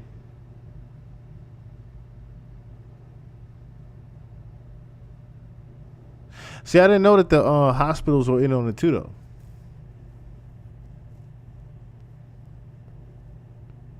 I didn't know the hospitals were in on it as well. Yeah, ACT has pretty much been turned and used by the industry, but this further let me know how much he was actually in and didn't know. This right here let me know how further he was actually in, because he was in one of the more recent label meetings. He wasn't in the original meeting from back in the day with the prisons, but he was in the more recent meeting as far as, you know, the hip hop music indoctrinating kids now into the system pretty much. Let me see. Understand why I was there. Like, I was the criminal. I understand it all now, though. That's the thing, right? You always have you live and you learn. God bless you, Ann. God bless your hair, Ann. Let me just say that. Ann 411, God bless your hair. In Boom Bap, you said it right. Not your fault. You were seeking the truth. It's not your fault at all. It's not your fault at all. Nobody blames you whatsoever. So, ACT is pretty much, you know, at this Illuminati party here. And he can't necessarily grasp what's going on and why he's even, you know, why he's even there, especially since he's in, like he just said, the chat nigga hoodie, and it's like 14 niggas with him, right? He doesn't understand why he's even invited to that party, let alone he didn't expect to see all those same people there. Ebro, Steve Stout, you know, a lot of A-list there, right? Not your Jay-Z is there, but a lot of your A-list is there. So he knows he's in unfamiliar territory when he's around a certain amount of money right now, right? It gets to be one of those things where you got to step back and look around like, okay, what kind of company am I actually in here? This is not every day that I'm, you know, having this struggle and trying to figure out where I'm at and where I even fit in or blend in at. In some cases, you start to just say, okay, maybe this will be just motivation for me to get more and grow. And the other side of that, you start saying, where am I? Because this ain't my type of vibe. He hasn't gotten to that part just yet, though. Regular, there's this, like, I'm like, what the fuck is this? I see him. I seen that nigga Ebro over there, too. Well, actually, I never see you. Did I see Ebro there? I know my brother told me, because my brother was with me. He said, yo, you know, Ebro was there. I see a couple, there's mad executives there. Like, mad people who are, like, super high up. The fucking, that's why I just called the Illuminati. My nigga, I never seen that many powerful people in one building. I'm like, wait, y'all niggas party together? Like, I was like shocked. I'm like, so if the son of the most powerful man in music invites me here, I'm seeing Steve Stout over there. I'm seeing this nigga there. I'm seeing that nigga there. And then I'm just seeing white girls just like, oh my, just dancing, and they're throwing themselves at some of these dudes. And I'm like, what the fuck is going on? And that's why I called it Illuminati, because it felt like there was these women just like, they knew why they were there. The powerful men, it wasn't even like celebrities like, oh, rappers. It was just, these are powerful men in music. Women were just there, kind of almost like, yeah, if y'all need to fuck, I'm here. I'm just going to dance like I'm, like they were just dancing weird. I'm like, what the fuck is this? And I remember saying that, I was like, it's the whole dancing without the music playing that's getting me. Because that just let me know that the type of party you are at, sir, now is heavily drugged the fuck up. If you see chicks dancing and hallucinating to music that is not even playing, you either need to A, walk the fuck out, my nigga, or B, start asking where the fuck you are, my nigga. Them bitches are there for when these niggas are done snorting coke and drinking whatever wine they're drinking. They fuck them. I'm sorry. Like, that's how I marked it up. Because I could tell. I'm like, them bitches there are waiting for these niggas to get ready to fuck them. Okay? And every time I've been to an industry party since, that was really an odd party because I just realized there was so many powerful people in the room. I said, this got to be Illuminati. I didn't know powerful people party with each other like that. You know what I mean? Like, brother, like, it was just all in one room, and the room wasn't that big. I was like, what the fuck? And we were just standing out, just weird. Anyway, any other industry party I've been to afterwards, I now get the whole shtick behind it. There's a few women who are like fodder for the rich and famous and for the powerful. Usually, sometimes the host is offering these women up. Now, you could call it out if it's sex trafficking or what, but they're there to go do whatever with whatever niggas is there. Then you have... Do you hear how he doesn't even realize that he's whistleblowing on the sex workers? He doesn't even realize that he's whistleblowing on that, right? Yes, definitely Nuaz, the ketamine, the special K. He don't even realize how much of, how much information he's actually saying right now, I don't think. Just by him implementing that part in there. Oh, the host offers up the hoes. He offers up the women. This is starting to sound like the lawsuits, ain't it? So you got the rappers, you have like the Instagram models, but sometimes they're plus ones. Then you have the randoms. And the random girls, they have to know. That's what I think she was. You have to know that you're fodder or you're seen as fodder for anybody. Like you're the buffet bitch. No disrespect. You're the buffet bitch. Whoever wants to fuck you that night, nobody's claiming you. Nobody's saying, yo, that's my girl. Nobody's saying that. You're there to basically go get fucked by somebody popular. Then you got the powerful people. Sometimes you have the celebrities. Sometimes it's not the same. Sometimes you have the powerful people who ain't celebrities, right? Actually, the most powerful usually ain't celebrities. Then you have, like, I always count myself as, all right, I'm you always see the wide-eyed people. That's me, because I'm always like, what the fuck? I remember going to a Richard Mille party. French brought me there. Nigga, I walked in. Well, first of all, I remember I'm at the gate. Where were we at? We're in Miami. I forgot. Nigga, I got security and everything. They're like, no security. No security?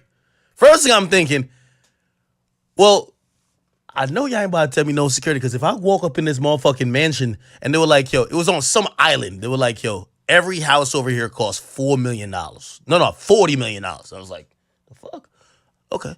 But even then I'm like, if Meek Mill's over there, we got to fight. I want 2 security with me. Like, we got to go get to it. Fuck that. They said, no security. I'm like, what the hell? Anyway, French, I was like, French was about to come. So I get with French. And me, French, who else? Fresh from Fresh and Fit, we go in. And I think even his security had to wait outside. I'm like, there's no security up in this. Okay, whatever. We get up in there, and I ain't gonna lie, French used to these parties. And by the way, this ain't a freak off or nothing. This is just an industry party. First thing they told me, they said, yo, Leonardo DiCaprio was here. I said, where he at? Where he at? Nigga, I'm over here. Wolf of Wall Street, where he at? Nigga, I'm kind of grouping out a little bit, but not really. I'm like, you know what they tell me? Yo, it was, nigga, I felt so insignificant. This is when I realized, you think you in the industry, but you're not. I said, where you at? Where you at? Oh, I think they had said Diddy was there too. I ain't gonna lie, but they left. I said, what? They tell me, oh, look over there because this was one of them joints it's on the water. It says, oh, they pulled up on a yacht. They got out at the Richard Mill party, did what they did, picked up a couple hoes, and then they got back in the yacht and sailed the boat to the club. I said, what the fuck? I said, that's some player shit. I came in a car. These niggas came in a yacht.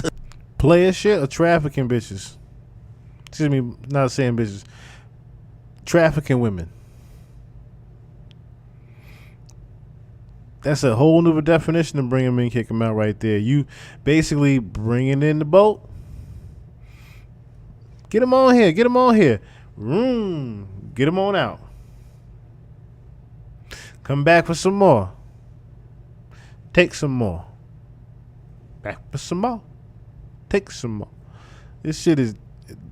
Act don't even realize what he's saying right now.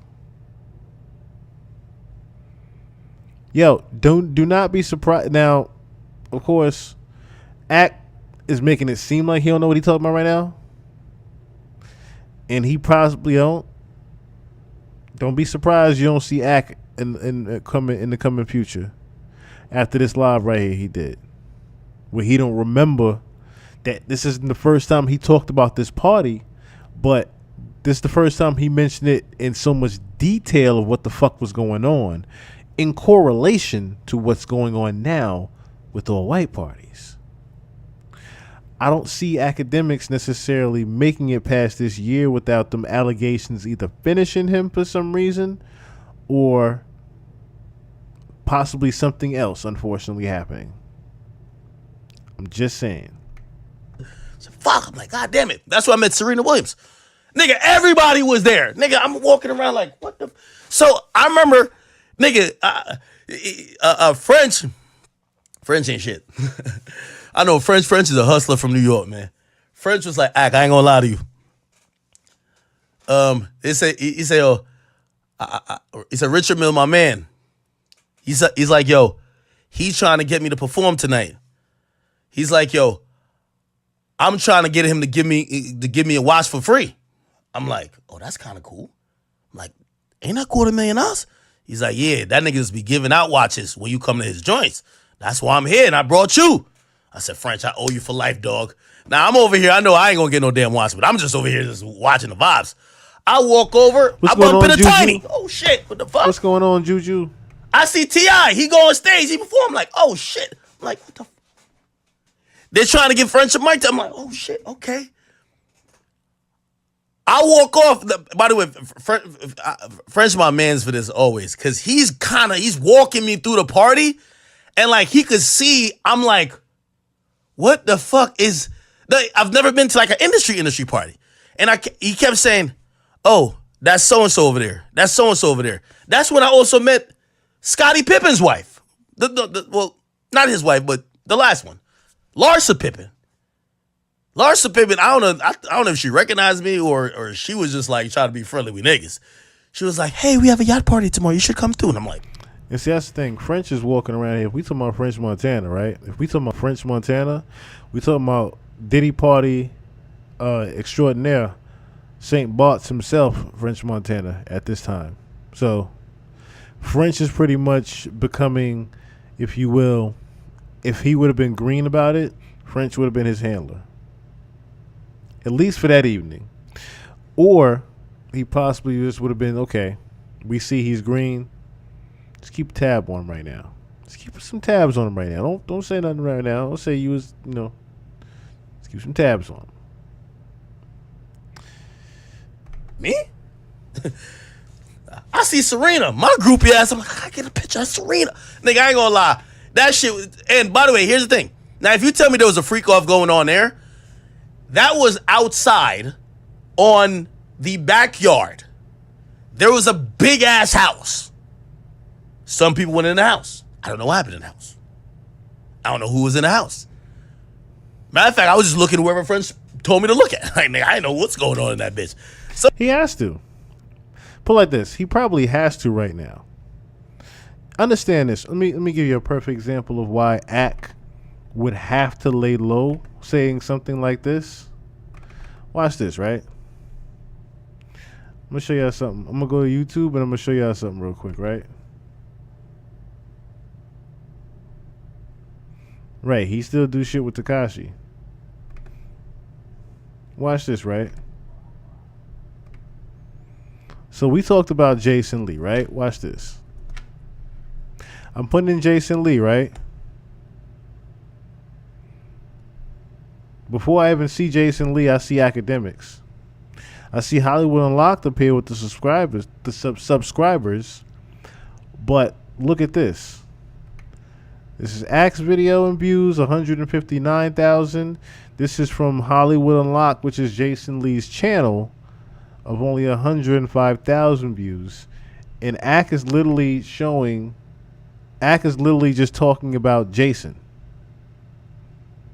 So when you have the power to make a video that is in views doing more numbers than the person that is, that you're talking about, is kind of crazy. I'm just saying. So for Act to be that, that in that realm of being at large magnitude of influence, he needs to tread more lightly. I don't think he realizes he has not been treading lightly with whistleblowing. If he's trying to play dumb, he's doing a terrible damn job at it. Again, but I did see some girls. I saw some girls who are very pretty, and I knew what time it was. They're here not with a guy. They're here for rich niggas to fuck. Is it sex trafficking? I don't know. You get what I'm saying? But I was up in that bitch like, what the fuck is going on? I'm like, Leonardo DiCaprio was here? So yeah, he left on a yacht with Diddy. Damn, let's fly. Fly shit. Fly. Anyway. Let me play the rest of this. Oh, you had the shoes. No, I promise you. No. This has actually happened, bro. This actually happened. I promise you. Go look back on my Instagram. This was the night, bro. Go look back on my Instagram, bro. This was the night. Let me see. Where is it at? This was the night, bro. Wait, go. Where the fuck is it at? No, I think it was after this. Where's me and Serena picture? Did I take it out? Why did I take it out? Oh, right here. Bro, this was at the Richard Mille Illuminati. When I call everything Illuminati. When I see too many powerful, like, play this. I'm pretty sure this little white boy right here. And now you see him at the party. Then he shows evidence of him at the Richard Mille party. That's supposedly Illuminati'd out. Possible trafficking going on.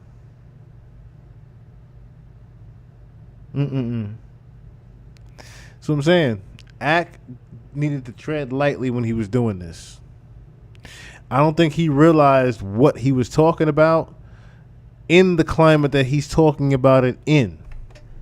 I'm pretty sure he's like a crypto billionaire or something like that. Nigga, I couldn't just something here didn't make no sense. I don't know what the fuck was going on. Just speak what's going on. Nigga, I didn't give a fuck. Nigga, look how I was up in this party.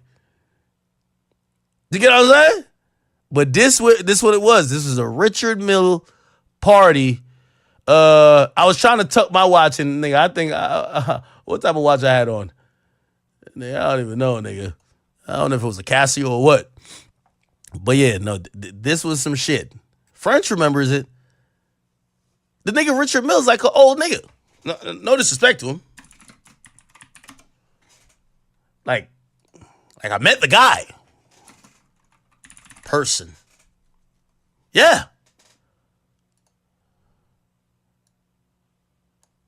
Dap the nigga up. I'm like, oh shit. Then I realized why French is so good. You know how y'all be like, yo, how French is so successful? Bro, I seen French network. Yo, this guy, because when we walking in, he told me, he said, Ack. He said, I ain't gonna lie, they wanted me to perform here, but shit, I'm trying to tell Richard that if he want me to perform, he gotta give me a watch for free. I'm like, oh, that's hustler. Yo, French worked this room like a fucking pro. I swear. I get why French Montana is successful. That nigga worked that room like a fucking pro. I was just following behind him. Pause. Like, but he said what up. He was saying what up to mad like white people I didn't know. I'm like, who the fuck is that? He's like, nah, he's a guy who owns blah blah blah. I'm like, okay, I got it. Cause me, I'm on some nigga shit. I'm just looking at celebrities. But he was dapping up all the white dudes that own some shit. I'm like, oh, this guy's smart. Anyway. No, Act don't realize what he's saying. Act don't realize what he's saying. That's my little Act does not realize what he's saying at all. That I don't think, yeah. And then telling on French Montana at that. That's the fucked up part. Like, he don't realize the type of whistleblowing he did with this. He pretty much just added himself to the fire by saying that he was at a party with French Montana and that, you know, there's party hosts offering girls up, and then there's, you know, girls being taken on a boat and whisked away, and then the boat coming back getting more girls and whisked away. Nigga, what are you doing? Guess who's going to jail tonight? Oh, he's been groomed. He's been groomed. So remember when somebody actually said it in the chat earlier too. He was in the pool naked with Tekashi 6ix9ine. So if you can't read between the lines there with what's going on with that whole thing, I don't know what to tell you, because we all know about how Tekashi 6ix9ine supposedly gets down with him sitting on dudes' laps. Just saying. Yeah, he got banned from Twitch because of the Aiden Ross thing. Because it wasn't even really the content that got him banned. It was just the fact that he did it with somebody that was already banned. So he did content with Aiden Ross, which it was kind of a fuck move, because why would you invite me on the podcast knowing that you can't even do that right now?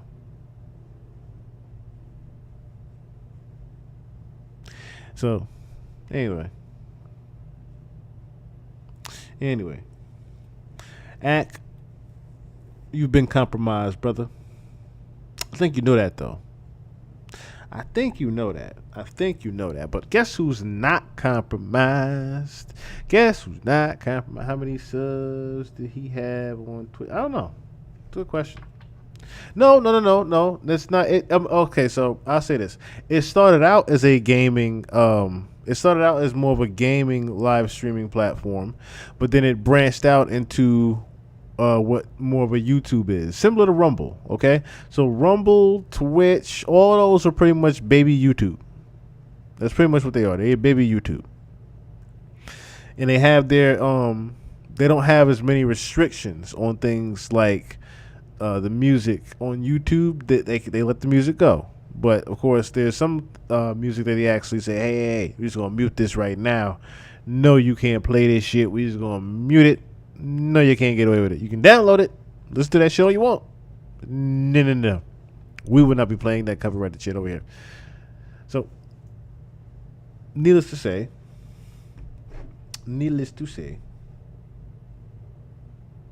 speaking of which, that was the last thing I needed to get to. So, Meech is home. Big Meech is home. Big motherfucking Meech is home, ladies and gentlemen. BMF is back.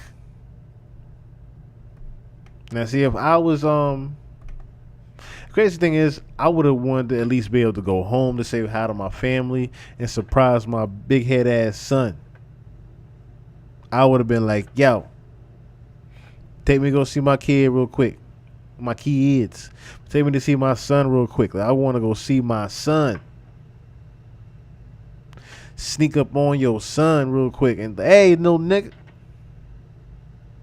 Capture that moment of Big Meech and Lil Meech, yo. Big Meech and Lil Meech. But anyway, wondering if Meech told on Diddy. Well, I have a theory.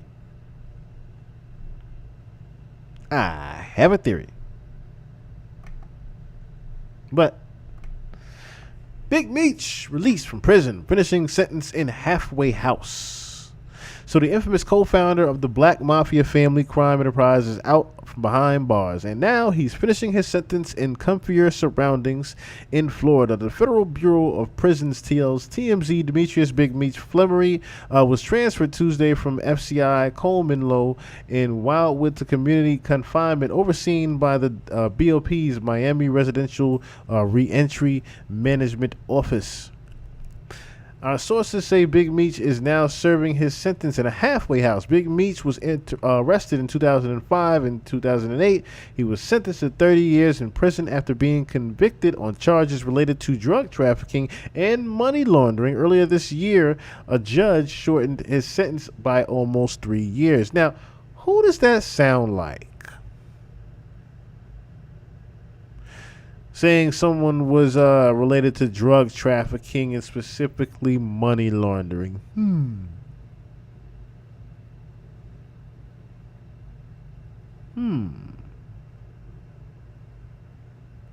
So, do you guys remember when Gene was talking about how Diddy and Jay-Z snitched on Jay Prince, Suge Knight, and Irv Gotti? And then, of course, that was around the same time that Irv Gotti had to fight the feds. See how that works? I'm starting to wonder if the same person, something to do with this here. So earlier this year, a judge shortened his sentence by almost 3 years. It's unclear when Big Meech will officially finish his sentence, but the big thing here is no longer in federal prison.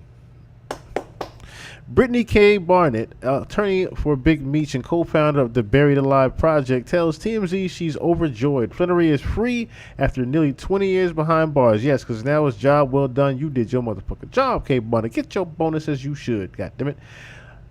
And that he used his time in prison to focus on his own personal growth, and he has the opportunity now to start a new chapter of his life. Meanwhile, 50 Cent has been the front runner in keeping the BMF story alive, delivering a successful docuseries and a TV series, even turning Meech's son Little Meech into a legit hip-hop I don't know why they just cut off the words. Cut it completely off. So hip hop has railed around BMF for years. Snoop Dogg. Okay, we don't need to read that. It will be interesting to see if Big Meech gets out in time for the forthcoming album. Okay, so the homie Meech is home. I did have something to play real quick because this is a clip of Meech on the phone, and what's captioned, you probably just got to pay attention to what he's talking about because he's going to mention Diddy, okay? But pay attention to what exactly he says in regards to that as well. One second, I just want to make sure it's the where are you? Oh, I'm tripping. Here we go. I'm tripping. All your brain cells from smoking weed, that's fairy tale. I know people 90 down there 100 years old are still smoking, and they can remember a lot of shit. But I remember back then them talks we had. Shoot, you remember. You seen you. You was right there in the midst, but you was never in harm's way. Nobody I ever have around me that's close to the family I ever put in harm's way. You know what I'm saying? It's like, how people back in the past, they might be hanging out. In the 80s, you might be hanging out with a robber or somebody and the man got 2-3 bricks in the house, which you never supposed to do that. You know what I'm saying? You're not supposed to. I'm not going to be hanging out with Puff and I got 100 bricks in the basement. You know what I'm saying? And be at the house together. No, you don't do that. Don't mix the two. You know what I'm saying? And I learned how to do that very well.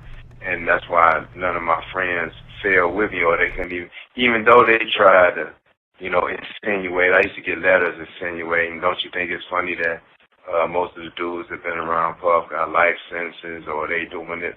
Listen, man, that man ain't had nothing to do with what I was doing, okay? We enjoyed each other, having fun, partying, man, and we was friends, that's it.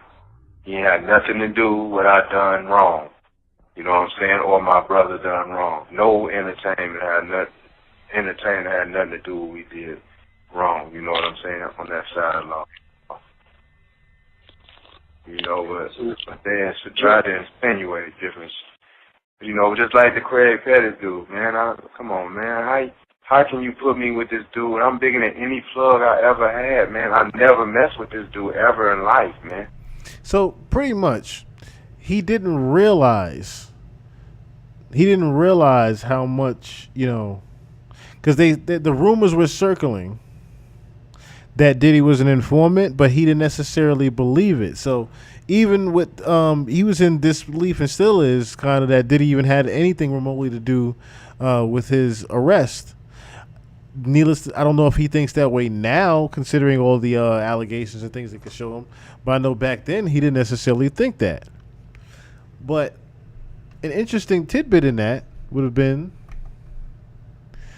his cousin, which sounds very Frank Lucas. This sounds very Frank Lucas here too, on how this was even taken.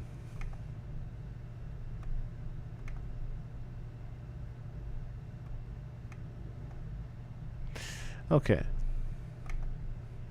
So, Black Mafia family continued to unravel last week when a parade of the cocaine ring's affiliates was sentenced in federal court in Atlanta.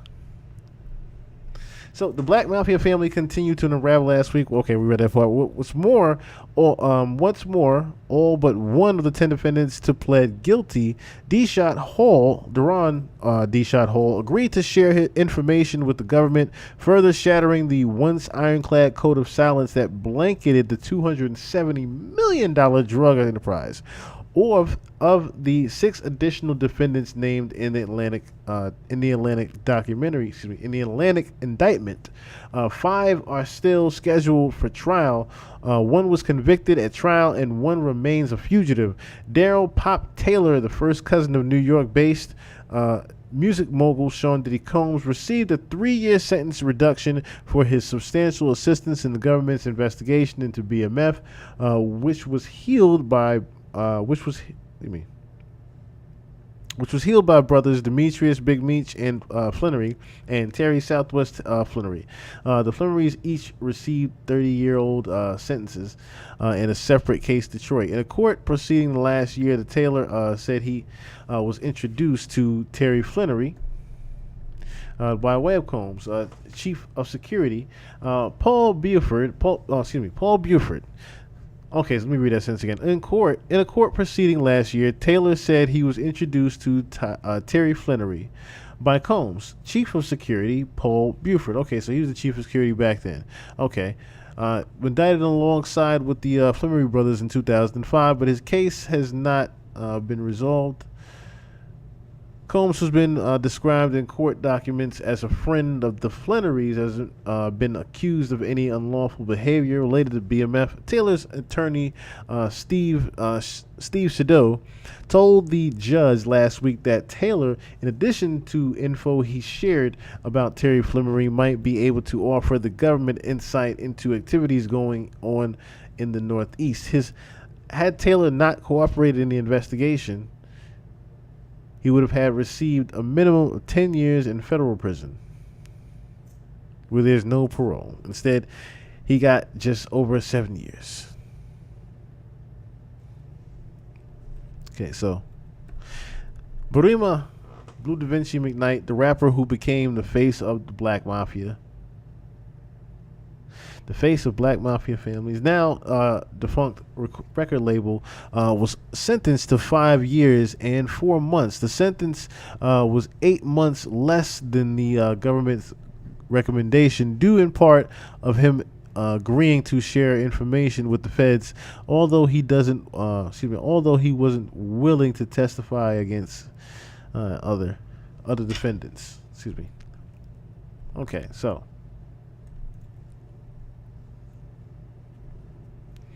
All right, where do we start? Where do we start here? So, Big Meech is home. Now, remember earlier Fury B had said that it's going to be a rap for Diddy. Now that he's home. I think it's the other way around. Diddy probably even ratted out. So, that's the thing. I think it was his cousin. I think his cousin being in place there is what ratted him out. Because they wouldn't have realized, they would have realized, as he just said, Diddy did it, right? If Diddy snitched on him, it would have been recognized real easy. But because he was pretty much snitched on through the son, leaves plenty of room, doesn't it? Just saying. Did he probably even rat it out? What did it say? Oh, Kingston. Yes. I definitely believe he ratted out Sean Kingston. I'll definitely agree with you on that one. Okay, so last thing I did have on the list. It really should have been earlier on, but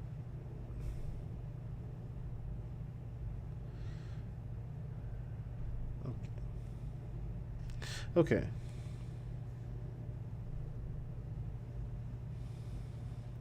I was just making sure I had everything here as well.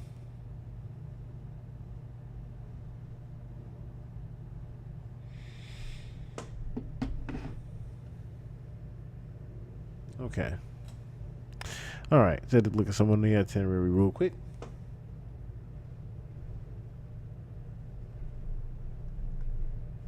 Okay. Oh, I didn't mean to get that close to the mic. Sorry.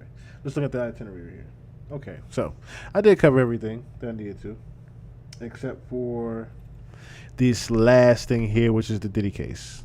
So let me pull that up here real quick. Where we at here?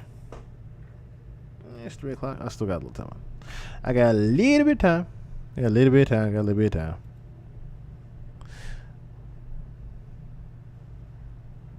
Where is it? Oop, not that one. Okay, first complaint. Matter of fact, I'm only going to do the, because we really only need that one.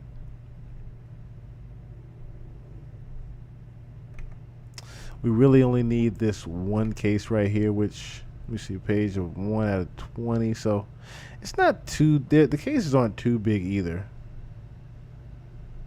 So let's go down to the actual complaint. Oh, let me bring it up on the screen here. I'm so sorry.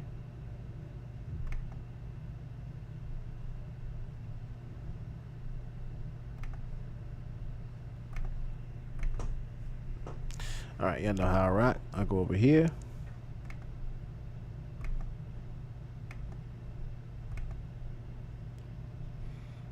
All right. I'm going to bring myself away. That way we can actually see this again, of course.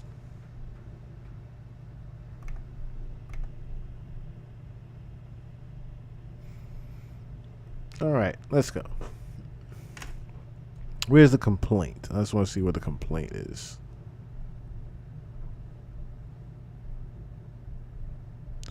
Just going to find the actual complaint. Like I said, I just got this today, literally.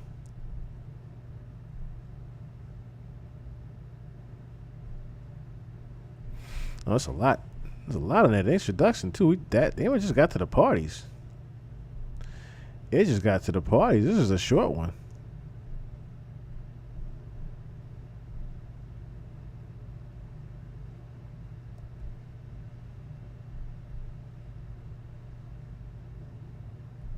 Okay. To the complaint. There we go. That's what I'm like, where is the actual factual allegations? Here we go.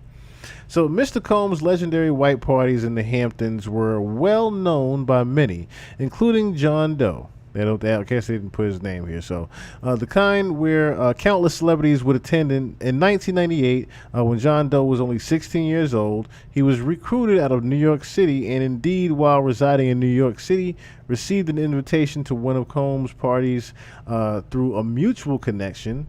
I wonder who that mutual connection was. When he received the invitation, He felt like he finally had the opportunity to rub shoulders with the who's who of the industry. Let me see what this looks like here.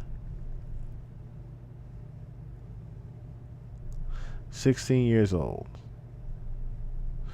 All right.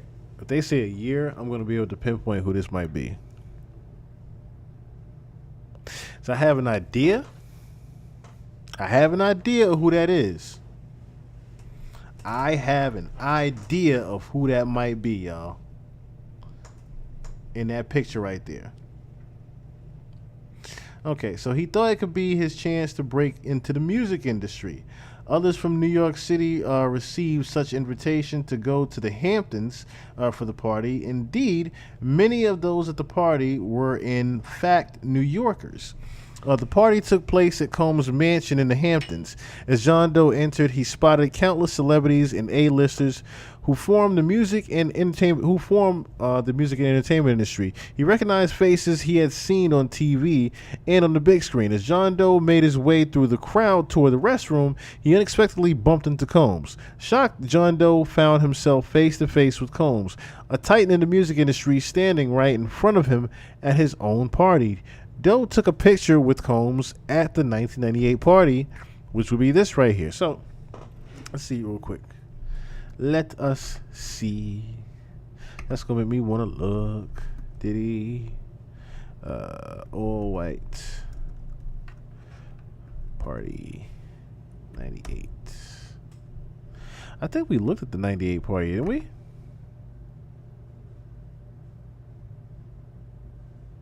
Oh, I doubt that's who it was.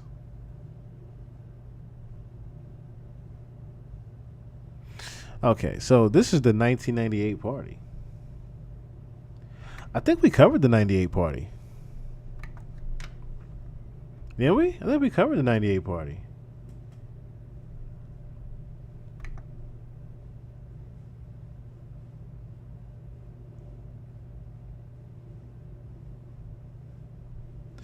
I got you right. Watch this, y'all. I was reading the chat. Hold on.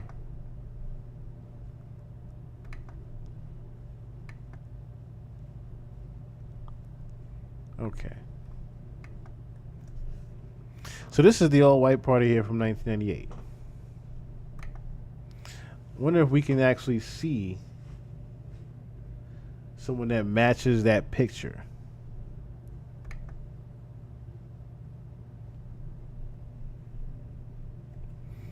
So whoever it was just okay. So we're at an all-white party, and think of, you see this guy in the background? We're thinking of this shirt, but it's open.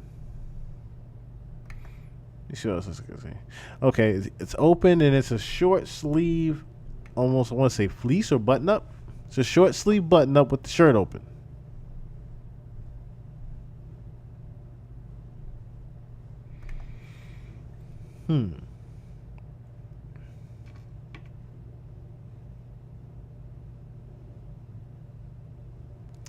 Okay.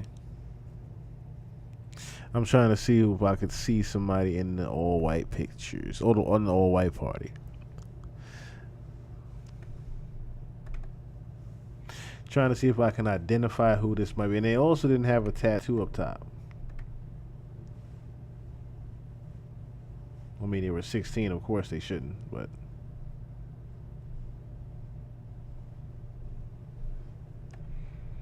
Okay, so...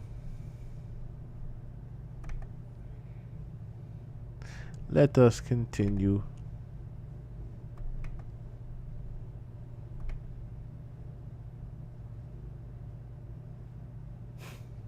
Okay, so I always at the all-white party right here. I'm just looking down and around all these pictures right here. I can't seem to find anyone that fits the description of this picture right here, but if you guys can definitely find someone that might possibly fit that picture, feel free to show. Feel free to show.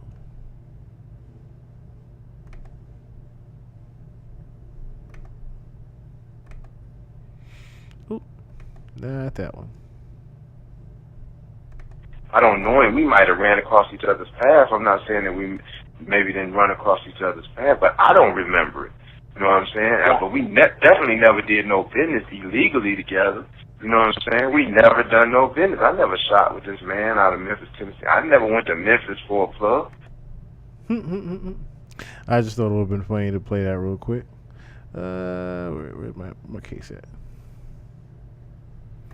Shout out to Big Meech coming home once again, y'all. Shout out to the homie Meech coming home. So Combs took an interest in John Doe and wanted to talk to him. They walked to a more private area near the portable restrooms, the porta potties, basically. Brought in for the party. John Doe told Combs he was a big fan of Combs and shared his dreams of becoming a star. Combs smiled, telling him he had potential in the look. When John Doe admitted his voice was not great, Combs assured him that it did not matter. See how even Tania said the same thing? Like, I ain't got no damn songs. I don't sing. I don't do no music. Nigga, what? I'll just make some shit up. It don't even matter. Combs made clear that the only thing that mattered was having the right look for the industry, and with it, Combs could transform Doe or anybody into a star. Despite the pleasant conversation while occurred, things took an unexpected turn for the worse. Combs abruptly told John Doe that he needed to drop his pants. John Doe caught completely off guard. Confusingly, asked Combs to repeat himself. Combs made himself clear. He instructed John Doe to drop his pants and expose his penis so that Combs could inspect it. Nasty fucker. Explaining it was a rite of passage and the route to becoming a star, and also a way to prove himself. Don't you want to break into the business? Doe immediately felt uncomfortable, froze, and did not know what to do. Combs remained calm and stood in front of him and stretched out his hand in a cupped position.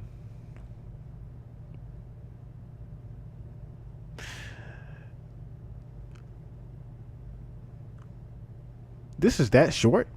I'm looking at the side thing. I'm like, wait a minute. We already at the bottom of this damn thing already?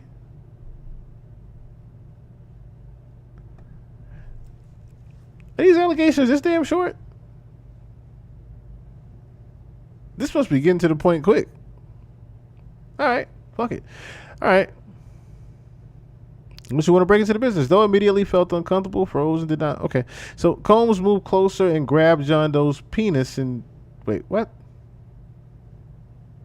Combs moved closer and grabbed John Doe's penis and genitals with his hand, and he firmly cupped and held onto John Doe's genitals for an extended period. Disclaimer, y'all. Disclaimer. Can you see the pic again? Hold on.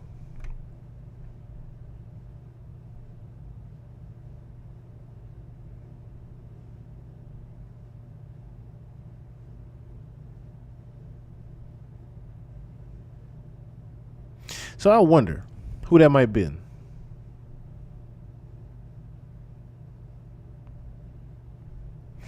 I do wonder who that might have been right there. I can't believe he just grabbed this nigga nuts and just started squeezing him. This nigga is nasty. And Doe was only 16. Combs abruptly then let go of John Doe's genitals and told him that his people would be the weirdest thing of all. Told him that the people... Hey, yeah, sorry I grabbed your dick. I'll call you later. Nigga, yo, that is so foul. Combs continued with his party as if nothing happened. But for John Doe, everything that had changed. John Doe eventually recognized Combs sexually assaulted him. Oh yeah, dink. Through his power and influence over John Doe, because he knew John Doe wanted to become a star. As a result of Combs' sexual assault onto John Doe while he was a minor, John Doe experienced damages including pain and suffering, mental anguish, physical impairment, emotional torment. Interaction continues to humiliate. Yeah. So, needless to say, yeah, trigger warning like a motherfucker. But needless to say, Diddy is running into too many goddamn cases. He's literally having way too many motherfucking cases.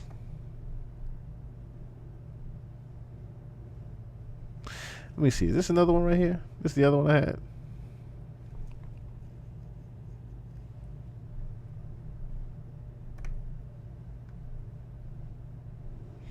Yeah, this one didn't even have pictures.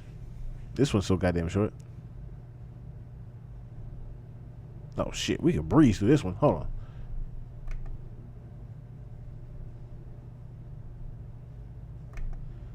Yeah, we could breeze through this one. So, factual allegations. This is another John Doe right here. So, in or around June 1995, plaintiff attended a professional party at Elks Plaza in New York City for the music video "One More Chance" by Biggie Smalls. The event was packed with the high-profile guests. While plaintiff was dancing with friends, Combs approached her and asked to speak with her privately. Expecting an innocent conversation, plaintiff agreed and followed him. Once alone in the bathroom, Combs unexpectedly began kissing plaintiff. Feeling uncomfortable and confused, plaintiff asked him to slow down, believing they were there to talk. Ain't nobody there but talk. He didn't know you from a hole in the fucking wall and just brought you in the bathroom, started kissing you. Slapped the shit out of him. The hell's wrong with you? Instead, Combs advanced aggressively when plaintiff attempted to pull away.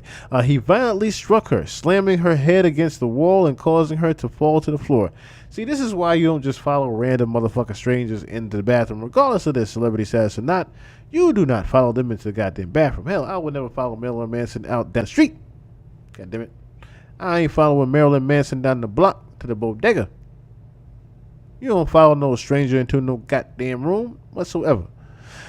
Disoriented and in pain, plaintiff tried to escape, but Combs hit her again, making it nearly impossible for her to move. Combs then lifted her dress and raped her vaginally while she laid helpless on the floor. Plaintiff tried to resist, but her injuries and shock left her powerless. After the assault, Combs adjusted his clothing in a nonchalant manner and threatened plaintiff, saying, "You better not tell anyone about this, or you will disappear." Now, how many people he's told that one to?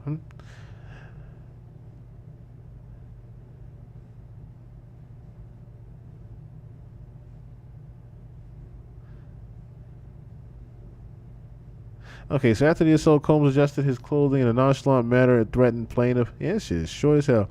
Better not tell anyone you'll disappear, leaving plaintiff terrified for her life. Combs left the bathroom, abandoning plaintiff in a state of shock, fear, and shame. Plaintiff remained on the bathroom floor for a while, trying to regain her composure. Plaintiff felt intense pain in her head from the blows and was emotionally shattered.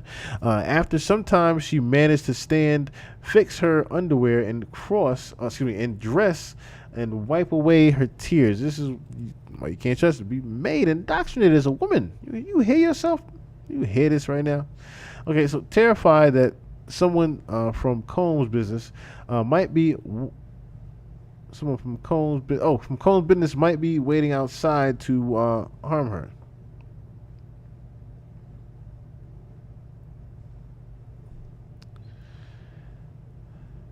Okay. Terrified that someone from Combs' business. Okay. Yeah, this is and they all pretty much are short like this. That's another thing. All 6 of the lawsuits are short as hell like this. Are these civil cases? I guess you could say that. I guess you could say they are civil cases in a sense, because number one, they're not cash grabs. They're definitely not cash grabs. They're saying that this shit actually happened. Some of it sounds a little bit far-fetched. Like the first one I read, I think, not even the first one, the second one, even if you're that passionate about it, he should have got slapped.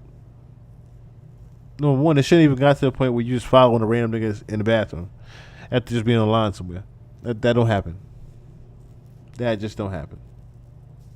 Again, you're living in California, so maybe it does happen there. I don't know. The world will never know with that one. Not a problem. Not a problem here, y'all. It's not a problem here, y'all. And let me just say this, right?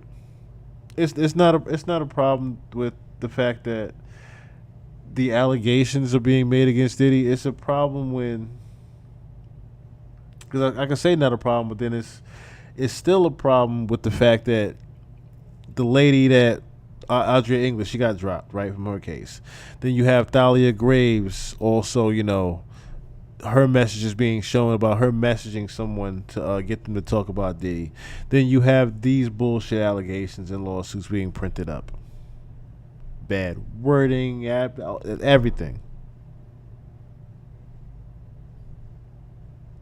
So this is an interesting one here, because now I'm thinking to myself, damn, the credibility of these cases now is in jeopardy. This is what I'm saying. The credibility of these cases is starting to become more and more jeopardy as we go down the line. So I'm hoping something else. I'm hoping something else actually sticks, because this ain't necessarily it. And of course, they have an article now out about how he might have drugged the baby oil. Yeah, I did say that. How he might have actually drugged the damn baby oil.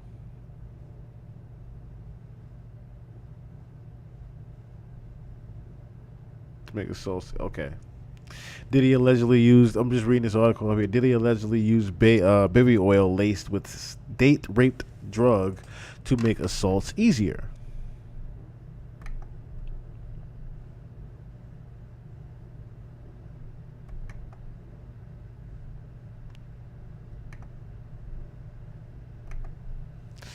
Okay. Did he allegedly use baby oil laced with date rape drug to make assaults easier? Oh, it doesn't really have an article here. It just has that allegation right there, I guess. But they don't necessarily have the proof to it. I haven't been able to find any proof to this baby oil being the intoxication of all things.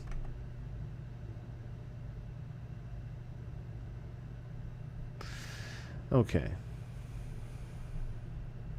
Just look at the old white party pictures again, but I guess we can't. I guess we're gonna have to do some digging on who that kid might be. So definitely Caucasian, of Caucasian descent.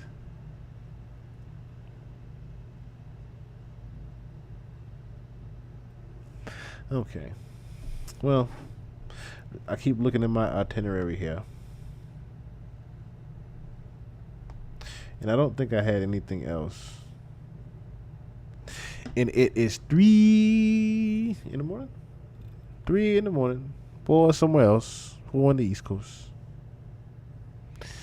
Unless something else arises. That was another reason I was trying to do this right now. Unless something else arises, I probably won't be back until Thursday. Possibly Saturday. I want to say Thursday. Either Thursday or Friday, I'll definitely pod. I'll say that. Thursday, Friday, I'll definitely be podding. Because I know something else is going to happen this week. I just know it. I just know something's going to happen. But, yeah, I tried my best not to doze in the mic. Tried my best not to doze in the mic. I am going to get myself some rest. I got to get up in 3.5 hours. That is a great amount of sleep. I only need to sleep about 3 hours. I can't sleep longer than 4. I don't know what the fuck it is. I can't sleep longer than 4. I just can't. I've attempted. I have definitely attempted. For some strange reason, my black ass keep waking back up. So, with that being said, I love you all and I thank you all for being in here. We had 62 viewers up in here tonight. Medusa, you are the new. You and Fury B are my moderators officially. Y'all congratulate them in the chat if y'all would like. Please do. I greatly appreciate it. Thank you. I greatly appreciate it. I greatly appreciate that, Medusa. So shout out to you. Shout out to N411. Shout out to Original Me. What had happened was. Shout out to New Eyes. Shout out to Fury B, the homie. Trying to get everybody up in here. Shout out to Boom Bap Streets and Mil Mendez. I know I saw Norma Dominguez up in here.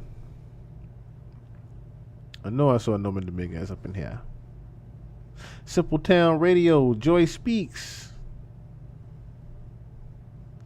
So I make sure I catch everybody here. Juju. I know I saw Icon Vonnie up in here. I know I saw Icon Bunny up in here.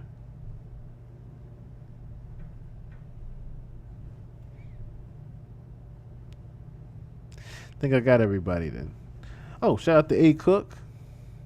Only One Zane. Shout out to Only One Zane. I did see her up in here. Shout out to Spiritual Gangster as well. Who else we got up in here? Who else we had up in here? Shout out to Overthoughts. As I'm sitting here looking at his name, overthinking. I'm seriously overthinking right now. Who else we got up in here? I did say what's up to A Cooks. Oh. Shout out to T Bonds. I think that was it. I think that's it. Yeah, I think that's it. That was it. So keep your head on it. Keep your third eye open. And your head on the motherfucking swivel. Fact is never motherfucking fiction. Believe that. Till next time, y'all. Thank you all for tuning in. Peace. This is my first tour experience. I was on tour with Jay-Z, but I'm opening up the show. And when I tell you opening up, like, literally there's 15 people in an arena, or maybe 30 people this night, or maybe on a good night there's 120 people. The show started at 8.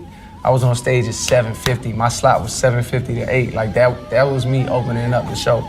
So it taught me a lot as a performer, because I got to perform in front of 40 people in an arena and really do my best as if it's like 10,000. Now I was dreaming about a deal at the age of 13. I was fiending for the meals, I ain't talking Burger King. Some of my niggas in the Ville, all they did was surf things. Fuck scales, I had skills all day rehearsing. The pretty boys had them jails, spent their time flirting. All they wanted was some wage like they fucking surfing. Hold up now, don't get it twisted, I ain't hating, do your thing. I was like a young Simba, couldn't wait to be a king. Now nigga is the prince.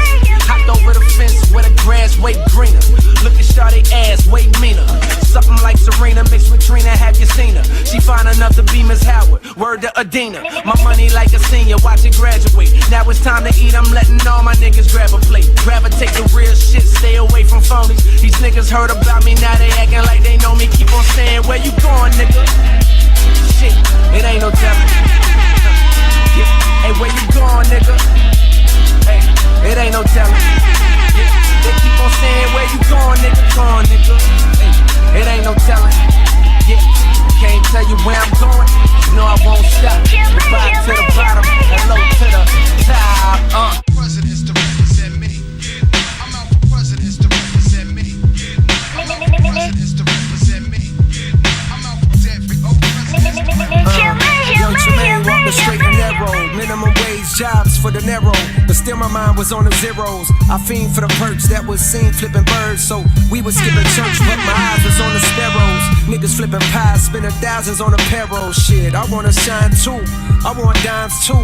Jealous niggas wanna know just how my rhymes blew. Mono e mono, I'm Bono, I'm you times 2. Now I'm bougie, I done outgrew the fountain blue. But never forgot the spot where I developed my plot. The dwell at the top, the Ville where all my skeletons locked. If I could do it all over, then I never would swap. I seen good, I seen bad, had my melanin mocked. I seen lifelong friends turn to devilish ops. I was Mike in red leather trying to tell him to stop. You better beat it before you see the heavy metal get popped. He was a mean ass wing with a hell of a shot. But if no team draft king, he gon' bet on the block. He wanna ball till he fall into the Federals knock. And sit his ass on the bench for moving careless with rock.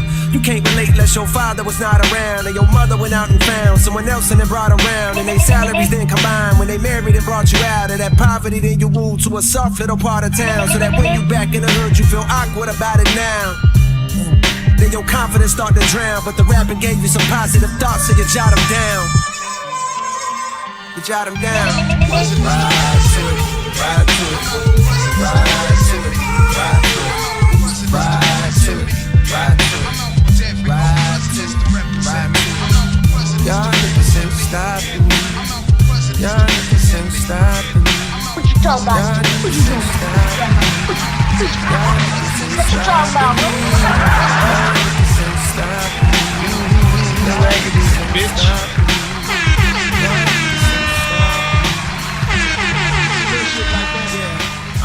words, but know what it is you really do.